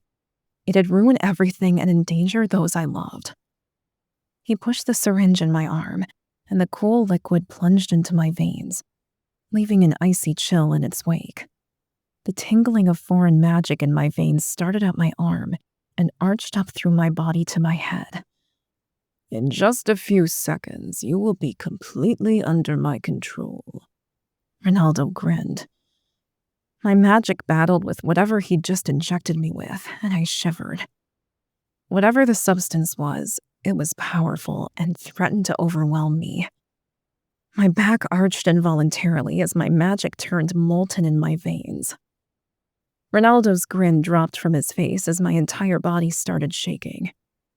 What's happening? He asked, taking a step forward and leaning over me. She shouldn't be able to fight it off. It should be working already. One of the guards stepped forward. She's powerful. Maybe the magic blocking cuffs only mean that she can't use magic outside her own body. I held back a scream as my magic boiled me from the inside. It was excruciating, but whatever drug Ronaldo had used on me was burned up within seconds. I slumped back down on the operating table with relief, my breathing heavy. But my respite was short-lived. Get me more, Ronaldo barked at a guard. Double the dose. She can't fight it off forever. Sir, that much could kill her, the leader that brought me in said as he stepped forward. You promised I could play with her once she was under your control, before you give her to Malcolm. Well, she won't be under my control until we can stop her magic from fighting the serum, will she? Ronaldo yelled back, a vein in his temple throbbing. He's really gonna do this. My shadows tried desperately to free themselves and protect me from the threats in the room. I held them off as best as I could, unwilling to reveal my hand just yet. If she dies, she'll be of no use either, sir. The leader crossed his arms over his chest. She's good for nothing but to please my men, Ronaldo retorted. She's already been sentenced to death for her crimes against Faery. What do I care if the princess dies? Everyone who would care is in a cell and will be joining her in death soon enough." I gasped at his words. It hadn't been entirely real until I heard it from his lips. He really was out to destroy all supernaturals. He never had a plan to enslave them. He was only ever going to destroy them. If you're planning on killing us all, why bother experimenting on us? I spat. The humans believe they're in control and required testing facilities to learn more about us. They're a particularly stupid breed. The mind control is simply a failsafe for any who manage to avoid capture and death. Ronaldo shrugged. The other guard rushed back into the room with a tray in his hands. The syringe was even bigger this time. Electric blue liquid sloshed about inside it. I yanked at my arms, trying to get free physically. My magic had a mind of its own when it came to protecting me from that crazy shit, and it hurt like a bitch. I clenched my fists and tugged on the straps, but they were so tight I wasn't getting anywhere. Ronaldo clamped a hand down on my arm and held me still as he brought the syringe down on my arm. My magic swirled within me, and shadows danced behind my eyes as I screamed in pain. My magic heated up and became an inferno in my body once more, trying to burn away the much larger dose. Convulsions racked my body, and I even frothed at the mouth. I had no idea how I was managing to keep my magic under wraps, but it was costing me a great deal. It pulsed away inside of me, burning away the toxin, and soon the convulsions eased, allowing me to slump back on the table in fatigued relief. "No!" Ronaldo roared, squeezing my arm harder as he raged. I closed my eyes and did my best to calm the magic that was waging war inside me, just dying to get out and have its vengeance. Without warning, he pulled the shining medical cart full of implements closer to him, and a crazed grin spread across his lips. He was going to torture me. "How are you doing that?" Ronaldo growled. "That dose would have killed a grown man, and you are a small slip of a girl." "Fuck you," I sneered. I didn't care. He could torture me all he wanted. The wounds would heal probably faster than he would expect, and then I would get the fuck out of there at my first opportunity. We'd danced this dance before, and I was ready. He grabbed a scalpel and held it up for me to see, turning the gleaming blade over dramatically. "I carved the words shifter scum into your shifter with this scalpel. It seems only fitting I use it to carve into your pretty flesh as well." The gleam in his eyes would have scared the piss out of a grown-ass man, but I knew what was coming. We'd played this game already, and I refused to take the bait. It wasn't shocking that the sadist had tortured Gray, but it hurt all the same. I'd have my revenge. We all will. It doesn't matter what you do to me. I'm still gonna be your end. I smirked. "The traitor screamed so beautifully for me as I practically bled him dry. He wasn't supposed to make it out of here alive. Oh well, there will be plenty of time to torture him at the testing facility." He planned to send Gray to a formal testing facility? He wasn't going to kill him here with the rest of us? That fate would destroy Gray more than any torture possibly could. No, I can't think like this. We're all getting out of here, and then taking the council down once and for all. The scalpel pierced my arm as Ronaldo dug it in as deep as he could into my skin. Fire burned in my veins as blood trickled down my arm and pooled on the sterile table beneath me. I locked my jaw against a shriek of pain. The worst part, though, was the expression of euphoria on the High Counselor's face. He was absolutely getting off on torturing me. If that wasn't utterly sick and twisted, I didn't know what was. "Tell me how you keep burning through my influence and this all stops," he crooned. "I'll take you to a cell where you can heal until the explosion." "Fuck off," I gritted out. He slashed at my arm, cutting across the other cut to create an X. I squeezed my eyes shut and held back a whimper of agony. My skin burned with pain even as my magic rallied to heal my injuries. It was the only thing I could allow it to do as I kept it in a stranglehold. This was the exact place Zeke wanted me to go, and I needed to figure out why before they put the escape plan into action. I just had no idea how to do that with Ronaldo slicing me up. He moved from my arm with a scowl and pressed the scalpel into my cheek, but not hard enough to break the skin. His angry gaze pinned me to the table. How are you healing so quickly? I don't know, I hissed, meeting his gaze with daggers of my own. Did someone tamper with her cuffs? Ronaldo asked over his shoulder.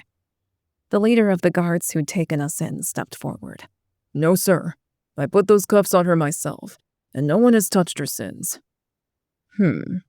I may just have to keep you around at the testing facility after all if your magic is leaking through those cuffs.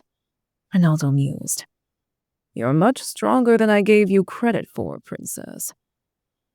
With all due respect, sir, I don't think that would be wise. Even though subjects are strapped down, they're less secure, and she could escape with the shifter. Without warning, Ronaldo dug the scalpel into my cheek. I gasped at the pain so very close to my eye.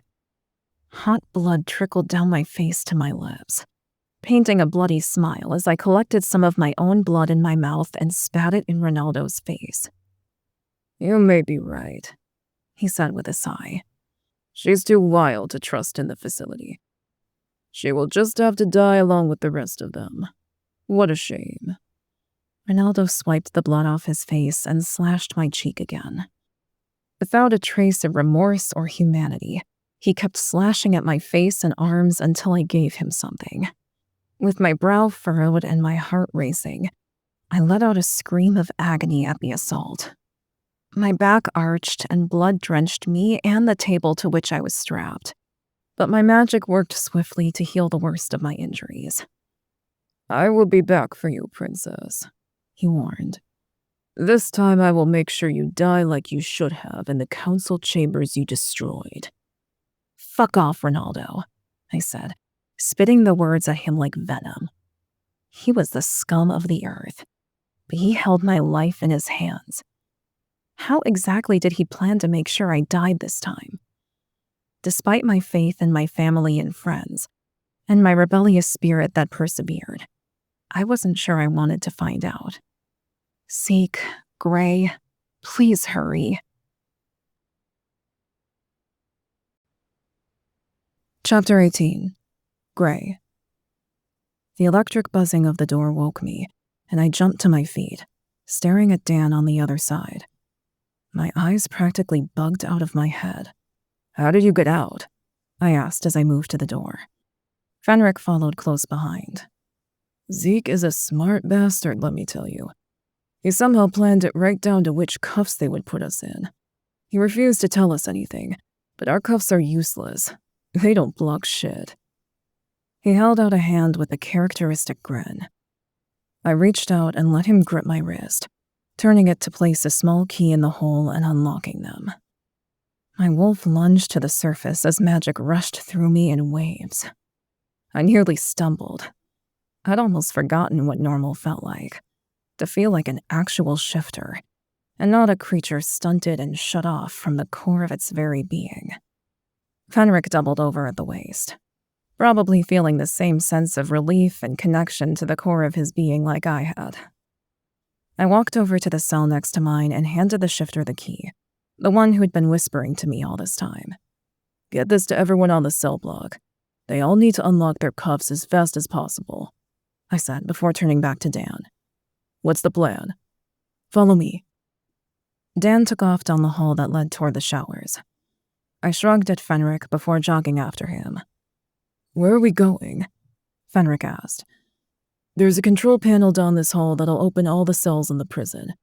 I need to get to it before anyone realizes we're out. Dan turned down the second hall. 6 guards stood around in a circle talking in hushed voices when we skidded around the corner. Reacting on pure instinct and the innate desire in all things to be free, Fenric blasted one of them with his magic. At the exact same moment, I rushed one, crouching low and taking him to the ground. "Dan!" I shouted in warning. But our friend was fine. He already had 2 others pinned to the ground with his magic. I gripped the guard's baton and flicked the electricity on, hitting him in the neck with it. He grunted before his eyes rolled in the back of his head, and he was out for the count. I glanced up at the others, but they had already taken care of the other 5 guards. "Let's go." Dan wiped his hands on his pants and turned down the next hall. Fenric ran his hand down his face, a concerned grimace flitting across his features. "Are we stupid for leaving them alive? Is this going to come back to bite us in the ass?" "It might, but they were just humans. And despite what they're doing to us right now, I don't like killing humans," I said. "There's no honor in it." "It won't matter in a minute," Dan called over his shoulder as he raced ahead. "Why's that?" I asked, almost bumping into him. He skidded to a halt in front of me. "Because there are about to be a lot more of us than them." He grinned. The black panel on the wall had a keypad on it, keeping it locked. Dan held a hand over it, and there was a loud pop and sparks flew from the damn thing before the panel popped open. "What are you doing?" I asked with a frown, keeping a wary eye on the intersecting halls. "Getting back up." He flipped a switch, and the lights flashed red as a siren sounded.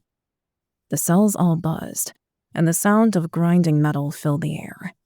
Dan whooped, fist pumping the air.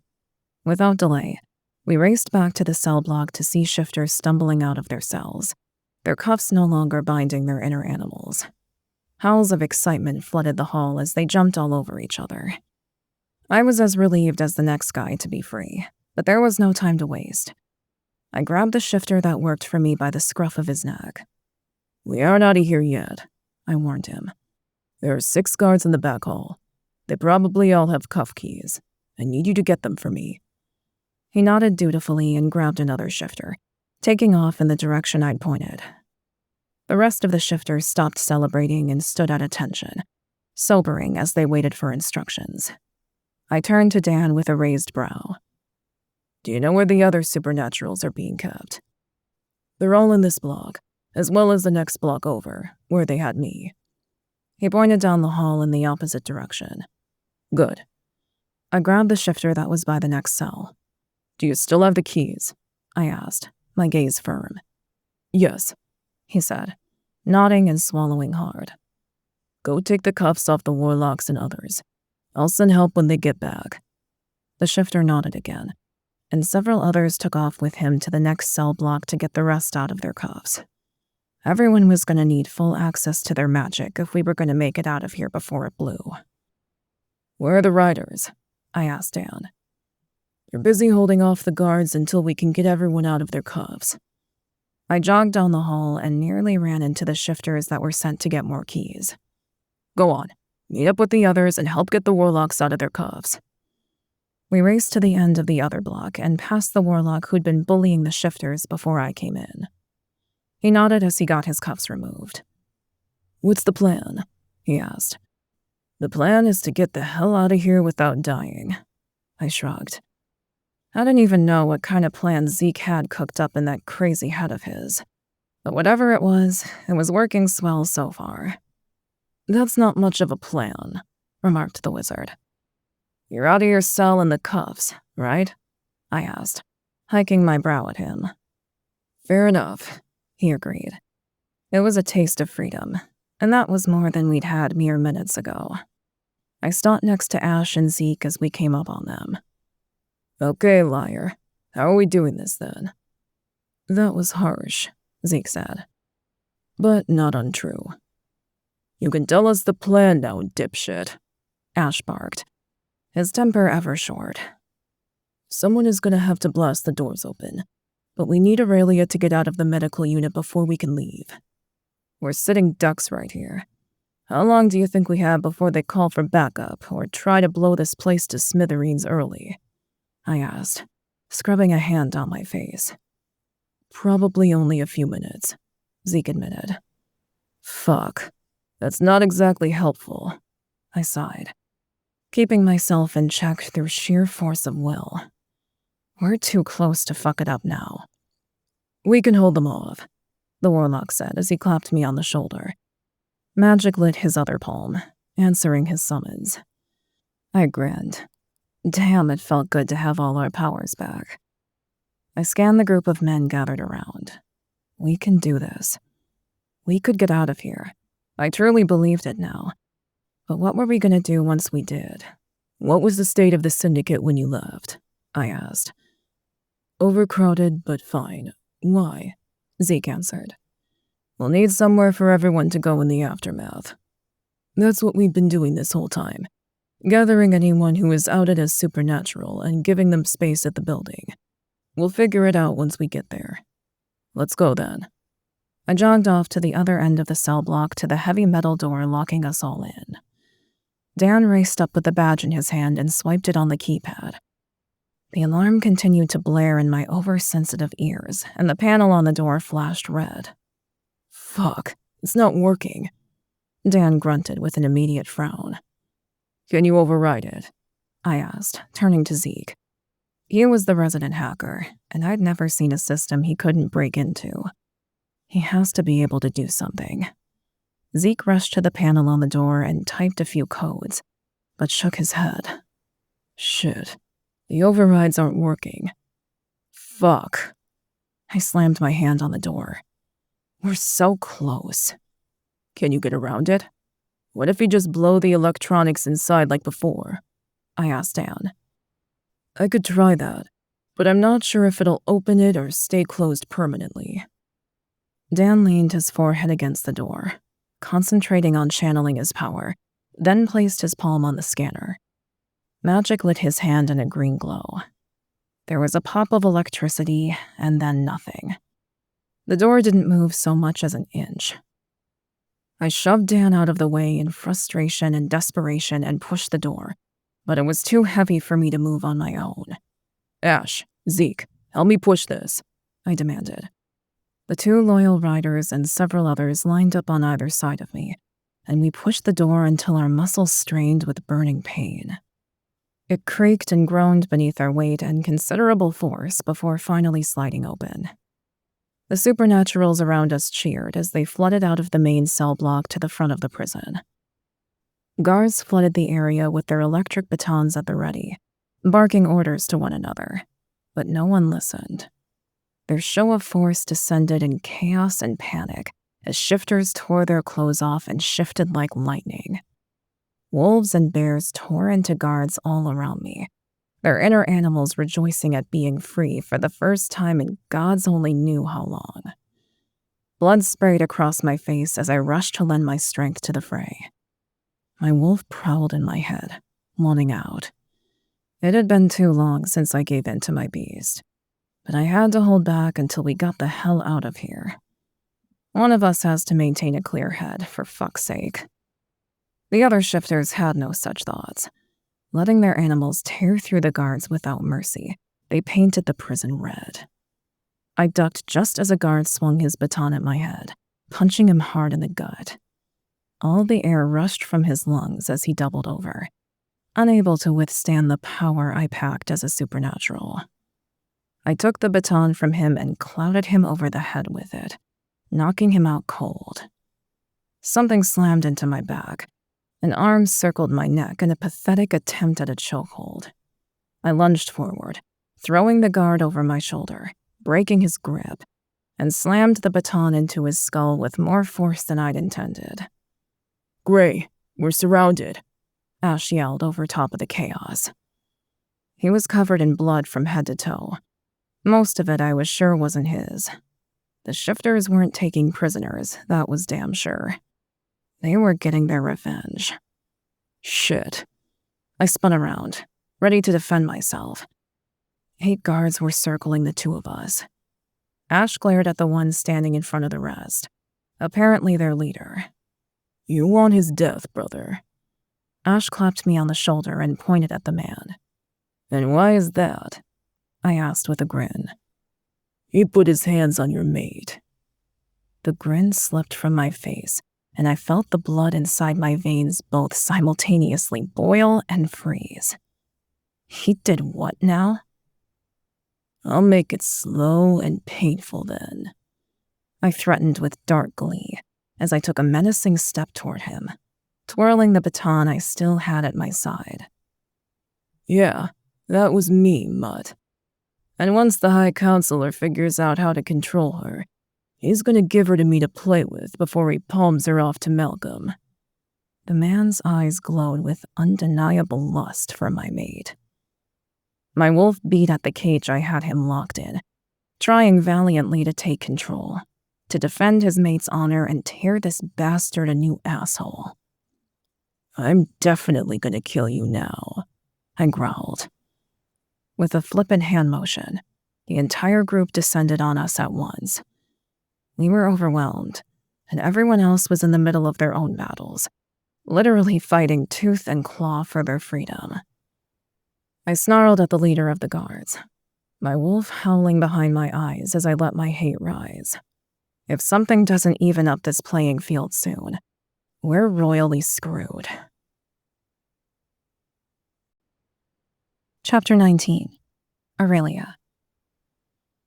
Having recovered from my torture and been temporarily freed of my bonds, I paced the small operating room when the lights flashed red and an alarm blared in my ears. The door to the room swung open wide, hitting the wall behind it and surprising the shit out of me. What the hell are they doing?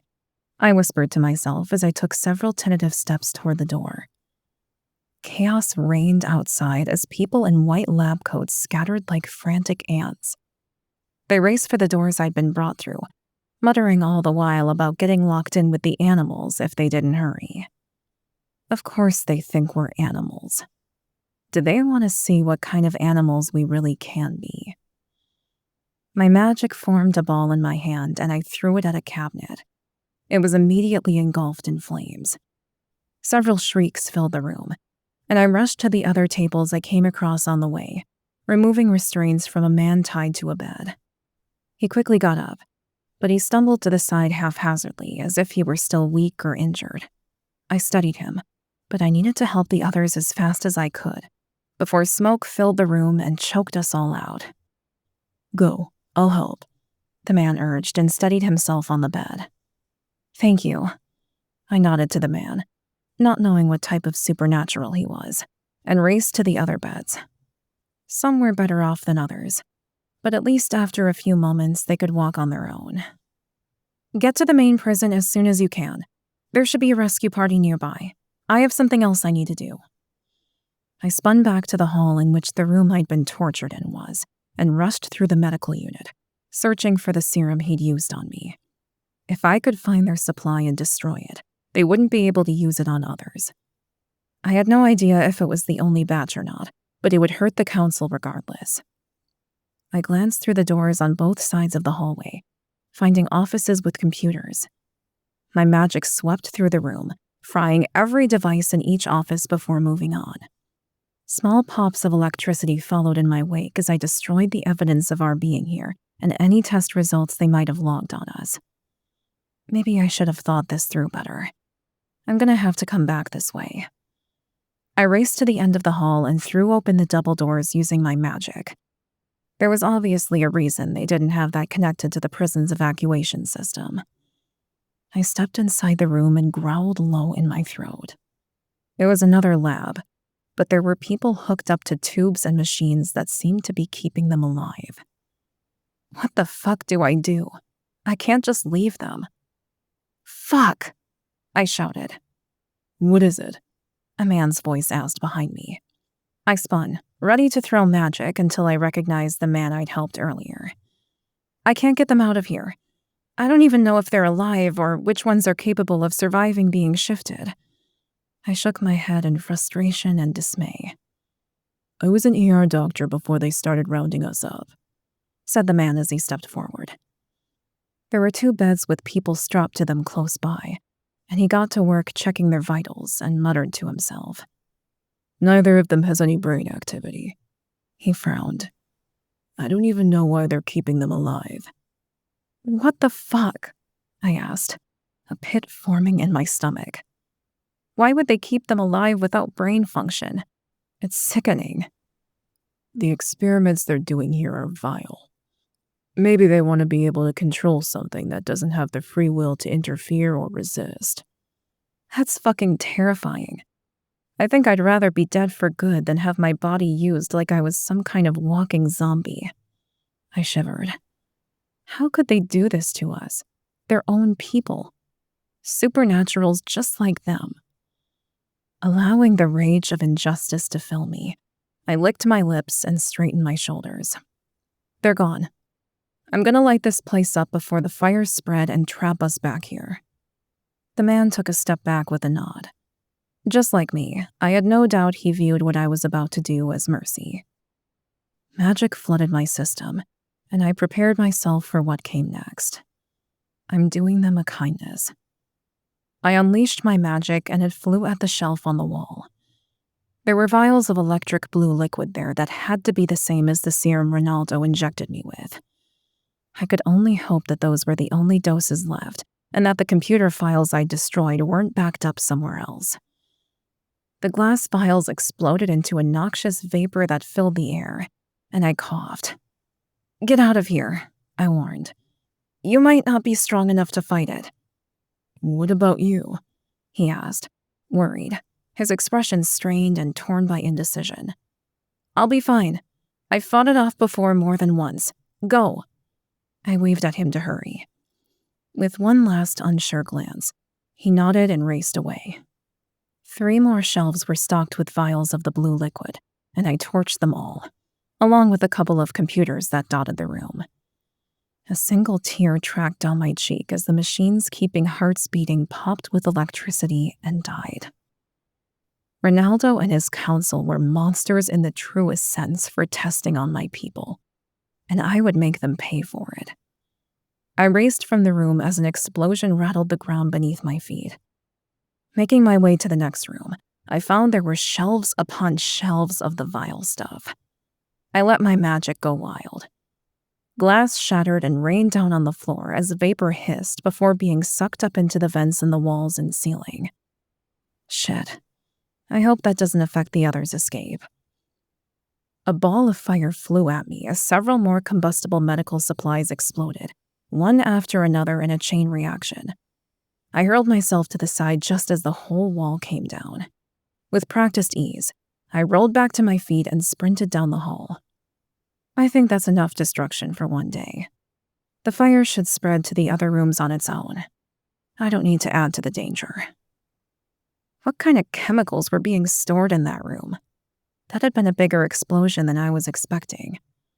All around me, the entire medical unit sounded like a battlefield as electronics caught fire and solutions of various sizes and colors exploded. I dodged several more errant fireballs as I directed my magic at the main room where the prisoners had been tested, frying the last computers still standing, as well as any other vials of that foul serum as I raced away. The ground rumbled beneath my feet again as I rushed out the main door to the medical unit and slammed it behind me. Gods, I hope no one else was in there. Those poor people were already dead, but please don't let anyone else be stuck in there. I slammed my fist into the wall, furious that Ronaldo and his council were just using people for their own gain, as if they were baser animals or mere produce to be harvested. I fucking hated it. The floor rolled suddenly beneath my feet as a deafening roar surrounded me. I pitched to the side and clutched at the wall. The breath almost knocked from me. I must keep moving. I can't get caught up in the explosions or risk being discovered by the council's goons. I picked my way through debris and burning embers as I shuffled through the hall to the central portion of the prison. That was the only part of the plan Zeke had told me. We were to meet at the front of the prison so that we could get the fuck out of here. He's probably not gonna like the detour and chaos I've caused. Oops, oh well. He'll just have to deal with it, considering he did this to us. Not to mention I was fucking tortured, again. I rounded the corner and stopped dead in my tracks, my breathing hard as my heart thumped behind my ribcage with exertion. Ronaldo stood in the hallway with a sneer on his face, with 2 guards standing at attention at his back. "What have you done?" Ronaldo roared. I grinned. My magic may have taken exception to the atrocities happening here. I guess I blew some shit up. He glanced down at the cuffs still on my wrists. "Impossible. You have the cuffs on. You can't possibly have your magic. They were designed to keep it tamped down." I called magic into my palms, where it swirled and writhed like a living thing, an inherent part of me. Ronaldo's eyes widened in shock. Now he had irrefutable proof I wasn't lying, and had clearly rocked his damn world. You were saying? I smiled sweetly. "How is that possible?" He turned furious eyes on his guards, as if they were somehow to blame. I'm more powerful than whatever you have in these things. I shrugged. "You are becoming more of a nuisance than I'd ever imagined you could be, Princess. Stop this. You don't know what you're doing." No, I growled, letting the magic build in intensity in my palms. "I will kill you, Princess," Ronaldo hissed and took a threatening step forward. You've already threatened to do that countless times, Ronaldo. I smirked. It's kind of losing its effect. "Foolish, insolent girl," Ronaldo bellowed back. "You could have still been queen if you had just fallen in line with what we had planned." You mean keeping dead people alive for your own nefarious purposes? No fucking way, thank you. I shook my head and lobbed a ball of magic at the 3 men. I was done with their shit. Enough is enough. They all dove out of the way and my magic blasted the wall behind them, shaking the building around me. The whole place was going to go up in flames soon. I needed to get the hell out, but Ronaldo and his goons were still blocking my exit. They weren't going to give up so easily, it seemed. "Enough of this," Ronaldo hollered. "I wanted to execute you publicly if it came to it, to make an example of you to all of Faery. But you're proving yourself to be far too much of a thorn in my side." He turned to his men. "Kill the princess. Now." The men with Ronaldo drew their guns, aiming them squarely at my chest. Does he really think those are going to hurt me? Human weapons. I smirked. You are too cocky for your own good. I spat, cocking a prominent brow.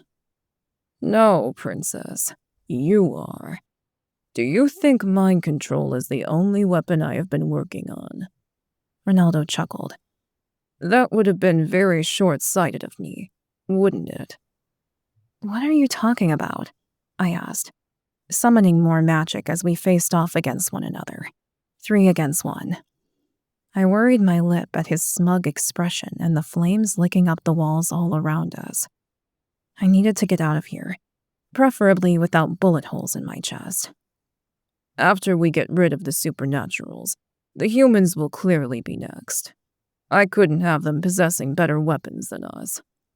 Ronaldo scoffed, as if the answer were obvious. I eyed the guns a little more warily.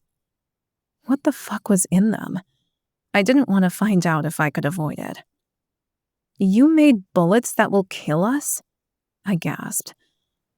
The sick and twisted, power-hungry bastard was using human technology and mixing it with magic. It was a lethal combination that would end disastrously if someone didn't stop him. "We have many weapons now, more than you could ever imagine, but you won't live to see us use them on your rebellious friends." Rebellious? Are you kidding me? You're trying to eradicate them after exiling them for centuries. Why even come here and start this when you had Faery to yourself? I threw my hands up. This prick doesn't make any sense. He already had everything. "Because of you, Princess. Your birth signaled the end of that era, and we had to find a way to ensure that we could keep what we had." I took a step back when he moved closer. I was not about to let him get his hands on me again. Ever. The guards at his side cocked their weapons unflinchingly. Whatever those guns were loaded with, they were confident in it. They were facing down the Shadow Princess herself, and they didn't seem concerned. Shit. What am I gonna do now? I could use my magic, but what were the bullets in those guns capable of? Was Ronaldo bluffing to save his skin, or was he telling the truth? Would they kill me or hurt me so gravely my magic couldn't heal me? Or was there something in them that would do something to my magic? I glanced around the hall again. Thick black smoke rose into the air and flames danced along the walls. My situation was growing increasingly more dire. The ground rumbled with another explosion, and I stumbled to the side. The guns followed me as I went, the guards maintaining their aim despite the turbulence. Kill her now, before the entire place comes down on our heads, Ronaldo commanded. I want to see her draw her last breath with my own eyes. I'm out of time. Fuck. My stomach dropped and my heart sank as I thought of Gray. I was never going to see my mate again. Ronaldo was about to win. He was ordering my death, and there didn't seem to be anything I could do to stop it. Chapter 20. Gray. What the fuck? I yelled as an explosion rumbled through the prison, shaking it to its very foundations. Have they decided to blow it up early? We were still surrounded by guards. They wouldn't purposely blow up their own people, would they? I got myself with a dark internal chuckle. Of course they would. Ronaldo only cares about himself. Several guards stopped advancing and glanced at one another, probably wondering the exact same thing. Get them. The High Counselor wants the shifter alive, the leader screamed, his face reddening as he scowled at me. The others still wore wary expressions, unconvinced. They shuffled their feet and glanced at the door longingly. They were the smart ones, but they were torn between their duty to their superiors and saving their own lives. The other guards fled the room the moment they had the opportunity, having the right idea, unwilling to die for people who didn't give a shit about them. Some of the supernaturals looked to me for guidance. With the guards fleeing their fights, they were free to run themselves, and I didn't blame them if they did.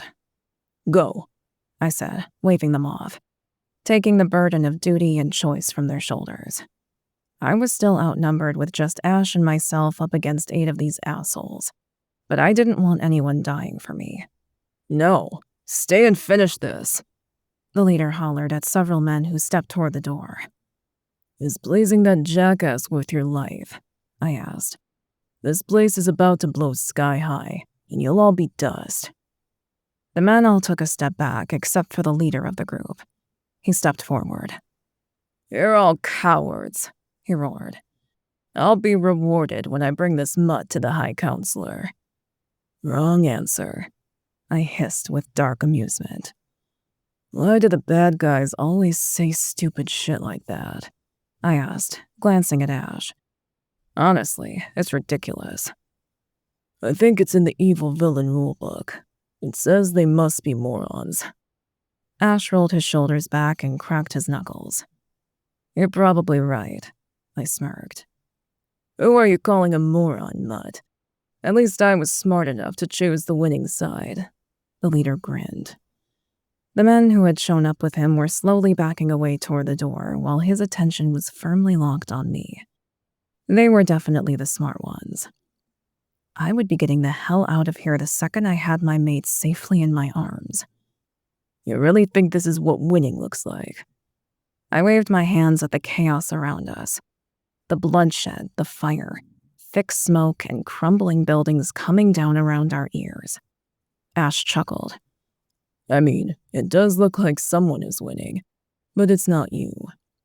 The leader scowled anew and held up his baton threateningly. I dropped into a fighting stance now that it was a fair fight. My wolf howled in my head, desperate to be free. We needed to take care of this asshole, find Aurelia, and get the hell out of here before it was too late. The leader of the guards lunged with his baton, nearly catching me in the shoulder. I jumped back and crouched even lower, my eyes gleaming with my inner wolf. Is that all you got? I taunted. I wasn't about to let him put one over on me. My wolf was seeing red and wanted this idiot's blood.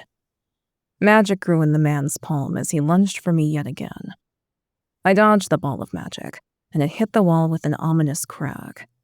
It wasn't enough to do a ton of damage, but with the explosions already racking the prison, it was enough to be a concern.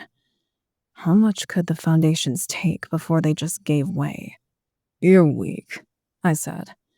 His eyes flashed and glowed with hatred, but before he could throw more magic, he was swept off his feet by a gust of air. I glanced at Ash and grinned. He's such a cheeky shit. "You call me weak, but you can't even fight fair," the leader snapped back. He swung again wildly, letting his rage and emotions get the better of him. I ducked below the baton and wrapped my arms around him, tackling him to the ground. With lightning-quick reflexes, I gripped the wrist that held the baton and smashed it against the floor until he let it go, and it rolled away, the threat of electrical torture eliminated.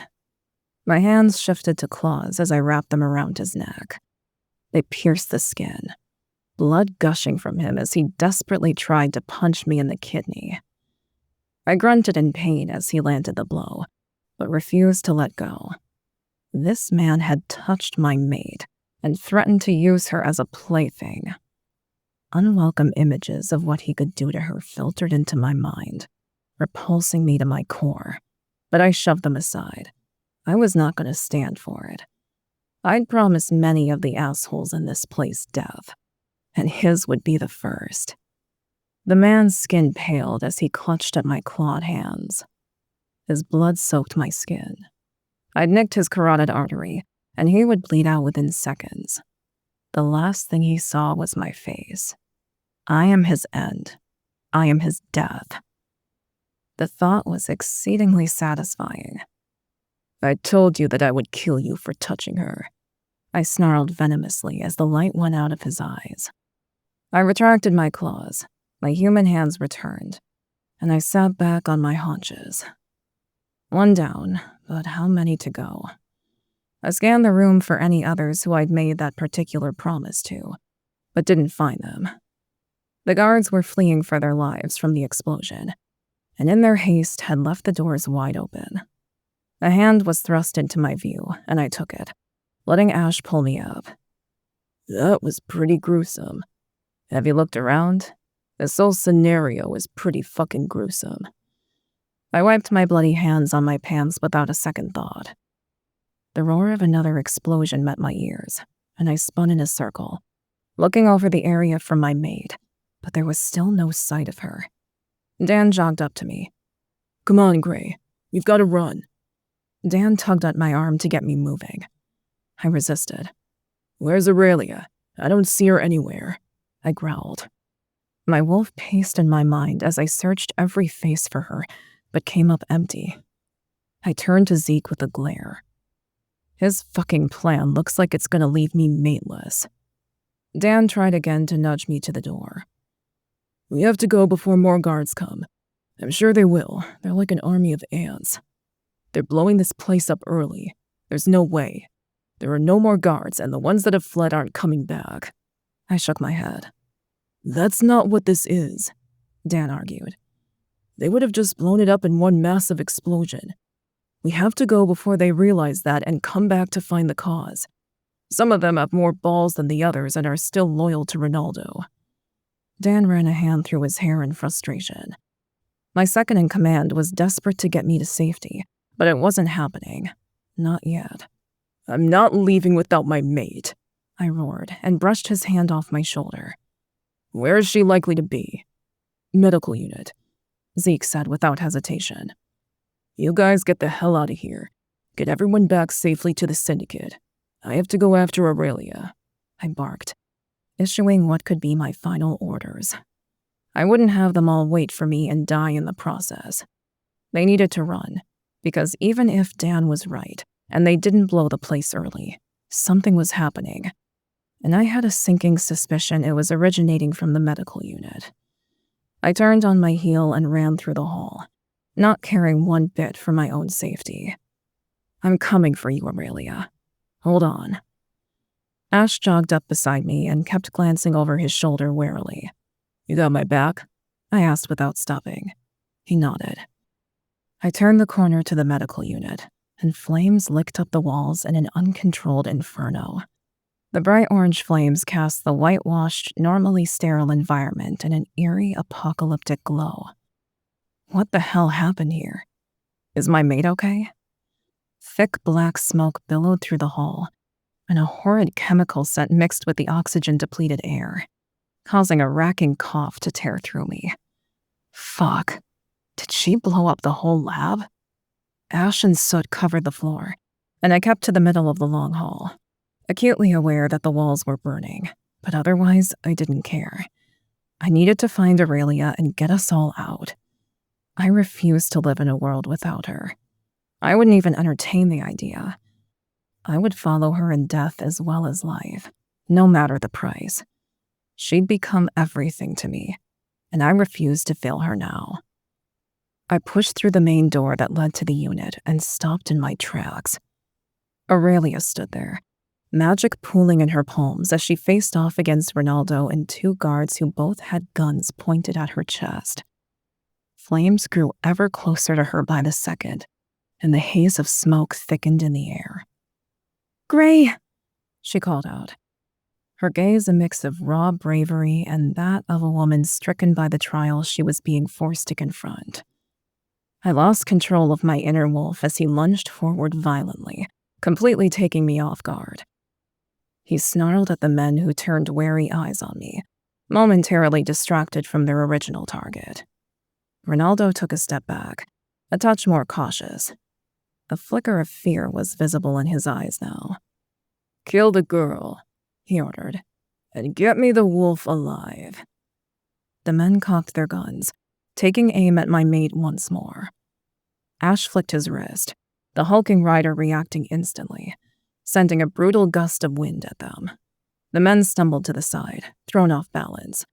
My wolf took over completely then, the change ripping through me as I jumped in front of Aurelia, growling low and menacingly. He wasn't about to let them get away. He could end this madness once and for all if he could just get to Ronaldo. My wolf stalked forward on silent paws, ready to rip their throats out for threatening his mate. One of the men raised his gun to shoot me. Ronaldo hissed at him. "No, you fool. I need him alive."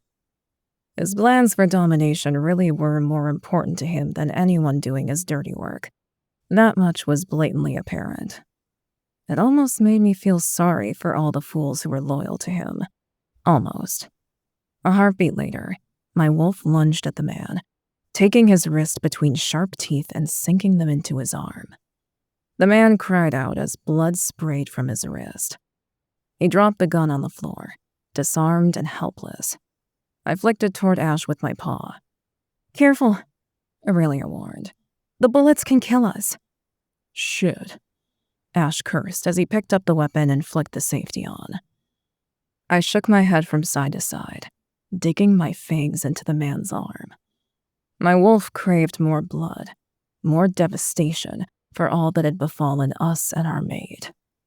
The guards screamed in agony again before passing out cold from the pain and blood loss. I dropped him to the floor, discarding him like garbage, and snarled my rage at the other man. He was still holding his gun, but his terrified expression told me he wouldn't be testing me the way the other guy had. He crawled back on his hands, trying to put distance between us as an arc of magic shot above my head, aimed for Aurelia.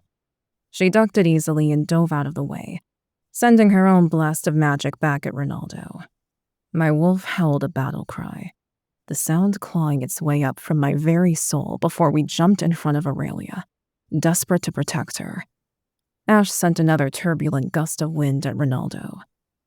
The corrupt wannabe dictator deflected it and laughed. "You're all fools. You think you can beat me, but I've already won." "Look around you," Aurelia scoffed.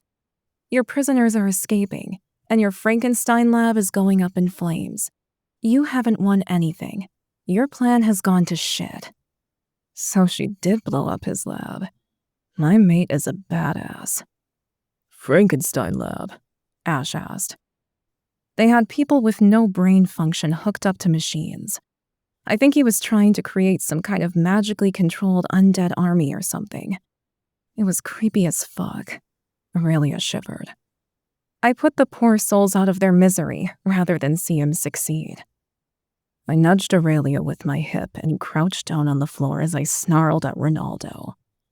What a fucking psycho. If it hadn't just spilled from my own mate's lips, I never would have believed anyone could stoop to such disgusting and depraved evil against their own kind. Ronaldo lifted a hand to attack us, but fortunately for us, Ash was a faster draw. He blasted him back with another gust of air and sent him flying into the wall with a vicious thud. Get on his back, princess. We need to go, Ash yelled as he held his hand out, pinning Ronaldo to the wall with the constant stream of his magic. I can finish this now, Aurelia argued, her eyes flashing dangerous. If I kill him, we can end this once and for all. This place is about to blow sky high after what you did with your magic. Live to fight another day, princess, Ash gritted out. I nudged Aurelia with my nose. The fire was getting perilously close, and we had no idea what horrors she may have missed when destroying the place. My instincts were overwhelming me, despite my desire for vengeance and blood. They were telling me that we had to get the fuck out of there and fast. Aurelia ran her hand over the silky fur on my neck, hesitant to leave business unfinished. I understood he'd caused her so much pain, but we couldn't linger. I shivered at her touch, and my wolf nearly purred with excitement and contentment at her closeness. But we couldn't get complacent. Not now. We need to go. Now, princess, Ash commanded. Aurelia pulled a face at the rider, but finally climbed onto my back and dug her fingers into the soft fur at my neck. I needed to shift with her more often when we weren't running for our lives. My wolf absolutely loved having her soft hands in his fur. As soon as she was safely mounted on my back, my wolf leapt over the man lying unconscious on the floor and past a fuming Ronaldo. He was spitting curses at Ash, who still held him immobile with his magic. We raced from the hall, but it was too late. I skidded to a stop as the building shook violently and a deafening boom ripped through the space, drowning out all other sound. With any other available option, I crouched as close to the ground as I could get. Aurelia lay flat on my back, clinging to my fur as an explosion tore through the hall, the blast wave sending us both flying. Flames licked at my fur, and a howl of agony and anguish tore from my wolf just as I slammed into the wall and the air was driven from my lungs. Debris and chunks of brick rained down on my head. Fuck. I've failed my mate, and now we're all gonna die. The finality of my last conscious thought broke my heart as the chaos all around us faded to black. Chapter 21. Aurelia. I blinked my watery eyes open, wiping them free of grit and dust, only to be welcomed back by more billowing black smoke. A racking cough exploded from my lungs, the flesh inside me burning in pain and protest. Drywall covered my lab, huge pieces of it having fallen on me from the ceiling, and fragments of brick from the walls lay everywhere. Fuck. Where's Gray? I scanned the smoke-filled hall, my stomach lurching when I found the vague outline of my wolf mate against a now half-destroyed wall. Thinking only of my mate, I threw the dusty plaster off my lap and crawled over to him, heedless of the debris on the floor as I went. Gray was lying prone on his side, a gash on his wolfy snout. His eyes were closed, but his chest was thankfully still rising and falling with rattling breaths. Swallowing my fear and the overwhelming sense of devastation plaguing my heart, I held my hands over his chest. The green glow of my healing magic rushed from my body into his in a steady stream. Please, please, I begged. You have to be okay. I repeated the words over and over again, praying to the gods that he would be all right. But no matter how much magic I poured into him, he didn't open his eyes. I sat back on my heels, staring at him through the smoke, hot tears pricking at my eyes until a groan met my ears. Fuck, Ash is here.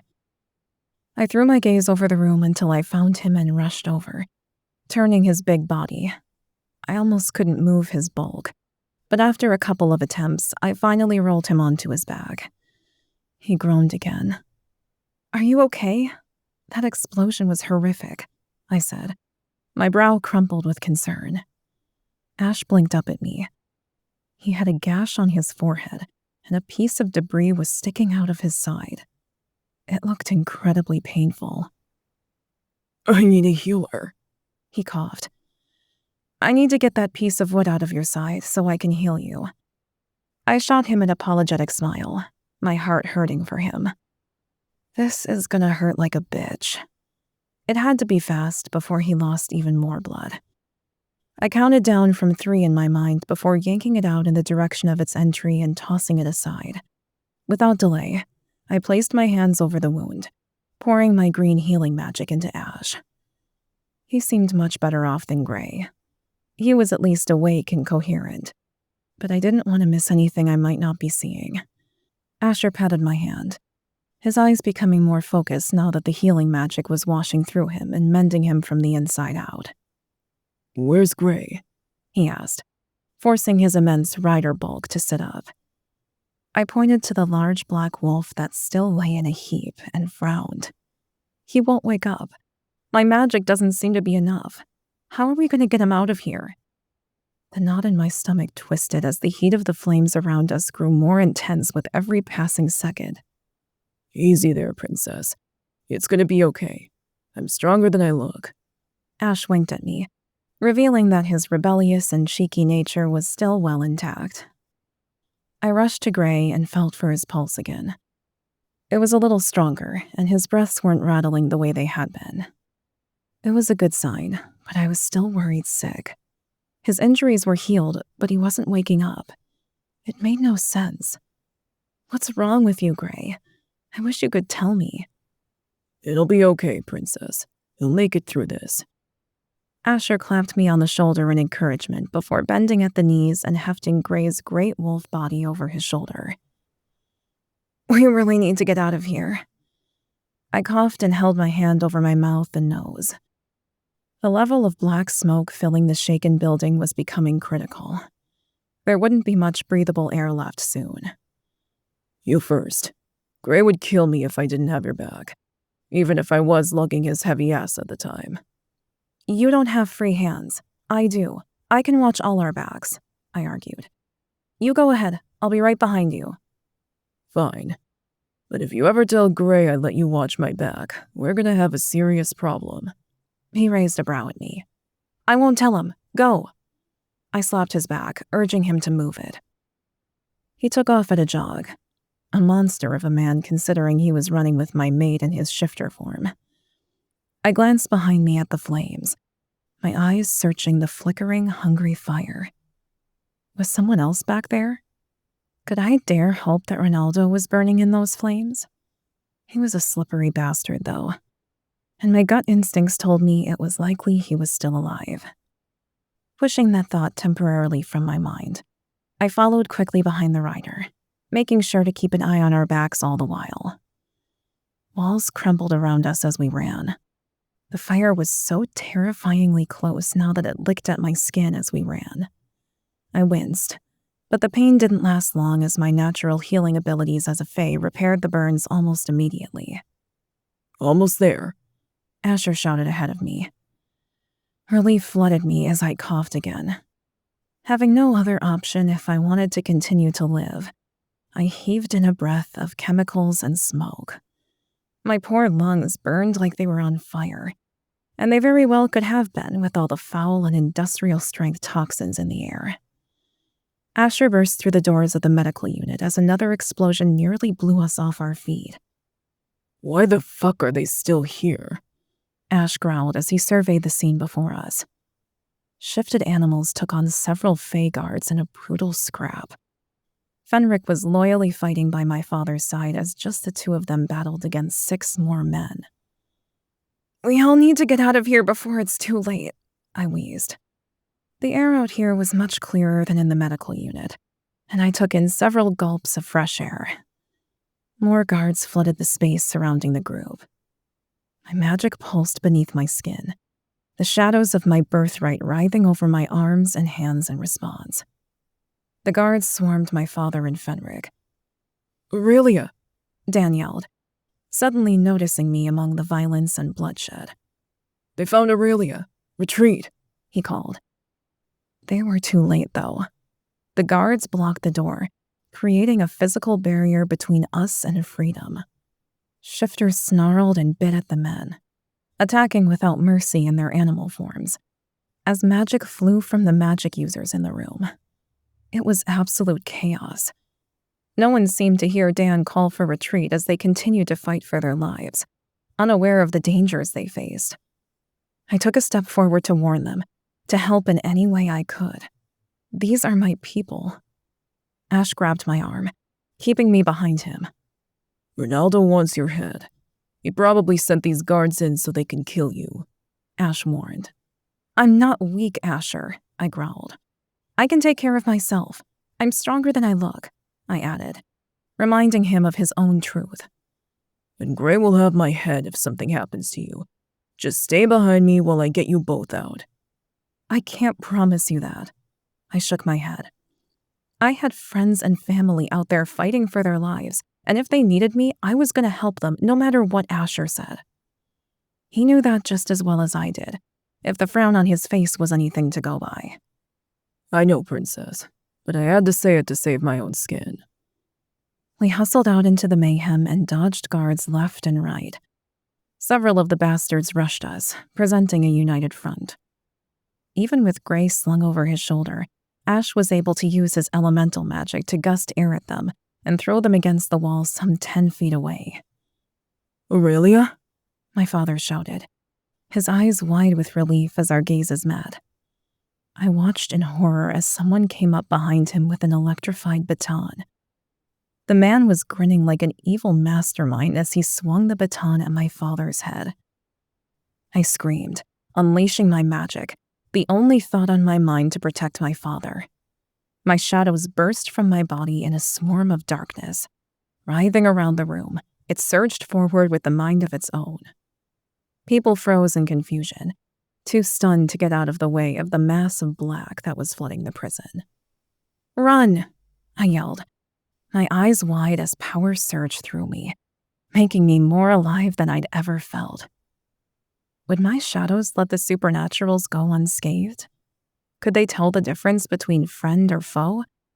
Or was this destined to be a bloodbath? I didn't know. I couldn't answer that. I wasn't in control of the shadows as they wrapped around guards, flinging them about in every direction like rag dolls.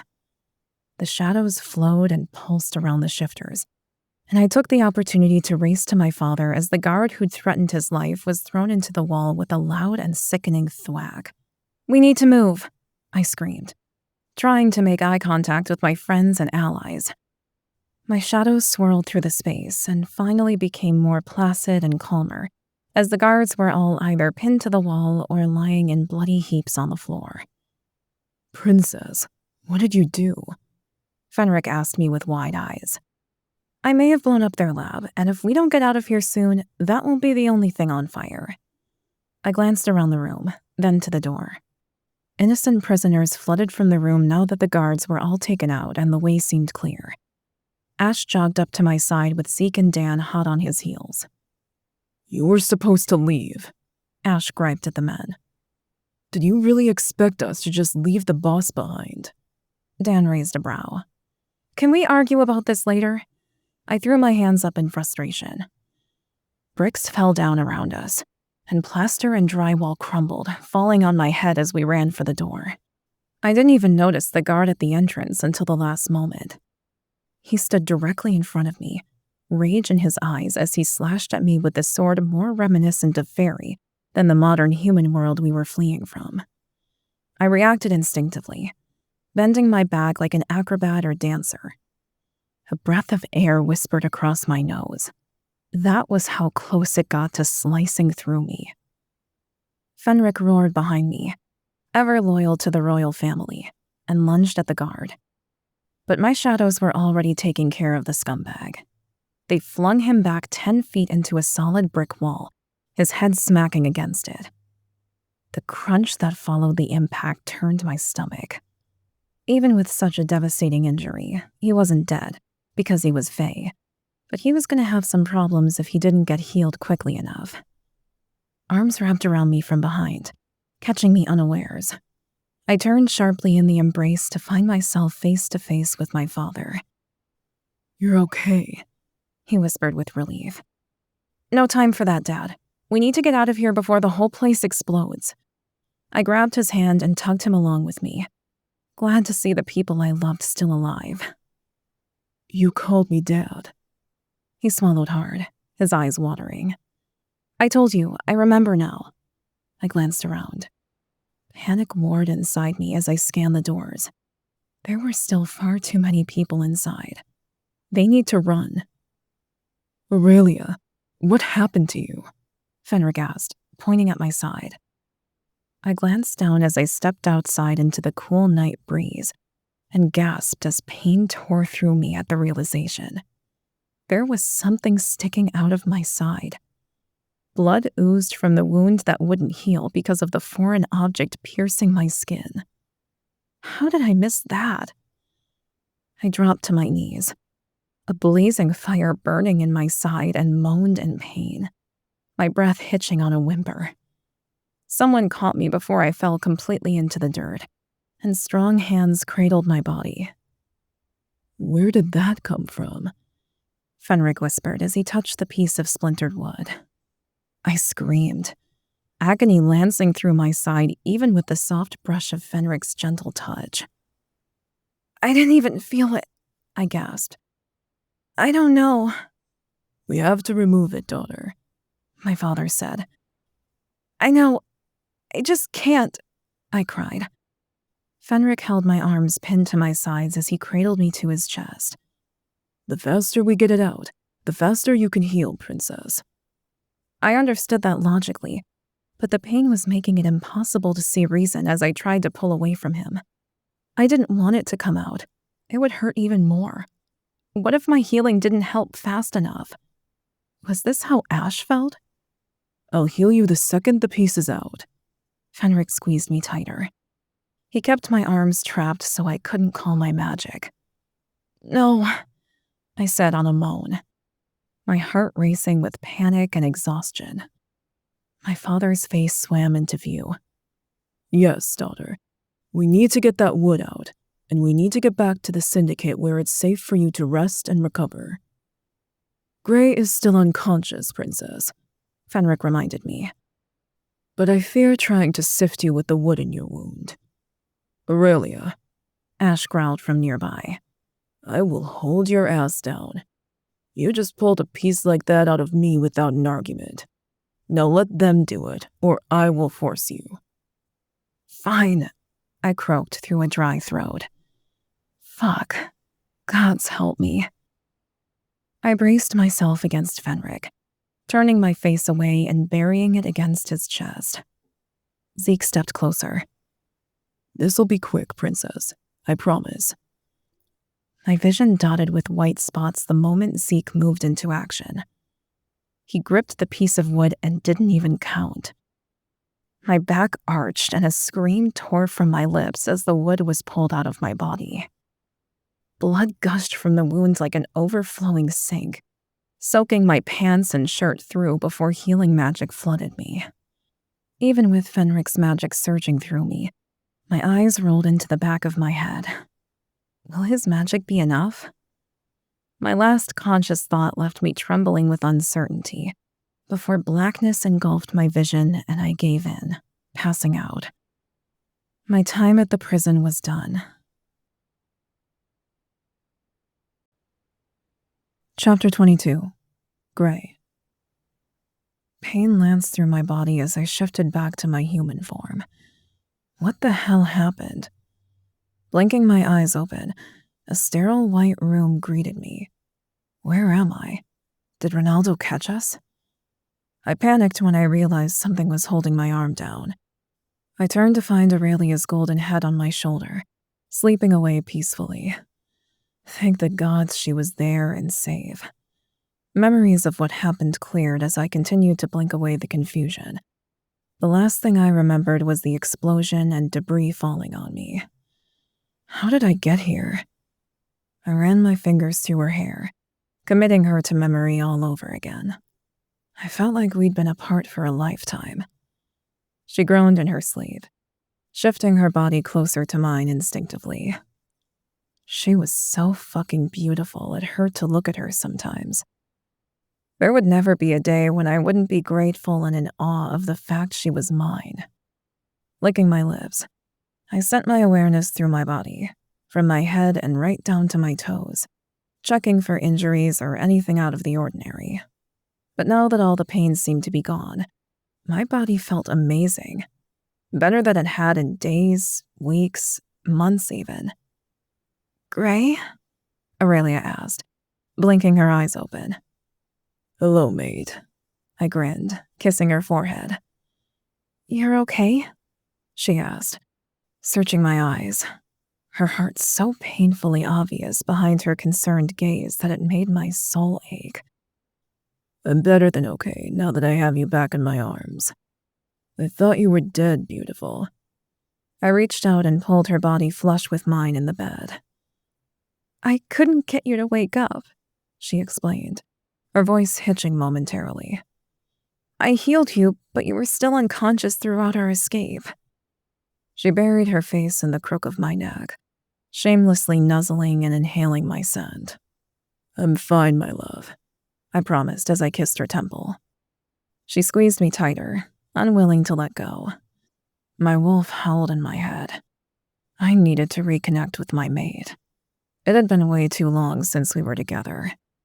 I needed to prove to myself she was really here, alive. I pulled her onto my chest and kissed a blazing trail down the side of her neck. Aurelia squirmed in my arms, a small smile creasing her lips. "Gray, what are you doing? You were just unconscious."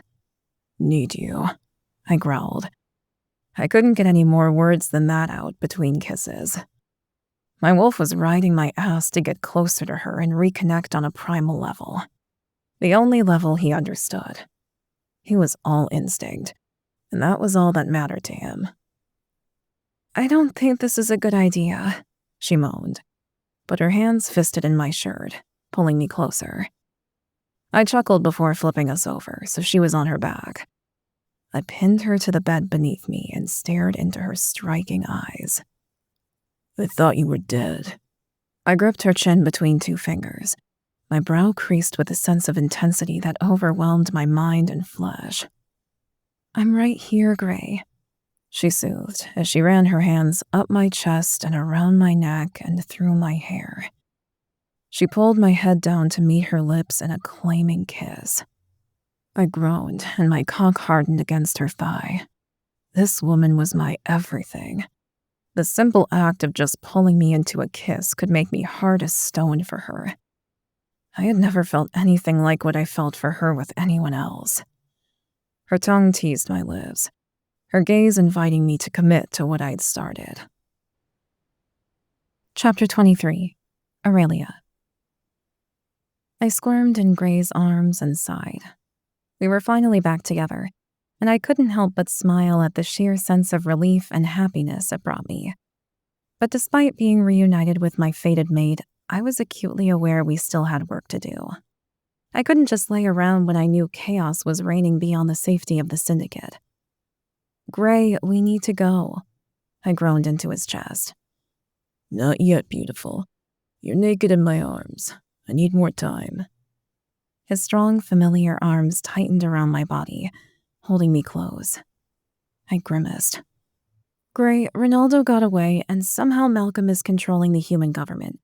We need to make a plan. We can't hide while the world burns." I wiggled against him. Bad move. His body hardened against me, responding to his wolf's carnal need after our considerable time apart. That's not helping the situation. He grinned, his eyes flashing with desire.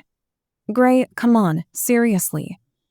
I slapped at his chest and fussed some more, impatient to do something, anything that could make a real difference.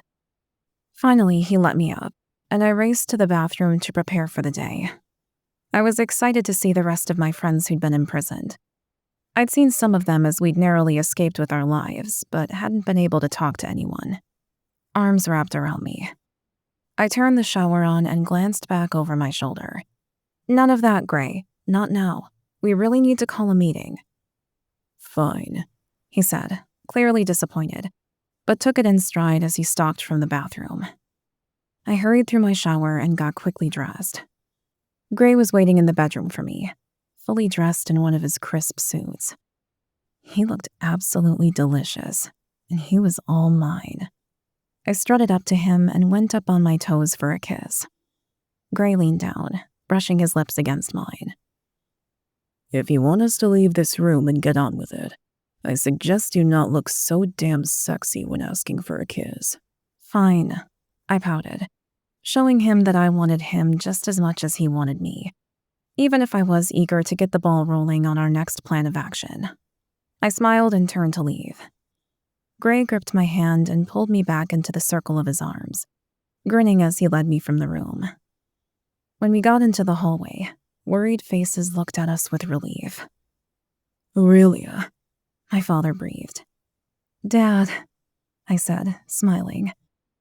His eyes widened at the word, just as they had when I'd said it at the prison, and a small grin lit his features with happiness. Then his eyes misted with tears. I left Gray's arms and wrapped my father in mine. I thought they were going to kill you in that place.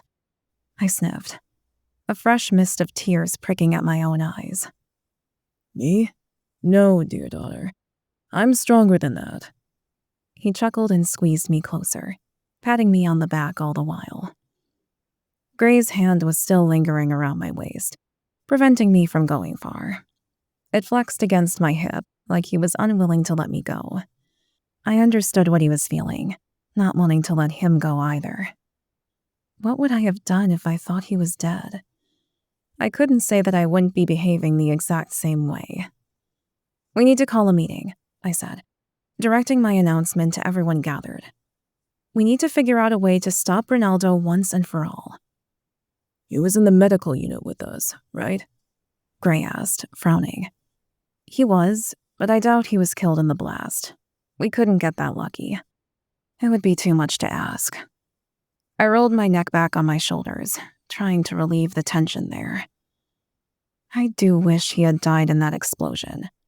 It would have made our lives so much easier. You're right. The last thing we want to do is underestimate that corrupt bastard. Gray nodded in agreement.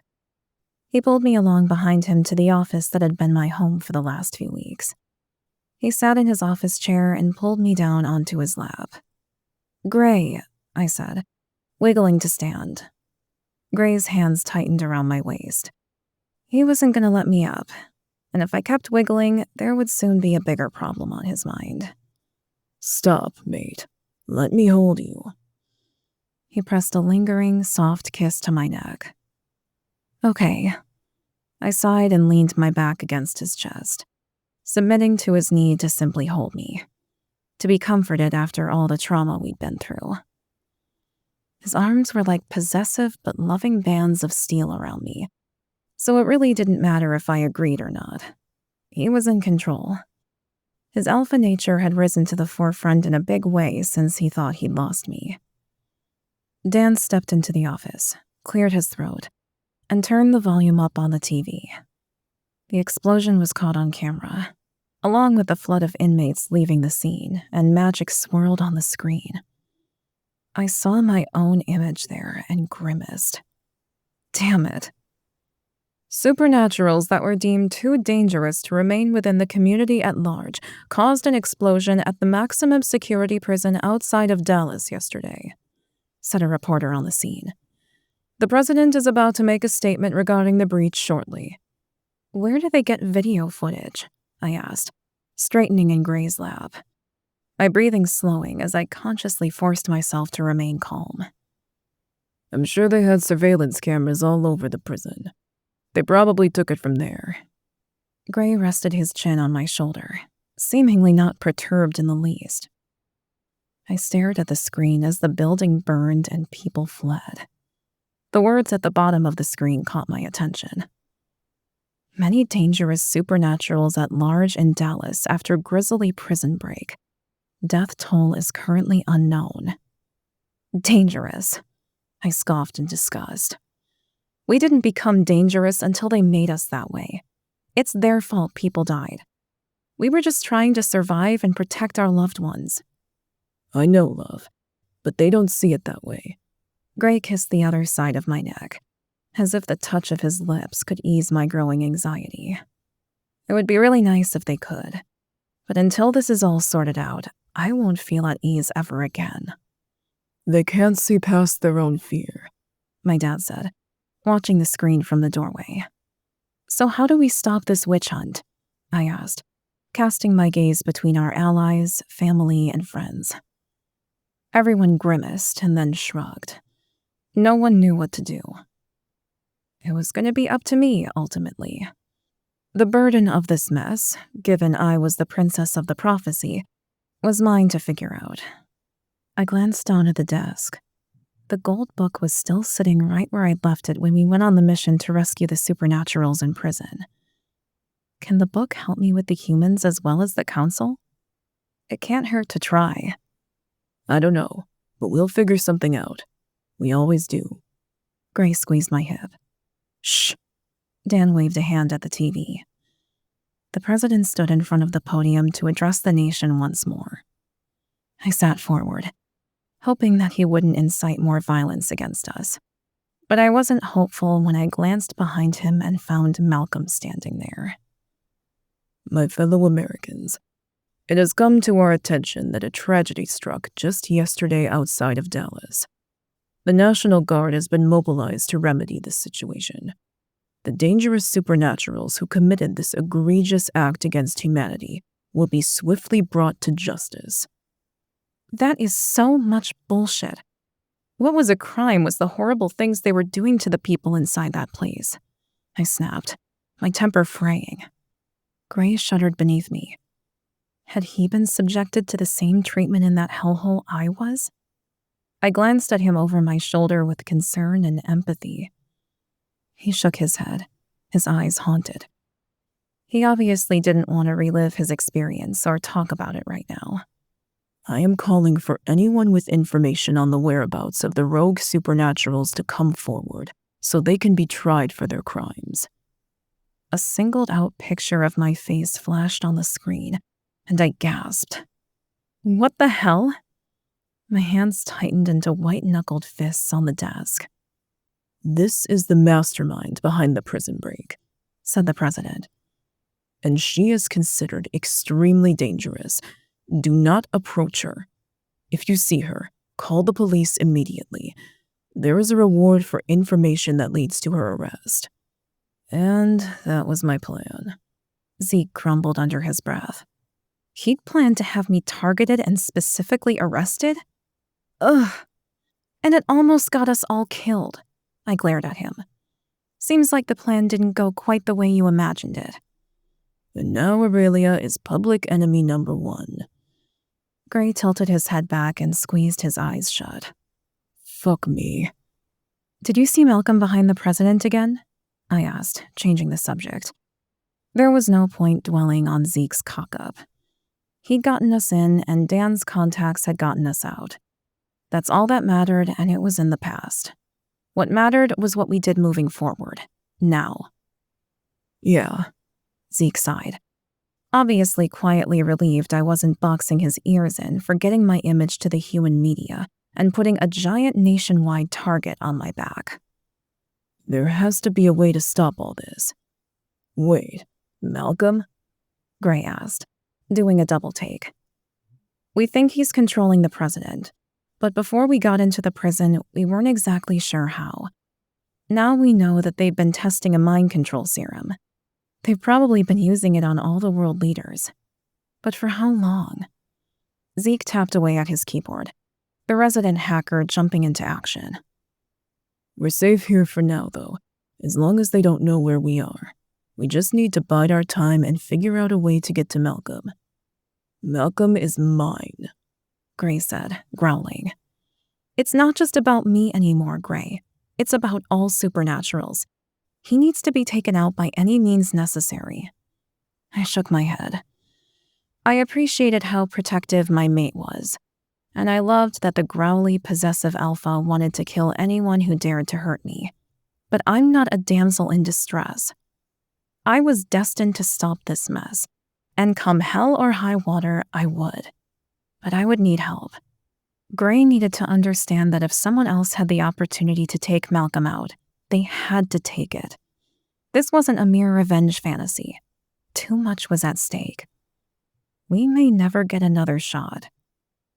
Who is this girl? The host on the TV asked, pulling me from my thoughts. Another video of me played on the screen, shadows dancing around me as my hair blew in the wind. That's not good. I don't know, but from that video, she looks like some kind of demon. Are demons real? The other host asked with a gasp. I shook my head. Fucking idiots. The president has a meeting today with the UN to discuss the global supernatural problem, another reporter said. Then video cut off and showed the UN building with all the world's top leaders shaking hands. Do you see that? I asked, pointing to Malcolm in the background. Fuck, Fenric said, his eyes wide and filled with disgust. What? I asked, gazing over the people on the screen to see what had triggered that response. They're all Fae. The men talking with Malcolm are all there to control the human leaders. Fenric ran his hand down his face. They're all loyal to this corrupt cause. So it's not just Malcolm using the serum on them? I asked.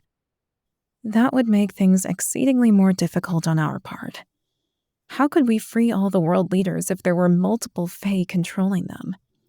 The only time they were ever all in the same place was at the UN Council meetings. We didn't have the resources to track leaders and corrupt Fae all over the world. This is a bigger problem than even we realized. How many Fae do they have controlling humans? If I know Ronaldo, he'll have a backup for every Fae he has watching the world leaders. He's been planning this for far too long. He won't be taking any chances. He can't risk failing, Fenric said. So then just taking Malcolm out wouldn't work on its own. Damn it.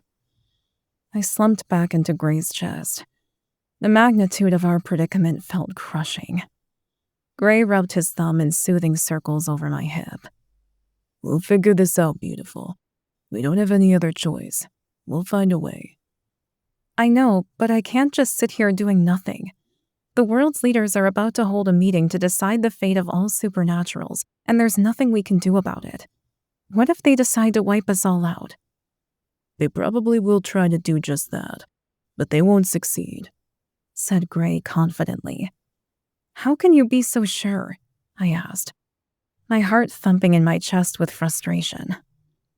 Because even if they knew where this place was, they can't get through my wards, even with their weapons.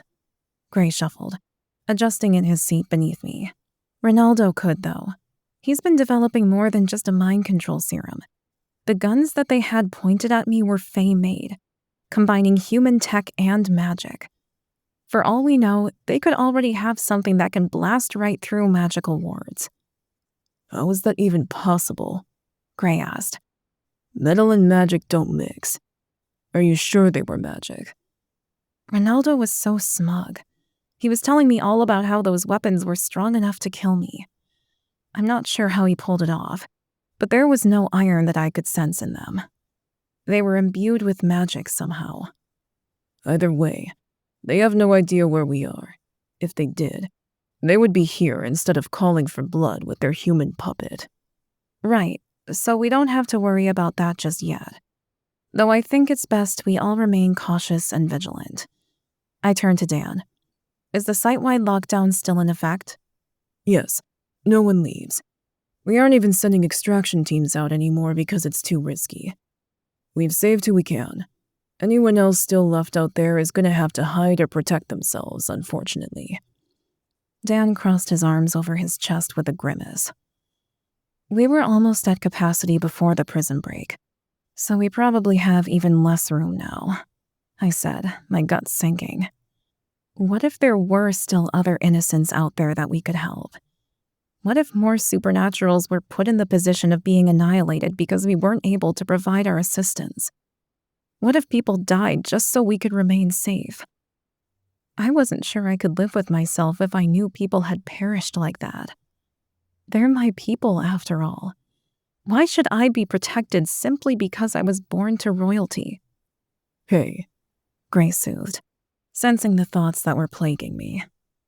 we will help as many as we can, okay? He squeezed me closer reassuringly. But how? I asked. This place is at capacity, and we can't let the Council and their weapons find us or everything will have been in vain. All the suffering and the lives lost will be meaningless if we let them find us. I swallowed hard and licked my lips, raising my gaze to our most trusted gathered in the office. It will end in the death and torture of all supernaturals across the world, not just in America. Gritting my teeth, I squared my shoulders and pursed my lips in thought. No. I will die before I let that happen. Supernaturals are not going to become extinct on my watch. Not as long as I still draw breath. Chapter 24. Gray. I held Aurelia to me, not caring that we were in the middle of a meeting to plan how the hell we were going to stop the Council and their dastardly plans for the Fae and humanity alike. I think I found a way to get to the president, Zeke shouted, his eyes lighting up in a eureka moment. What is it? Aurelia asked, sitting forward, snapping the golden book closed. He's going to be at a gala in Dallas tomorrow night. It's a last-minute addition to the war on supernaturals. Zeke frowned. There shouldn't even be a war on supernaturals. We've lived here for centuries without a problem, I said with a heavy sigh. My wolf howled in my mind. We had protected the humans from the worst of our kind, and this was the thanks we got for it. Bullshit fear was the only reason we were being targeted after all this time. People became stupid and resorted to the mob mentality when they didn't understand something. Be that as it may, they're raising money to fund their agenda and let people know they're safe. Zeke continued to tap away at his keyboard. They've been relatively safe from us for centuries. We've even protected them from supernaturals who've wished them harm. But because they never saw the good done, they're focusing on their fear and the fact that we are more than they are. Dan cleared his throat. I hate to give an unpopular opinion here, but what happens if we release the president from the mind control and it just makes things worse? What do you mean? Aurelia asked. It was nice to see her interacting with Dan after he'd inadvertently gotten her foster mother killed. Or at least that's what she thought. I never thought the two of them would get past that. Right now, they're being controlled, so they only attack the innocents, the ones they know about. He held up a hand when Aurelia opened her mouth to argue. What the Council is making them do is disgusting, there can be no doubt. But what happens if we release him from that control, and he and his human fear encourages the government to go full Nazi? What if we tamper with the situation and it inspires a complete genocide? According to them, we're animals, I reminded him. It wouldn't be genocide to them. It'd be considered culling, or simply eliminating a threat to humanity. I imagine the cause might even seem heroic in their eyes. I shifted uncomfortably in my chair and clutched Aurelia close, drawing strength from my fated mate and her passion to set things right. Would they really do that? I thought the world had learned from Hitler. Weren't we supposed to learn from history and not make the same mistakes again? Wasn't that the saying? The events of World War II were devastating for all involved. War never achieved anything. Communication was key. It always had been. But when corruption got involved and the waters became murky, things became far more complicated, and most, not just humans, resorted to violence. The right of might. The sentiment was as old as time itself. Are we entirely sure that's not the council's idea? Maybe the human leaders are just scared and unsure. Ronaldo was the one talking about getting rid of the supernaturals he didn't desire. Shifters, witches, you name it. It seemed the only ones he wanted left in Faery and in control were pure-blooded Fae. So it certainly couldn't hurt to get rid of the Fae controlling them. Aurelia tilted her head to the side and thought. Maybe once we eliminate the control, they can be reasoned with. It was clear Aurelia felt the same way I did regarding the unnecessary violence and bloodshed. She wanted this to be over with as little death and destruction as possible, even if it was her own people suffering. Aurelia had proven time and time again that she was strong and a natural-born leader, but she was no dictator or despot. She abhorred the thought of completely unchecked control just as much as I did. "Do we want to risk that, though?" Dan asked. "I say we cut the head off the snake. We should be making plans to get rid of the council before we even worry about the humans, controlled or otherwise." "I see your point," I said as I nodded. "But if we're walking into an all-out war with the council, how will we fight the humans in the aftermath? We'd be spent." "We may not have to if these aren't their actual policies," Dan shrugged. "Then why not get the mind control link broken and then go after the council?" Aurelia asked. "If we go after the humans first, then we may be fighting a war on two fronts, one against the humans and one against the council. It would spread us too thin, too fast, and we don't have much of an army as it is to begin with," he answered. Dan wasn't wrong. Our army was small and consisted mostly of mercenaries and people whose discipline was bought and paid for. They didn't fight for a cause.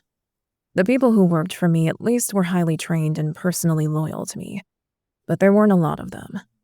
The council had taken over the Shadow King's army on top of having their own guards. We would be screwed if we had to fight both the council and the humans. "You may have a point, Princess," I sighed. "What?" Aurelia sat forward on my lap and turned to me sharply. "The humans shouldn't be denied their free will. If we can stop the mind control, maybe they'll realize we aren't the enemy they think we are." Zeke's hands flew over his keyboard. "With all due respect, Princess, that's a bit naive. No, they shouldn't be without their free will. But do you honestly think their gratitude will outweigh their fear? The protesters, the looters, and the violence in the streets haven't been ordered through mind control. Those are ordinary, everyday American citizens acting the way humans do during times of fear and uncertainty."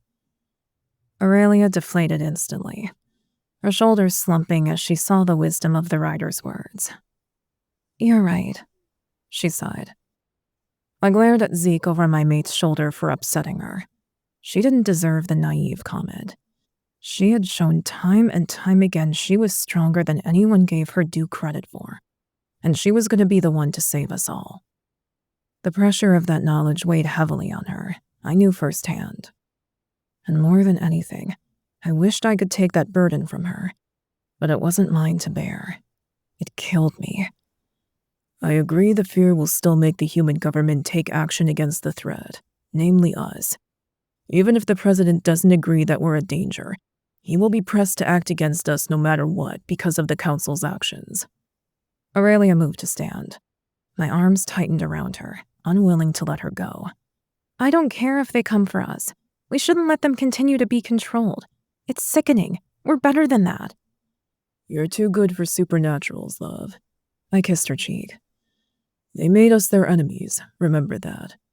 I would just assume the wisest course of action is to deal with one opponent at a time."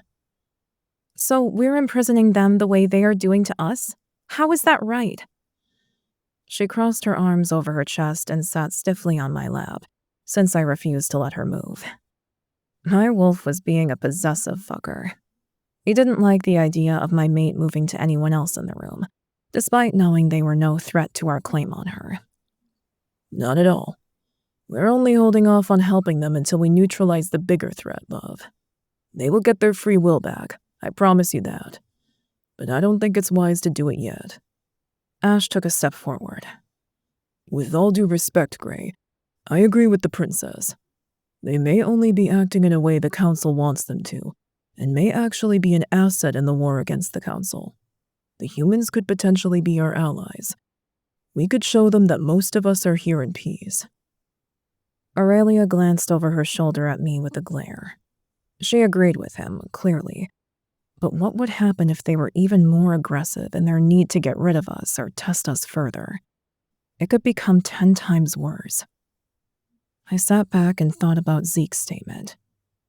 The Fae Council was trying to eradicate us, and there wasn't a whole lot we could do about it without getting rid of them, which we still didn't know how to do.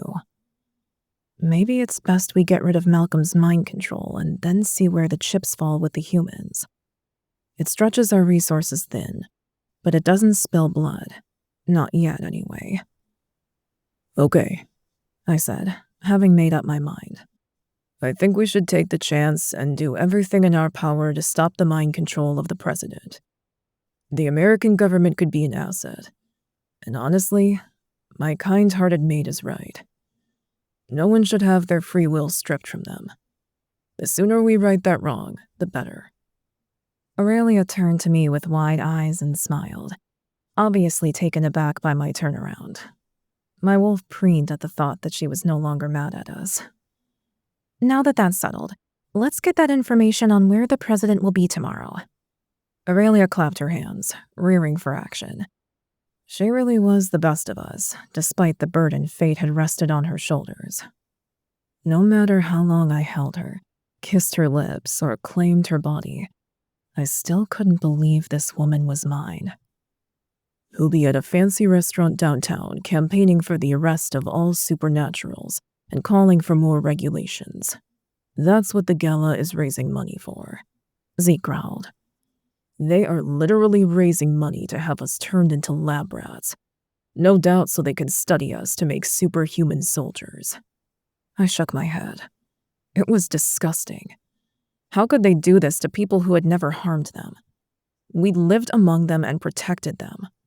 Why was it now that they knew we existed they had a problem with their neighbors and friends? We had been part of many communities and had human friends, but just because they now knew we were different, we couldn't be trusted. It was at its core a race war. It was purebred Fae against all the other supernaturals, and humans against all supernaturals. I imagined that we seemed like evil sci-fi aliens to them. We'd invaded their world, their safe space, and now that they knew it, they wanted us gone. I'm guessing that's exactly what the human government wants, but the Council is controlling how much information they get at this point. Zeke typed a few more things on his keyboard as he spoke. So how are we getting into the gala? Aurelia asked. She leaned back into me again, finally not trying to leave the protective circle of my arms. My wolf loved it. He didn't want his mate too far from him after the distance while we were in prison.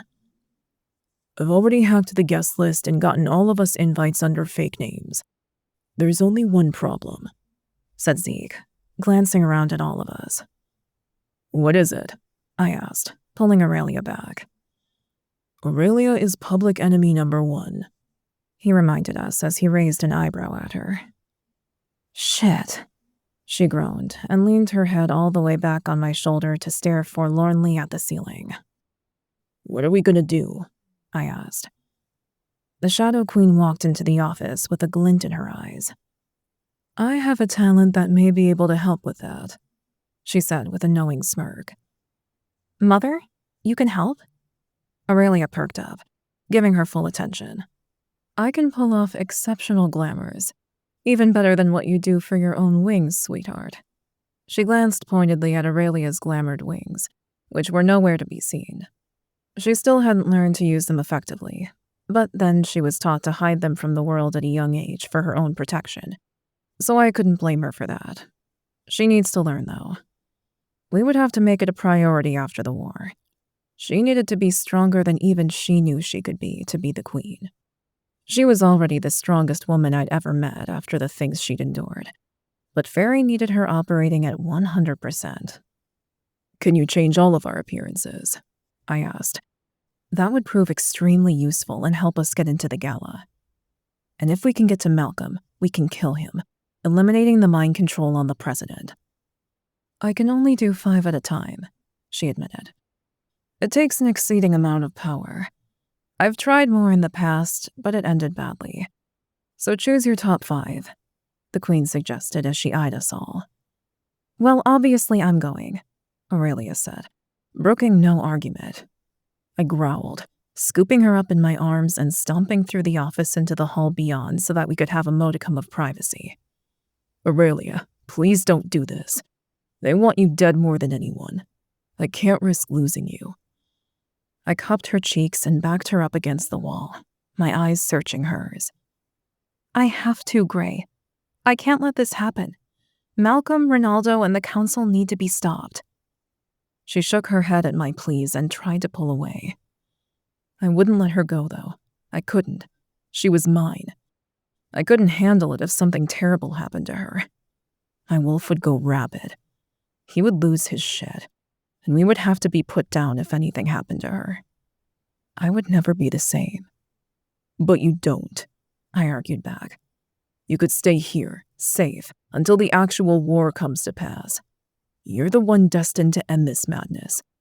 If something happened to you too soon, then everything could be lost, I said. And it would destroy me. I pulled her close and pressed my lips to hers, infusing the kiss with all my heart. I can't survive without her. All I could hope for was that if something happened to her, I'd die too. Because without her, I had no life to live for. Chapter 25, Aurelia. The dress they helped pour me into for the gala was too tight. I could barely breathe against the corset strapped around my torso. How the hell am I going to fight in this? I asked with a grimace, turning to the men in the room. They all stared at me with stunned expressions, their eyes wide and their mouths ajar. Stop it, Gray barked, glaring at the others. You're making her nervous. They're making me slightly uncomfortable, not nervous, I said as I stepped into the entryway. Well, they need to stop that too, Gray grumbled. You're mine. They need to stop looking at you like that. In a way, I can't blame them. It's probably more shock than anything. This is the most princessy I think I've ever looked. Gray wrapped his arm around my waist as we all made our way to the parking garage. Zeke, Ash, and Dan followed behind us. My mother had glamored us so everyone we met would see something different, but we still saw each other as we truly were. It was a very clever trick, and I hoped it was one that I could one day learn to master. It certainly came in very handy. You remember the plan? Gray asked me as he helped me into the limo. We make plans all the time, but they always seem to go to shit, I responded. I know, but we don't know exactly what we're walking into, so I wanted to make sure we were all on the same page. He settled into the seat next to me and rested a possessive hand over the form-fitting dress on my thigh. I get it, I said as I sat back, already filled with anxious energy. What am I doing? Really? Was I going to get us all killed by thinking that I could take Malcolm out? He deserved it, and I wanted nothing more than to be the one to end him for the hell he'd put us all through. It was more than that, though. He was behind the human government's imprisonment and testing of supernaturals. Whether it was tonight or a year from now, I would see him dead before the war was over. We arrived at the red carpet, and the guys all piled out of the car. Gray offered his hand for me to take. My form-fitting emerald dress flared out at the bottom, and my hair was done in an elegant updo on top of my head. I felt like a peacock, though it was nice to feel pretty for once. I'd spent so much time wearing fighting attire or covered in filth that I'd almost forgotten what it felt like to take care of myself. Realistically, it was a luxury I hadn't had since I was a child and was abducted from Faery. You look beautiful, love, Gray whispered in my ear. You look good yourself, I responded. But we aren't here to have fun. I scanned the red carpet behind him, trying to appear as casual and nonchalant as possible. I couldn't see Malcolm anywhere yet, but that didn't mean he wasn't puppeteering the president. Gray wrapped an arm around my waist and led me through the doors and into the grand ballroom. The entire space was majestic, filled with an opulence I wasn't used to. The others fanned out around the room, but they kept their eyes on us as we swept through the area. The president isn't here yet. He'll probably be the last to arrive, and no doubt surrounded by security, Gray muttered. So, what do we do then? I asked, sucking my painted bottom lip into my mouth. We can dance. It'll give us a better view of the room, and we can see if we can get eyes on Malcolm. What if he doesn't show up? I asked, worry lancing me in the heart. Everything hinged on Malcolm being at the gala with the president. But what if he wasn't? What would we do to stop the atrocities happening to the supernaturals? I would have done anything to stop the ruthless madness. But I couldn't stop anything if Malcolm didn't show up. Gray twirled me around the dance floor with an elegance that took my breath away. He was an alpha, a lethal shifter, my fated mate, and an incredible dancer. I scanned the room, but no matter how hard I looked, I didn't catch sight of the slimy fucker Malcolm.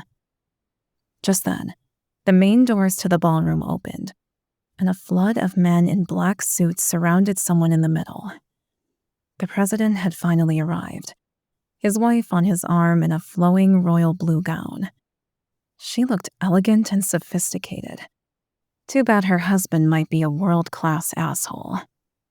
Let's see if we can get close to them, I whispered. No need. Zeke moved around the seating chart online and got us a spot at his table. Gray smirked. Of course he did. That man never does anything by halves. I shook my head with a casual smile. When it was announced that dinner was being served, Gray led me to the table and pulled my chair out for me. I sat down primly next to the First Lady, and my eyes widened at Gray. Zeke really wasn't playing around when he set this all up. Hello, the First Lady acknowledged, nodding to me before turning back to her husband. This is all for such a great cause. I'm so pleased to be able to donate, I said loudly, opening conversation. The words tasted like bitter bile on my tongue. It was not a great cause at all. It was a death sentence for so many, if not all of us. But I needed to get the president's attention. I'm glad to meet a fellow American who believes in this amazing cause, the president answered and nodded. I anxiously await the day that we have them all rounded up, Gray added smoothly. Yes, the recent devastating attack on the prison here has set us back slightly, but they will be found and brought to justice for their crimes, the president said with confidence. Their crimes. He really just said that. I still couldn't see Malcolm anywhere in the room. From how far away did the mind control work? Was this just the mind control serum talking, or did the president really believe what he was saying? The extremists say that the prison was set to explode anyway, and that it was just a safe place to round up supernaturals so they could be exterminated, Gray commented. The president's eyes flashed with warning as he narrowed his eyes at Gray. That's ridiculous. We are just protecting the American people from dangerous beings who shouldn't be here in the first place. And rightly so, I said, glaring calmly at Gray to cool down. He was going to blow our cover if he wasn't careful. We hadn't found Malcolm yet, and it looked like this whole mission was for nothing anyway, because the president fully believed in his prejudice whether it was of his own design or not. What the fuck are we supposed to do now? I locked gazes with Zeke and widened my eyes at him.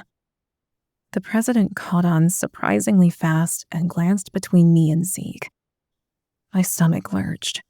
Shit, I think our cover was just blown. The president stood up so fast his chair toppled to the ground, and he pointed at Zeke and Ash. They are supernatural. They are the ones who blew up the prison. Get them. A hand clamped around my arm unexpectedly and dragged me up out of my seat. Without anything else to do, I screamed in the Secret Service agent's face before cocking my arm back and punching him. Don't touch me! My knuckles cracked against his nose, and I shook my hand out. I spun around to find Gray. His body vibrated, his wolf precariously close to the surface. Claws replaced his hands as he stared down the two men approaching him. They were also wearing dark suits like the Secret Service. "If you resist, it will be worse for you," the president announced loudly. "It can't get much worse than the council trying to blow us all up," I sneered. There was no point maintaining the ruse any longer. The jig was up. "That's a lie." The president slammed his fist down on the table. The other people backed away from the spectacle, leaving the 5 of us alone with the president and his Secret Service agents. "It's not. We were all locked in that hellhole, tested on and tortured," I yelled. I needed the people in that room to hear me, but as I stared into the president's eyes, they were strikingly clear. He wasn't being controlled right now. He believed in what he was doing. That was even worse than the alternative. No one would be safe in the mortal world with the human government out to get us. Arms wrapped around me from behind, squeezing me like a vice. The man lifted me from my feet. I kicked back into his shin with my pointy heel. A bellow of rage filled the room as Gray slammed a clawed fist into one of the men before him. My shadows pulsed beneath my skin as my magic writhed. It wanted out. It wanted to protect me from the imminent threat. But if I succumbed to using my magic against them, I would be playing directly into their hands and showing them that we were the monsters they made us out to be. That wouldn't help matters or our cause. All it would do was create more fear and chaos. I didn't want to be the reason for that. Shadows swirled over my arms angrily, and I took measure of the dire situation in which we found ourselves. People gasped and backed away from me. "That's her, the woman that blew up the prison," several people whispered. Fuck. The shadows are a dead giveaway. That or my glamour has dropped.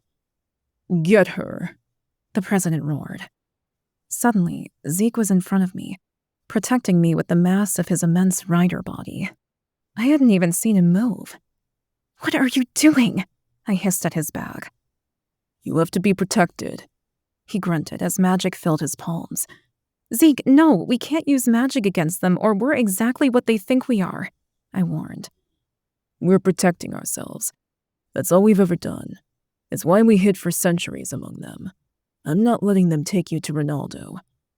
"You can't use your magic," I growled. "It would ruin everything and play right into their hands." "Fine," he snapped, dropping his magic, but didn't move out of my way. I glanced around the room. Gray was fighting against 2 Secret Service agents, but they were no match for him. He took them down with his fists alone, but his claws punctured his palms and blood dripped from them as he fought hard against his primal urge to shift. "We need to go. Right now," Gray bellowed. Zeke backed me up to Gray, and the others created a protective barrier around me as Zeke put up a shield. They wouldn't be able to get to us through his ward. "Do not let them leave." The president took a step forward. "They need to pay for their crimes." Several of the agents pulled guns and pointed them at us. Still, Zeke kept backing us toward the door. The men were all protecting me like I was precious or fragile. I hated it. They needed to protect themselves too, but would it do any good to tell them that? A gust of wind blew through the room and pushed the guards further back. I peered over at Ash with a raised brow. "I said no magic," I growled. The agents lifted their handguns at us. "Just surrender and no one gets hurt," one of them urged. "We aren't doing anything. We haven't done anything to deserve this treatment in the first place. Just let us go." I shook my head. "Don't move," another agent said. He pointed his gun at my head, ready to take me down by any means necessary. If those firearms housed Ronaldo's deadly supernatural bullets, we were all fucked. Zeke's magic flared as he once again stepped in front of me, blocking me from the agent's view. Then a loud shot cracked through the air. Arms grabbed me from behind, turning me into a hard chest and spinning me around. I screamed and thrashed in those arms, but Gray's warmth soothed me. I peeked around him just in time to witness Zeke falling to the ground in a puddle of blood. No, not Zeke. As much as he's pissed me off, I didn't want to lose my friend. I lunged for Zeke. I wanted to heal him, to at least try. My magic flared in response to my desires and emotions. Gray held me back as I struggled in his arms. I know, love, I know. But his sacrifice will be for nothing if we don't leave now. Gray lifted me off my feet and threw me over his shoulder as he raced to the door. The others shot magic at the agents until we were all on the other side. Tears poured down my cheeks as we made our way outside and into the humid Dallas air. Gray put me down, but held tightly to my hand. Zeke is gone. I can't believe it. I looked up to Ash. His face was stricken but determined at the same time. We can mourn him later, Aurelia. We have to go. That's what he would want, he said gruffly, his gaze holding mine for a breathless moment. My heart broke as we ran for our lives. How could we just leave one of our own behind? Dan ran right next to me so that I was flanked on both sides. Live to fight another day, princess, he breathed between strides. Live to fight another day. But how many of those did I really have left? Only time would tell.